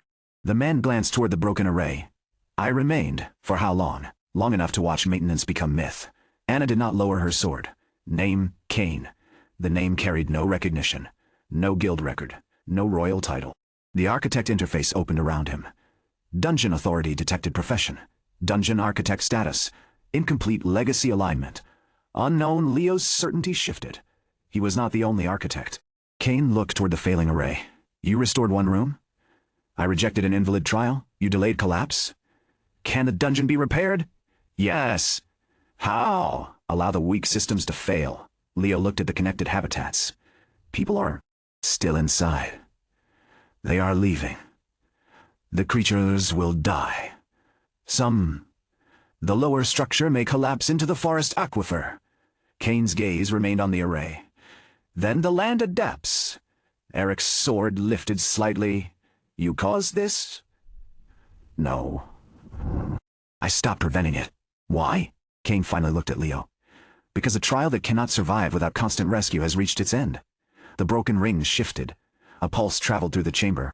Degradation level. 43%. The local suspension was failing. Leo approached the array. Kane did not stop him.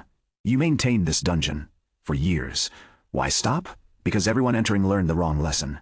"What lesson?" "That the dungeon would always bend before they broke." Leo examined the foundation. The array had once balanced difficulty, ecosystems, rewards, and repair. Later modifications layered over the original structure. Reward extraction increased, recovery shortened. Danger thresholds rose. Guild managers had not designed those changes through architect authority, but the autonomous system had adapted to repeated demand. More treasure, faster resets, harder monsters. The dungeon learned what visitors rewarded. Its purpose eroded. Kane had watched, then withdrawn maintenance. "You could have corrected it," Leo said. "I did."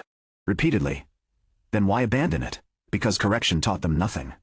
The 4 beginners nearly died. They entered a sealed dungeon. Their permit was valid when they entered. They relied on paper instead of judgment. Anna stepped forward. They could not know the roots would collapse. Then the trial revealed ignorance. "A lethal lesson is still lethal," Leo said. Kane's expression did not change. "Some lessons matter because they cannot be repeated." The ideological divide appeared without ceremony. Kane believed consequence gave challenge meaning. Leo believed challenge should prepare people to face consequence elsewhere. Both looked at the same broken dungeon. They saw different failures. The Foundation array released another pulse. 1 ring fractured. The system displayed 2 options. Restore Foundation array. Estimated architect point cost.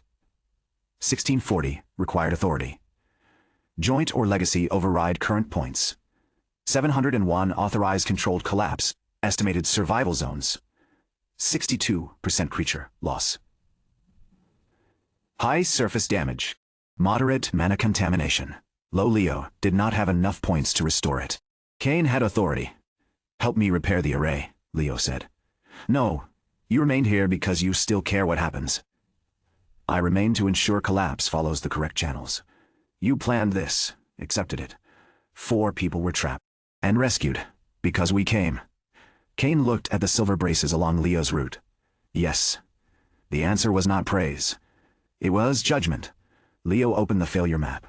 Many systems could be shut down safely. Reward chambers first, inactive traps, duplicate routes, empty habitats. Every closure would reduce the cost of restoration. The initial estimate assumed preserving everything. Not everything deserved preservation. "Eric, can the guild evacuate the entire surface boundary?" "How long? Unknown." "Then give me the largest honest estimate." 3 hours. Eric activated his signal stone. The damaged structure blocked direct contact. Kane pointed toward a manual relay embedded in one pillar. Eric used it. The emergency message reached the outpost. "Evacuate forest boundary. Prepare healers. Keep all personnel away from underground waterways." Anna joined Leo beside the map. "What can we save?" "The original trial network. Main habitats. Structural shell. Surface water channels. What do we lose?" "Most reward rooms. 2 collapsed combat sections. The lower vine habitat may be impossible." Kane watched them. "Preserving the shell leaves the same weakness." "No," Leo said.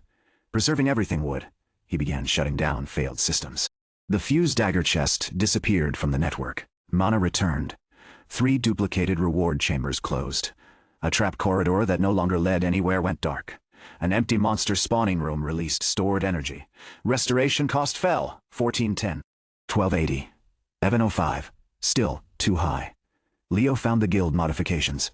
Automatic difficulty scaling had increased monster aggression after every successful party. Reward demand forced faster mana circulation. Shortened rest intervals prevented habitat recovery. He disabled them. The dungeon resisted. These systems had become part of its current identity. Leo submitted each rejection using balance principles. Difficulty without recovery reduced fairness.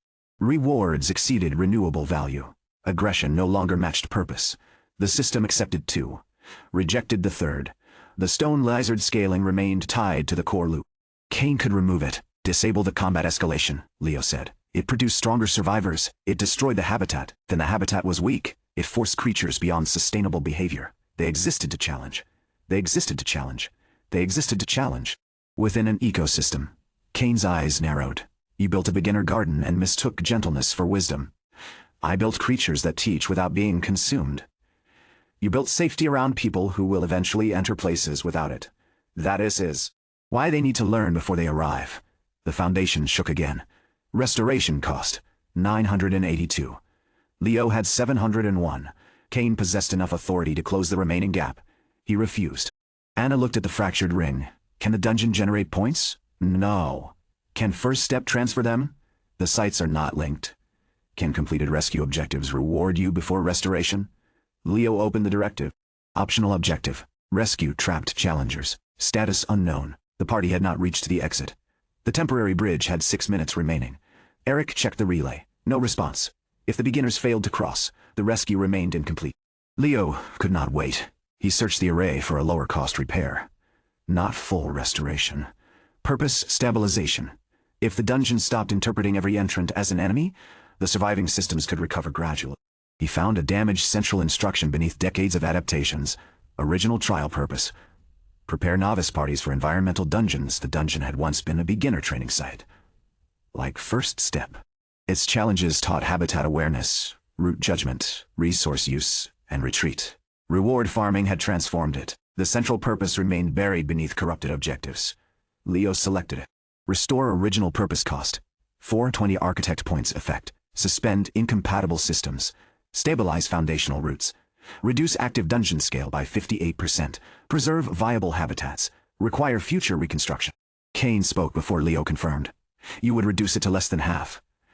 I would keep the part that still has meaning.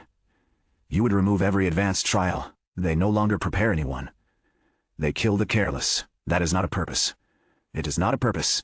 It's a filter. Leo faced him. Then build execution grounds and name them honestly. The chamber fell silent. Kane looked at him for a long moment. The broken array rotated overhead. You believe every challenger deserves another attempt. No. What ends their attempts? Their choice to stop. A danger that cannot be avoided. A sacrifice made with understanding. Not a broken room pretending to be fair. Kane's gaze shifted toward Anna and Eric. And when your protection creates adventurers who expect the world to save them, then the dungeon failed to teach responsibility. You blame the design. I examine it. Kane almost smiled. Always the builder. Yes. Leo confirmed the restoration. 420 architect points vanished. Silver lines entered the foundation array. The broken rings resisted. Then the original purpose ignited. Prepare novice parties for environmental dungeons. Every system was evaluated against it. Corrupted reward chambers shut down. Combat escalation detached. Impossible routes sealed. The active structure contracted. 2 damaged floors collapsed inward along controlled boundaries. The surviving first floor and foundation route stabilized. Creature habitats reconnected to water and mana. The vine crawler chamber retained only one viable nest. The rest dissolved into inert stone. Degradation level. 43% U 18% foundation status. Stabilizing the array still lacked one alignment ring. Its rotation dragged against the repaired network.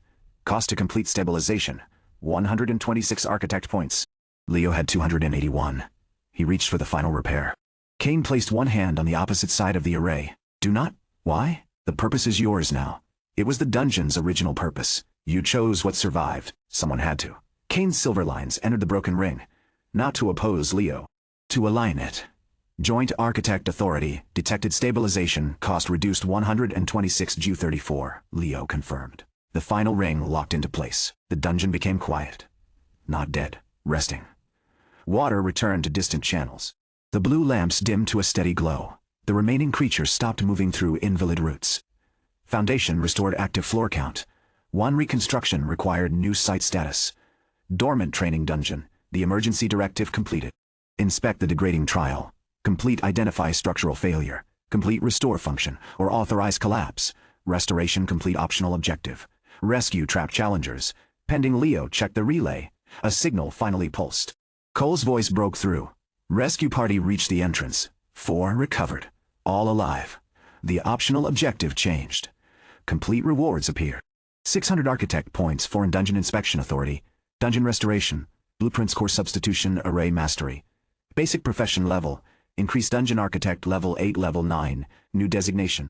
Restoration Architect. Architect Legacy Connection. 5% E 12%. A recovered principle formed. A trial without purpose becomes hunger given walls. The sentence remained above the restored array. Kane read it. His expression changed for the first time. Not surprise. Recognition. You know that principle, Leo said. I wrote it. Anna's hand moved toward her sword. Eric stepped closer. Kane did not react. How old are you? Eric asked. Older than your guild's dungeon records. Human. Yes, how? Kane looked at the foundation array. Architect sites preserve more than stone. The answer revealed little. Leo focused on the incomplete profession status. You are not fully connected to the legacy. I severed part of it. Why? The system rejected designs it considered unfair. It should. The system preserves humanity's current weakness. No, Doe. It preserves valid challenge. Kane stepped away from the array. He restored this dungeon by cutting away everything that demanded more than beginners could survive. I restored its purpose. You chose preparation over selection. Yes, then we understand each other. The words did not mean agreement. They meant the conflict had become clear. Eric raised the guild seal. You will come with us. No. You interfered with a registered dungeon and allowed its collapse. I maintained it before your kingdom claimed it. That does not exempt you. Kane looked toward Leo. Will you stop me? Leo checked the chamber. No hostile system activated. Kane had helped complete the repair. Attacking him would risk the Foundation and accomplish little. I need answers. You need experience. You knew the architect profession would return. I expected it might. Why now? Kane's gaze moved to the silver title on Leo's token. Because the world has begun needing trials again. It already had dungeons. It had farms wherein the corpses of trials. The assessment was severe. The corrupted reward systems around them made it difficult to dismiss. What created the architect's system? Leo asked. Kane turned toward the rear passage. You are asking the final question at 12%. Then tell me what I can ask. Ask why 7 architects disappeared. The number struck Leo. Ancient history contained 7 master architects. The story Bible's forgotten record had become reality. You were one of them. Kane did not answer directly. He touched the wall. A hidden construction passage opened. Eric moved to follow. The passage sealed between them. By the time Leo forced inspection access, Kane's authority had vanished from the network. He had not teleported. He knew routes the restored map did not display. Eric struck the sealed wall once. Your profession has become significantly more troublesome. Hay helped stabilize the array, Anna said. He also admitted allowing the site to degrade. He believed collapse was correct. That it is not a defense. No, Leo said. It is the reason. Eric looked at him. You are not responsible for understanding him alone. I know. You say that often, because people keep assuming I don't. Anna checked the restored exit map. The party is safe. The dungeon is stable. We should leave before another hidden architect decides to evaluate us. They returned through a simplified route. The dungeon no longer redirected them. The former combat chambers had sealed into clean stone. The surviving habitats remained closed for recovery. At the original first floor, moisture returned slowly to the moss. The displaced burrow crabs had entered a restored side pool. The fused dagger chest was gone. In its place, the system displayed an empty reward socket awaiting a fair template. The dungeon had become smaller. It also made sense again. Cole waited outside with healers and guards. The rescued beginners rested beneath blankets near the outpost. The porter's leg was splinted. The apprentice priest slept. The scout remained awake. He saw Leo and tried to stand. The man below, we found him. Who was he? An architect. The scout looked toward the sealed entrance. Like you. Leo thought of Kane's abandoned maintenance, his belief in suffering, and the way he still remembered an old principle word for word. No, then he corrected himself. Yes, but not like me. The royal and guild response began before dawn. Eric sent a preliminary report. Cole documented every known modification. The local guild suspended the dungeon indefinitely. Leo rejected permanent closure. It is stable, he said. Cole looked toward the entrance. It almost killed 4 beginners. The corrupted systems are gone. Can it operate safely? Not yet. Then it remains closed.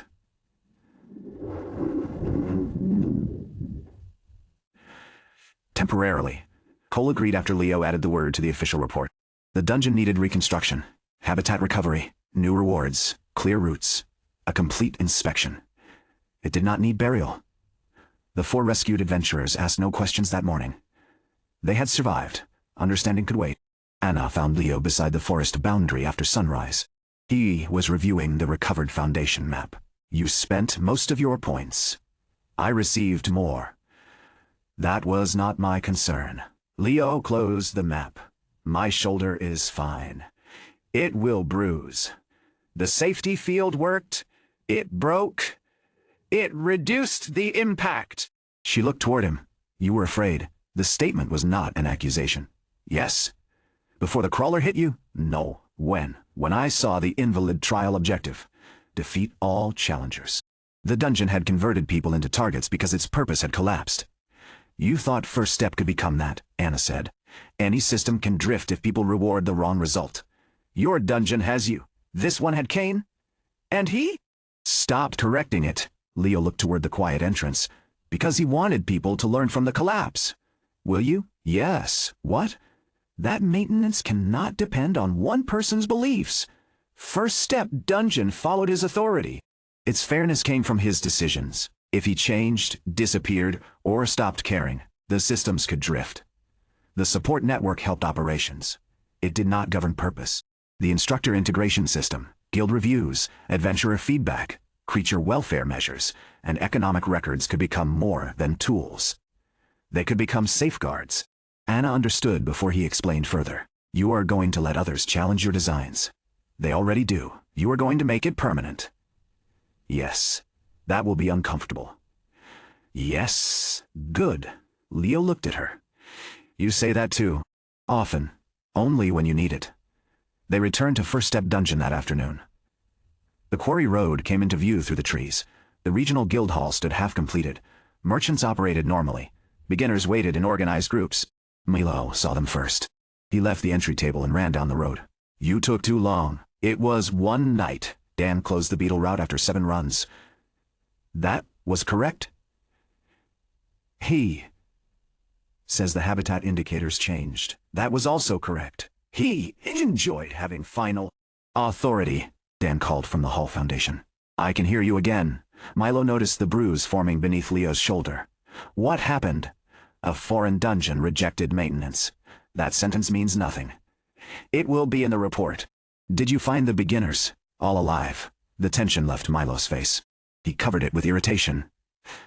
Then you should have sent the message first. We sent it through the guild. The guild posted Operation Ongoing. That means nothing. First Step Dungeon had continued without Leo. The people within it had still waited for him. He entered the workshop. Records covered the planning wall. Dan had logged every closure.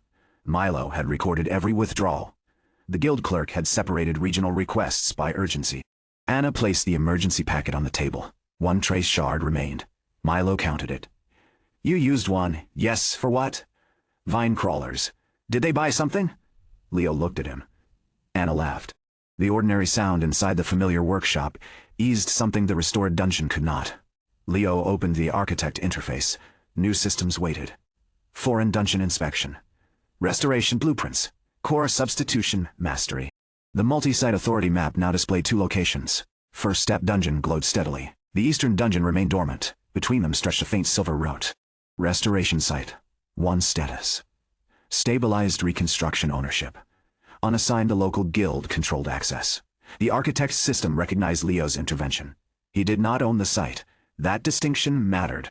He opened First Step's governance settings. Current purpose authority. Leo. Sole architect. He created review roles. Guild safety review. Instructor training review. Operations sustainability review. Creature welfare review. An adventurer feedback review. None could overwrite the purpose. Each could trigger mandatory reassessment. A design receiving repeated failure warnings would pause until reviewed. A habitat reaching distress limits would close automatically. A reward imbalance would block new entries. No single complaint could control the dungeon. No single architect could ignore every warning without consequence. The system evaluated the structure. Distributed review framework architect authority. Preserved accountability. Increased purpose, drift risk. Reduced the legacy connection responded. 12% when third-tiered. An architect designs the trial.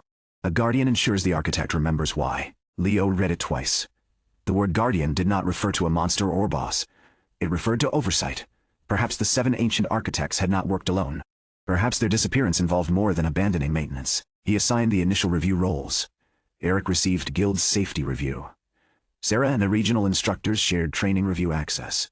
Dan received operations sustainability. Creature welfare remained system assisted until someone qualified. Adventurer feedback used aggregated data. Milo appeared in the workshop doorway. What role do I get? Entry management. That already exists. It remains important. Dan received sustainability. Dan records maintenance accurately. I records maintenance accurately. He rounded one. Wounded one. Contribution, upward. It saved time. Leo created a new role. Visitor Experience Review. WAD. Milo read the title.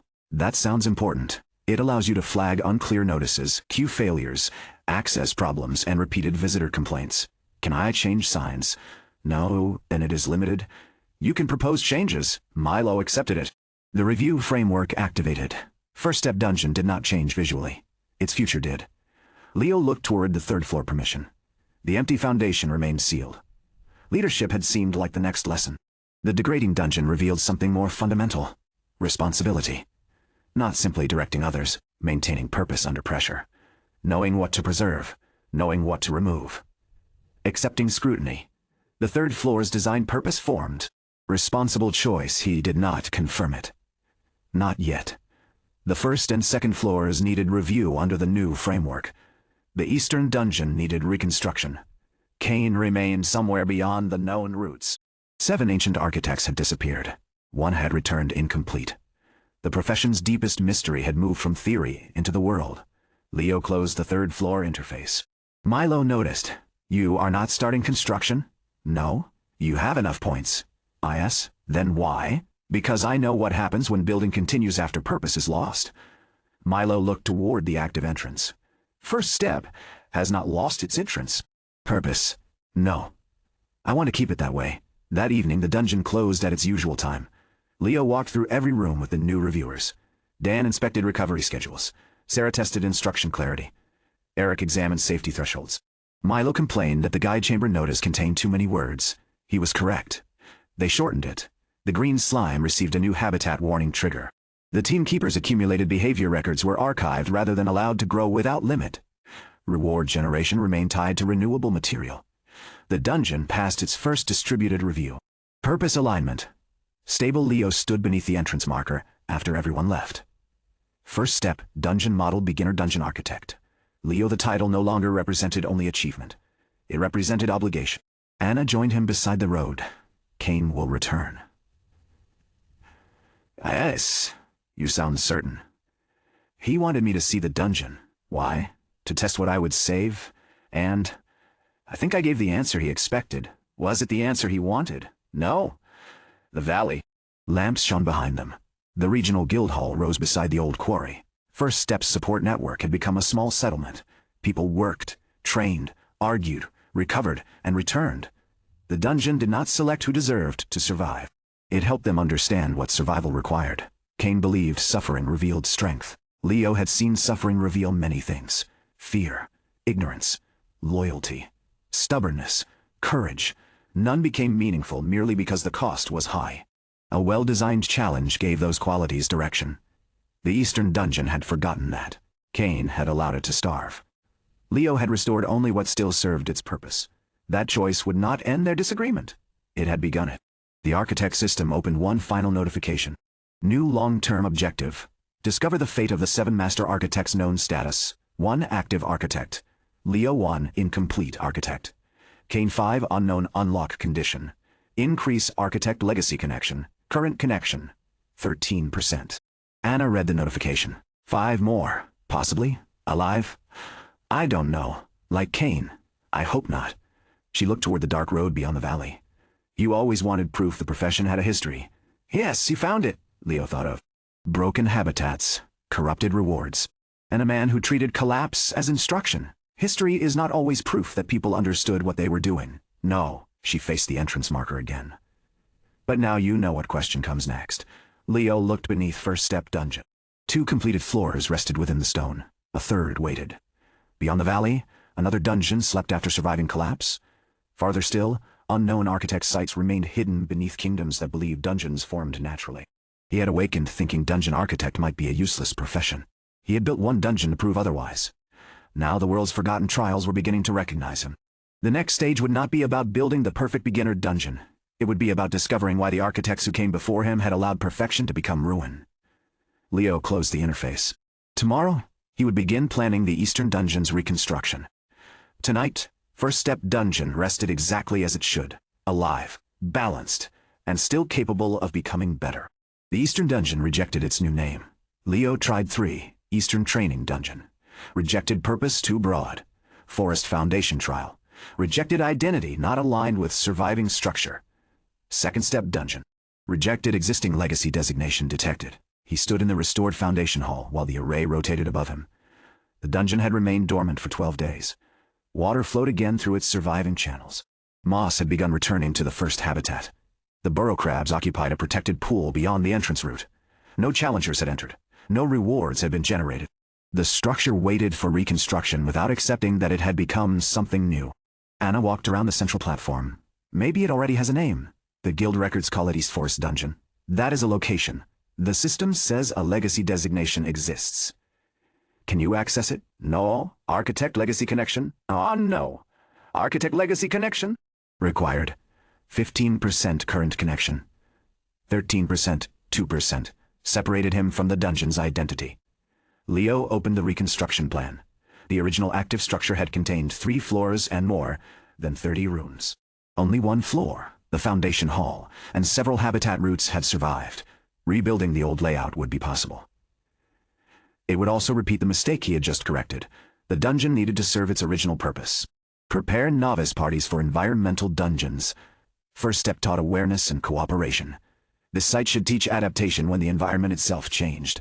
Flooding, limited visibility, shifting ground, temperature, resource scarcity,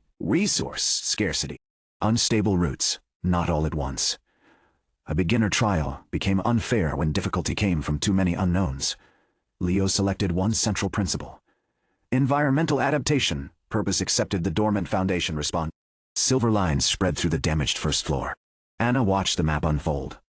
You are not restoring the old rooms. Some. Which ones? The ones that still serve the purpose. The old moss wolf habitat had recovered enough to support life. But the surviving wolves remained too agitated for beginners. The burrow crab pool functioned. The shattered bridge room could be redesigned. The dead vine habitat required months of recovery. The original route had once connected environmental challenges in a gradual sequence. Later modifications had separated them into farming zones. Leo restored the progression. Room 1 would teach observation of environmental signals. Room 2 would force preparation. Room 3 would change during traversal. Room 4 would test retreat. The final trial would ask challengers to decide whether continuing remained worth the risk. Anna stopped beside the last projection. The boss is a decision. The dungeon's purpose is preparation for environmental danger. Most adventurers believe completing the route is always the goal. That belief trapped the previous party. Missing beginners had continued after routes changed because their permit listed a full circuit. They trusted the expected objective more than the dungeon in front of them. Leo designed the final chamber with 2 exits. One led to the completion trial. The other returned safely with a smaller reward. The dungeon would present clear evidence of rising danger. A party that judged itself unprepared could retreat. Retreat would count as a valid result. Anna studied the reward structure. The completion reward is better. It should be. So people still have a reason to continue. What stops fear from deciding every run? Nothing. That sounds unlike you. Fear is information. Waited. Leo adjusted the warning sequence. Environmental signs would be visible. The choice would depend on whether the party understood them, not how brave they wanted to appear. Courage without judgment is not growth, he said. Anna looked toward the 2 exits. No. Sometimes it is just momentum. The first room reused the restored moss habitat. No wolves, only the traces they left. Scratched bark, flattened moss, worn stones, faint scent markers. Challengers had to identify which route a predator used recently. They did not fight it. They learned to read signs before danger appeared. The system accepted the room. Predator trace chamber threat. Indirect lesson. Environmental information precedes. Encounter. The second room contained the burrow crab pool. The creatures remained defensive. Water levels changed between configurations. Challengers received 3 resources at entry. Rope, a sealed lamp, a light wooden board. They could carry only 2 into the next route. The room revealed partial information about upcoming conditions. High water marks, airflow, loose ground. Choosing resources became part of preparation. The third room restored the shattered bridge. This time, the changing environment was intentional. Water rose beneath the path. Stone supports shifted slowly. Wind moved through open cracks. The party had to use what they carried. No single resource guaranteed success. Rope stabilized crossing. The board created temporary footing. The lamp revealed safe anchors in low visibility. Every combination worked through a different method. The fourth room was the retreat test. A damaged cavern appeared ahead. The system generated warning signs based on party condition. Spent resources, injuries, time, communication failures. The chamber itself did not attack. It asked one question. Continue or withdraw? Anna read the projected text. That is too direct. It should be. Then everyone will know it is testing judgment. They should. Will that change their answer? Yes, is that acceptable? Leo considered it. A hidden test of retreat would trick people into revealing behavior. A visible choice made them responsible for it. Yes. The final route remained unfinished. The environment needed a living challenge, not a boss in the traditional sense. Leo searched the catalog through the restored foundation. The site recognized creatures' first step did not. Moss wolf burrow crab, vine crawler mud. Serpent fog, heron rootback boar the moss wolf, fit the restored habitat. But its pack behavior created danger beyond beginner limits. A single young wolf could serve as a final trial, if the challenge focused on territory rather than combat. The party would enter an unstable clearing. The wolf guarded the safe path. Water rose behind them. They could fight, distract, retreat, or alter the environment. The goal would be reaching the elevated exit. The wolf's goal would be protecting its den route. No requirement to defeat it. Leo selected a juvenile moss wolf. The system refused. Surviving moss wolf population. 3 current condition.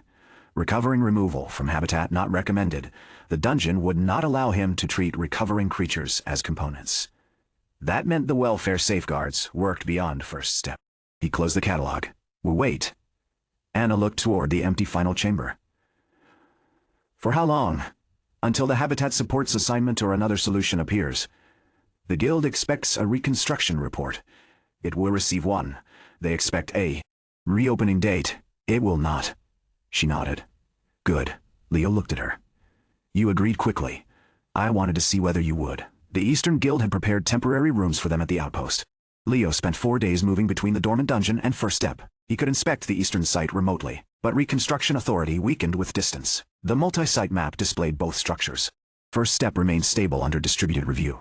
Dan reported 1 automatic habitat closure after the cave rats showed stress. Sarah revised an instruction panel.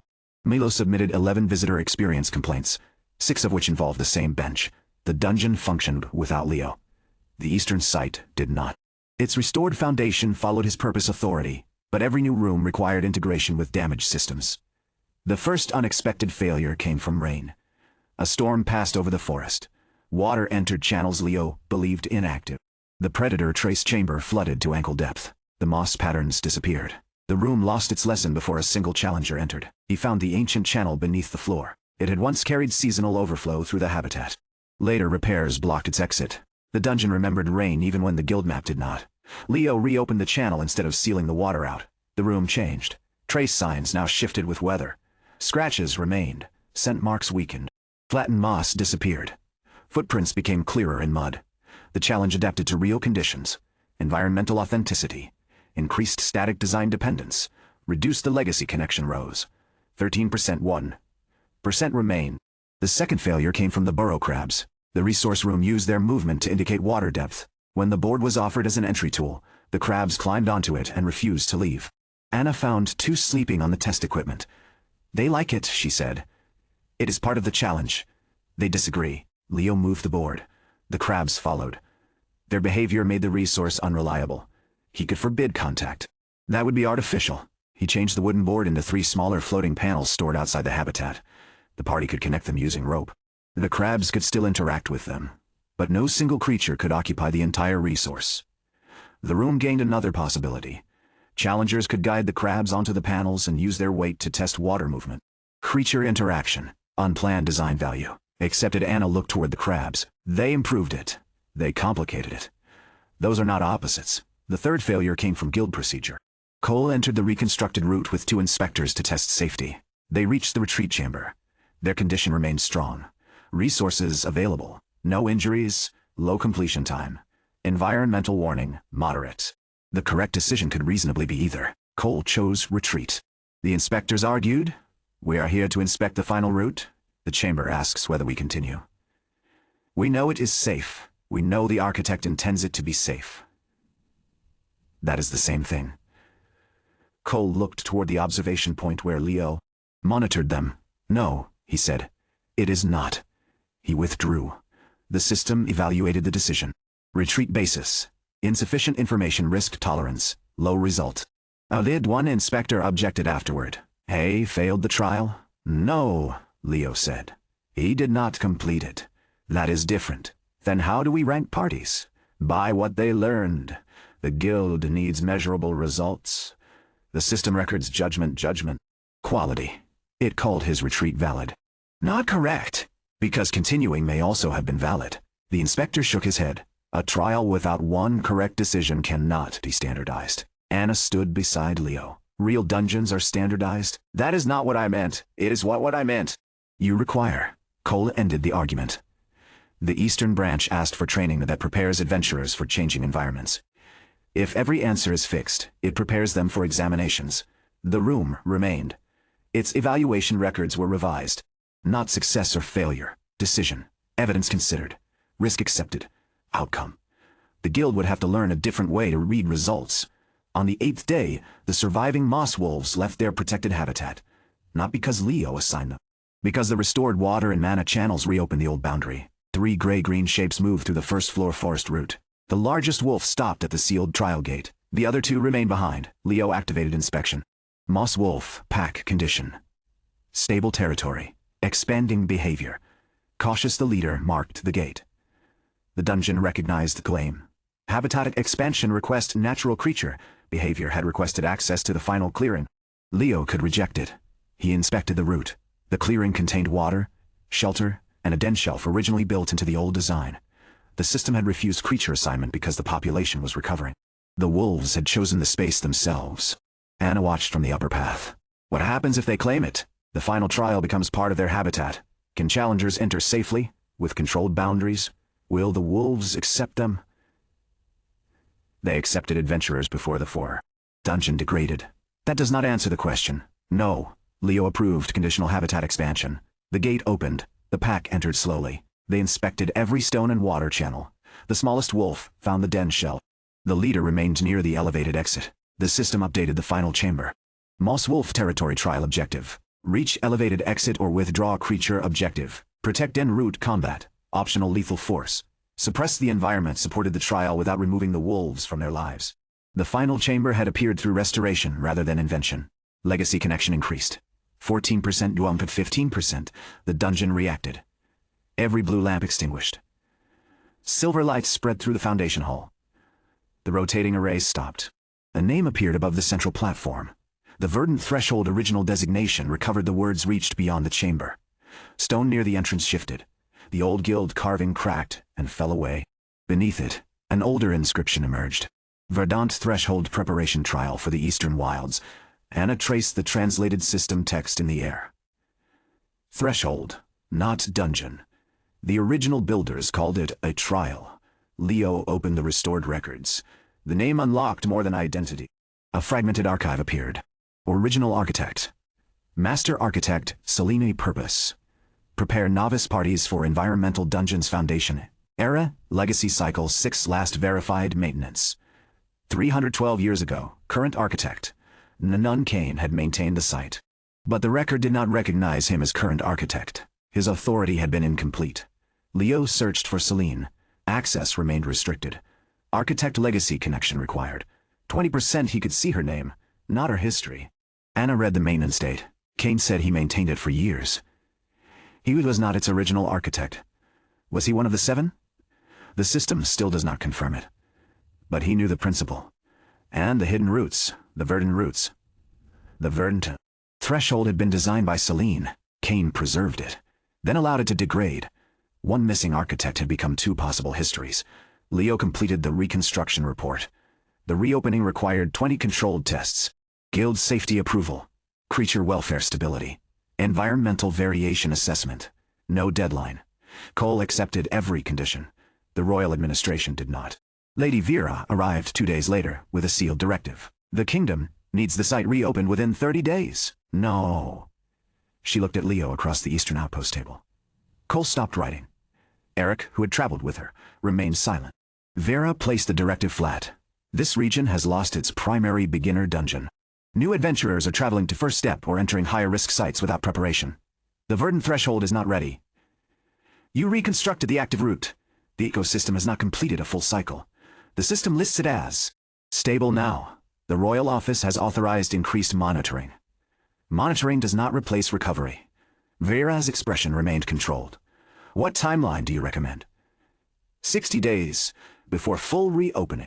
Limited testing after 2 weeks. Too long. For what? For regional demand. Demand damaged it before. The corruption came from poor management. Not use itself. Use shaped the management. Vera folded her hands. You are refusing public benefit because a perfect reconstruction is impossible. I am refusing to repeat the pressure that corrupted it. Then, define the difference between caution and paralysis. The question struck closer than the order. Leo had delayed the 3rd floor because purpose mattered. He had delayed the verdant threshold because recovery mattered. Both were correct.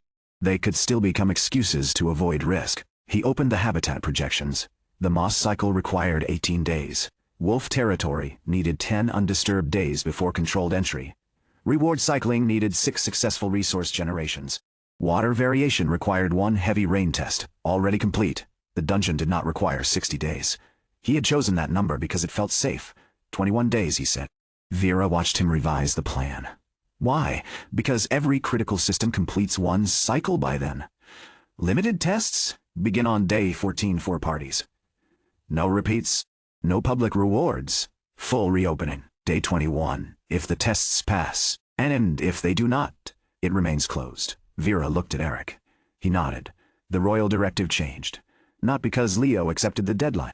Because he replaced it with evidence. Anna met him outside after the officials left. You were going to wait 60 days. Yes. Did the dungeon need 60? No, I choose it. I did not know what failure I was protecting against. That sounds like fear without information. Leo looked toward the forest entrance. Yes. She did not soften the answer. Neither did she use it against him. Now you know. The first controlled test began on day 14. The party came from the eastern branch. 4 beginners. None had entered before the collapse. Aelin instructed them to treat every room as unknown. Leo and Cole observed from the foundation hall. Anna accompanied the party under suppression, but did not lead. The Predator trace chamber began under dry conditions. The party found fresh scratches near the left path and old prints near the right. They chose right, correctly. The burrow crab room presented rising water and airflow from the upper root.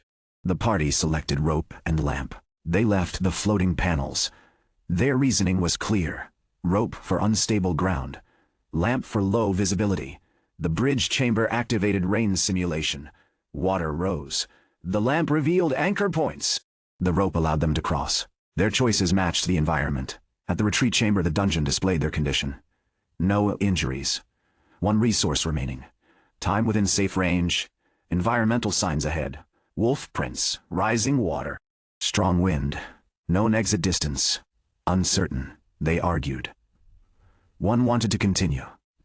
2 preferred retreat. The 4th asked what reward waited ahead. The chamber did not answer. Anna remained silent. The continuing member said, "We are still in good condition." Another replied, "We do not know how long that lasts." Then why enter at all? To learn when entering becomes a bad decision, they chose to continue. The moss wolf clearing activated. Rain fell through openings in the stone canopy. Water rose gradually behind them. The pack leader guarded the elevated path. The other wolves remained near the den. The party saw the territory pattern. 1 suggested combat. Another noticed the leader never moved far from the den route. They used the lamp to cast a moving reflection across the opposite wall. The leader tracked it but did not leave. The rope created another option. They anchored it above the water channel and crossed along the outer edge, remaining outside the wolf's core territory. The leader followed at a distance. No attack. The party reached the elevated exit. Trial complete environmental reading. A resource preparation. A risk judgment. B creature understanding. The final reward chamber did not generate treasure. It generated a choice. 1 trace, mana salve per party member. Or 1 environmental map fragment for the eastern wilds. The party selected the map. Reward value was comparable. Purpose differed. The map supported future preparation. The system approved it. The second test party withdrew. Their bridge crossing consumed the rope. 1 member suffered a minor ankle strain. At the retreat chamber, they recognized that reduced mobility increased the final risk. They chose the safe exit.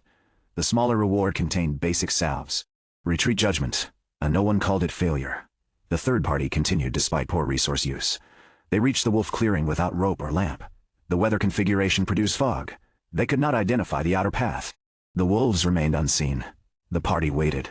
Water rose. The leader's warning growl came from the mist. They chose withdrawal from within the final trial. A protected return route opened behind them. Retreat under pressure. The 4th party ignored every warning. They rushed to the trace room, chose resources without discussion, lost the board in the water chamber, crossed the bridge through brute force, reached the retreat chamber, exhausted. Continued. Anna intervened only when one adventurer drew a blade near the den. Stop. The trial froze. The party leader protested. We can fight it, you can attack it, Anna said. That is not the same as completing the room. The objective says reach the exit. The wolf stands between us. No, don't. Its territory stands between us. The leader looked through the fog. The elevated exit lay beyond the outer water channel. The wolf guarded the direct route. They had assumed obstacle meant enemy. The dungeon resumed. The party found another path. They completed the trial but received a poor judgment score, not because they continued without using available information. The 21-day review passed. The verdant threshold reopened under limited capacity. Entry rules prohibited farming runs. No party could repeat within 7 days. Rewards rotated between consumables, maps, environmental tools, and training records. Every reward matched the trial's purpose. Guild instructors remained involved. Habitat closures were automatic. The Eastern Branch accepted every condition because the collapse remained fresh in public memory. The first week produced no serious injuries. The second produced one unexpected discovery. A party completed the final trial during a dry configuration. The moss wolves did not appear. Their territory signs led toward a sealed side route. The dungeon offered no alternative creature challenge. Instead, the party crossed an empty clearing and reached the exit without resistance. The system still gave them an A. Cole reported the issue. The boss failed to appear. The wolves chose another part of the habitat, Leo said. Then the final trial had no threat. It had terrain and incomplete information. The party expected a creature. The objective did not. Promise one. Cole looked at the record. The challengers had spent 10 minutes searching for a hidden attack that never came. Their expectations created pressure. One member argued to retreat because the silence felt wrong. Another observed that no signs indicated immediate danger. They continued carefully. The lesson remained valid. A living dungeon did not guarantee every creature would perform on schedule. Leo left the room unchanged. The verdant threshold gained its first A rating 1 month after reopening, not as a beginner combat dungeon, as an environmental preparation trial. The guild created a new classification because the old categories did not fit. First step had forced recognition of dungeon architect. The verdant threshold forced recognition that not every dungeon existed to be cleared in the same way. Legacy connection increased. 15%. 18%. The remaining 2% arrived from an unexpected source.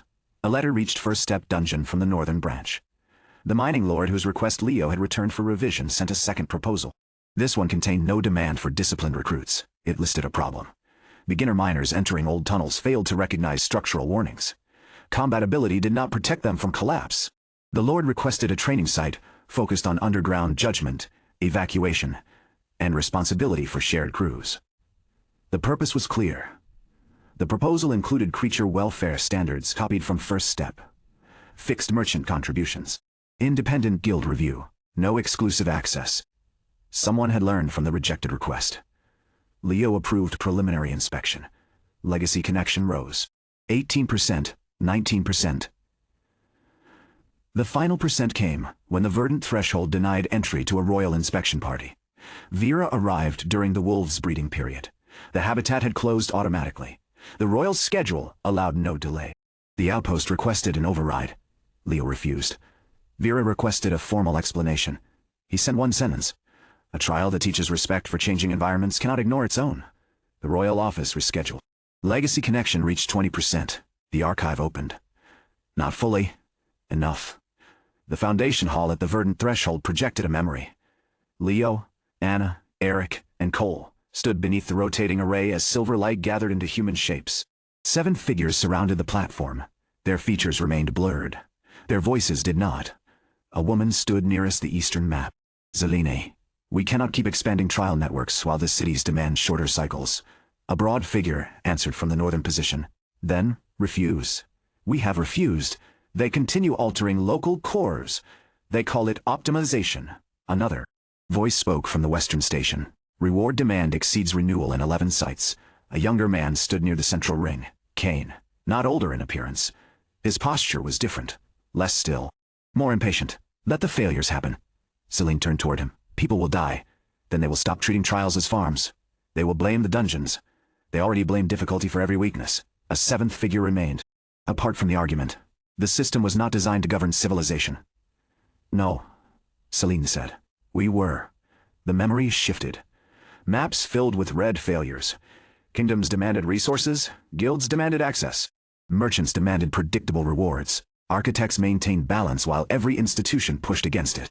Kane stood over another failing array. We repair the same damage and call it duty, Celine answered. Because the alternative harms people who did not make the decision. They benefit from it. Some do. All depend on it. That does not make every person responsible. Kane looked around the circle. Then, nothing changes. The memory fractured. A final scene appeared. The 7 architects stood before a vast silver gate. Beyond it lay darkness, filled with thousands of dormant trial maps. One figure raised a hand. We seal the legacy, another objected. Without us, the networks fail. Not immediately, eventually. Then humanity will rediscover why balance mattered. Kane stepped away from the group. Or it will grow strong enough to survive without balance. Celine looked toward him. That is not growth. It is selection. The gate began closing. The memory ended before revealing who sealed it. Archive fragment, complete known master architects. Celine. Eastern Environmental Network Kane. Status, incomplete 5 records. Locked legacy event. The severance the architect profession had not disappeared through simple defeat. The 7 had chosen separation. At least some of them had. The world demanded easier treasure and faster growth. Architects disagreed over how to respond. Celine maintained the trials. Kane wanted failure to teach civilization. The others sealed the legacy for reasons still hidden. Eric read the final record. The guilds caused this. Older guilds, Cole said. The institutions continued. Eric did not defend them. Anna looked at Leo. The profession returned because the sealed network is failing. Or because something reopened it. Kane, possibly. The system displayed the next threshold. Architect legacy connection. 20% next archive access. 35% requirements. Restore 3 legacy sites, establish 1 new trial network, recover 1 master architect record. A new trial network meant more than 1 dungeon. First step and the verdant threshold remained separate sites. The northern proposal could become the third. A network would connect their purposes: awareness, cooperation, environmental adaptation, underground responsibility. Adventurers could progress through different sites without repeating the same lessons. Leo opened the multi-site map. Silver lines linked first step and the verdant threshold. The northern location remained a distant marker. The system offered a new authority. Trial pathway design, create progression across multiple dungeons. Preserve independent site identity. Share training records with challenger consent. Recommend trials based on demonstrated needs. The perfect beginner dungeon was not one enormous structure. It could be a pathway of specialized trials. Each revealed a different weakness. Each prepared challengers for the next. Anna followed the projected line from first step to the eastern forest. You are going to connect them. Not physically. Through training. The guild will want control. The kingdom will want rankings. Yes, merchants will want rankings. Travel routes. Yes, she looked at him. You sound tired already. I know what happened last time institutions shaped the trials. You also know what happens when architects decide alone. Kane. The severance. A failing dungeon abandoned to teach a lesson. The distributed review framework had been the correct beginning. A network would need stronger safeguards. No kingdom ownership. No guild monopoly. No private access. Local review. Shared principles. Independent purpose authority at every site. A pathway that recommended, never forced. Leo drafted the foundation before leaving the verdant threshold. Trial network charter: every site must possess a defined training purpose. Every challenge must remain possible, fair, and explainable. Rewards must remain sustainable. Creature habitats must not be sacrificed for throughput. Failure must provide information. Retreat may be a valid outcome. No institution may alter a site's purpose without architect review. No architect may ignore repeated safety, welfare, or fairness warnings without independent review. Trial records belong to challengers. Shared data requires consent. The system evaluated each line. The final one remained pending. Network purpose required. Leo looked at the connected sites. First step helped beginners discover how they approached challenge. The verdant threshold helped them adapt when conditions changed. The northern site would teach responsibility under unstable ground. The network's purpose was not producing stronger adventurers as quickly as possible. It was preparing them to enter danger with understanding. He entered the words. Guided growth without forced paths, purpose accepted. The trial network charter registered. New authority unlocked. Founding architect legacy connection increased. 20% to 22%. The title did not replace first architect or restoration architect. It added another responsibility. The 7 masters had overseen vast networks. Leo had begun with 2 small sites and 1 proposal. That was enough for a foundation. They returned to first step at the beginning of autumn. The regional guild hall was complete. A carved map filled its central wall. First step dungeon appeared at the center. The verdant threshold had been added to the east. Milo stood beneath it with a group of beginners. This site does not have a normal boss, he explained. One beginner raised his hand. Then how do we win? You make good decisions. How does the dungeon know? It watches everything. Leo entered the hall. Milo corrected himself. It evaluates relevant behavior through approved systems. The beginner looked less reassured. Dan handed Leo the weekly review ledger. All habitats stable. The teamkeeper paused 2 runs after conflicting party data. Reason? Too many active memory patterns? Did the archive limit trigger? Yes. It reset after review. Sarah approached from the training board. We received requests for verdant threshold preparation classes. From Eastern parties, capital parties. They want to practice environmental signals before traveling. The network had begun functioning before the system called it 1. First step could prepare visitors for the Eastern trial. The verdant threshold could identify who needed more cooperation training. Training did not have to move in one direction. Leo opened the shared recommendation system. Consent required. Purpose limited. No full behavior transfer. Only summaries. Needs environmental awareness. Needs communication under uncertainty. Needs retreat judgment. Needs resource planning. Challengers could choose whether to share them. The first person to agree was Tom, the shield bearer who once refused to share choice vault tokens with Mira. His recent record showed improved cooperation.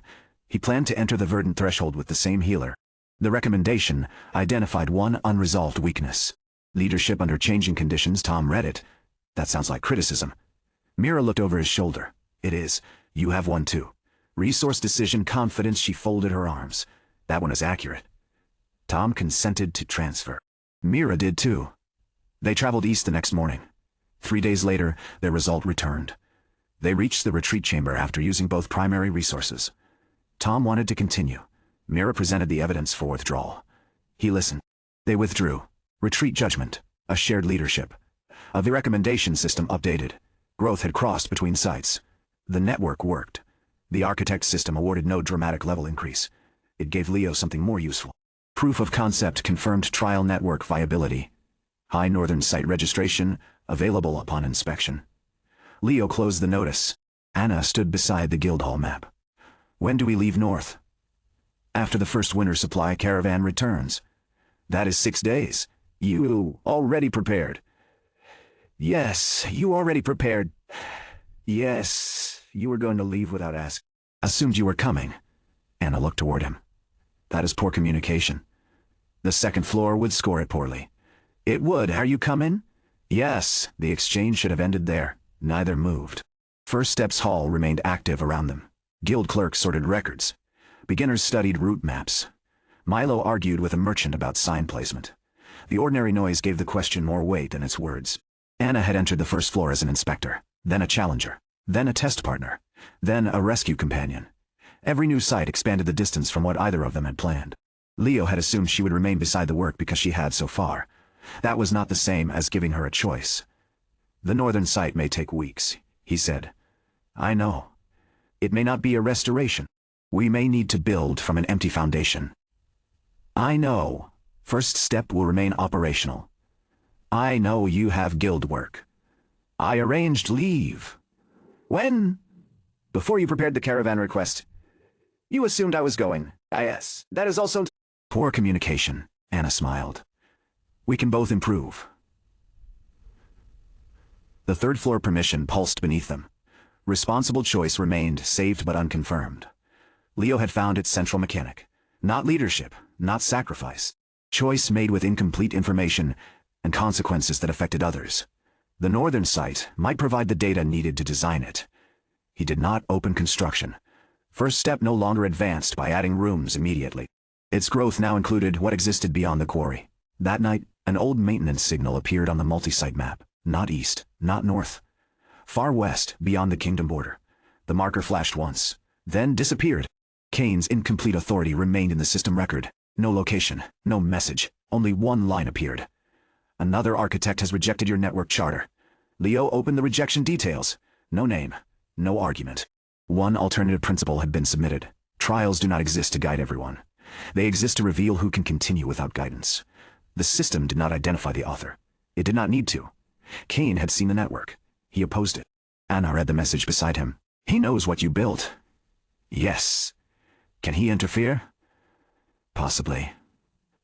What happens if two architects claim different purposes for the same network? Leo searched the legacy rules. Conflicting architect philosophies detected resolution methods. Site authority system evaluation challenger. Outcomes architect contest. The final method remained locked. Architect contest, a trial designed by opposing architects. Purpose determined by measurable outcome. The system had a formal structure for ideological conflict. The Seven Masters had likely used it before the severance. Kane's rejection was not only disagreement, it was preparation. Leo closed the contest notice. He cannot change first step. Can he change the verdant threshold? No, Dotati. Not while my restoration authority remains active. Can he build his own site? Ah yes. Then he will. Leo looked toward the western edge of the map. Kane believed harsh trials produced stronger survivors. He had centuries of experience. Hidden roots, old authority, knowledge of the legacy.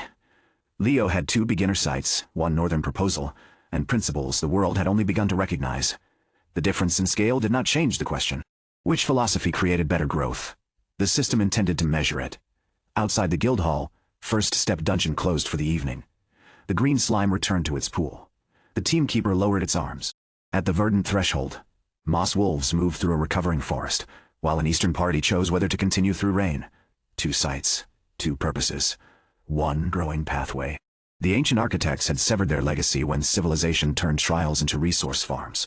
Kane wanted suffering to restore meaning. Leo wanted purpose to restore growth.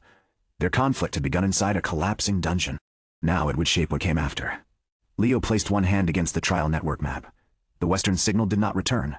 The northern site remained available. He chose the next step. Inspect Northern Foundation, request the system accept it. A silver line extended toward the mountains. At the same moment, far beyond the border, another line appeared.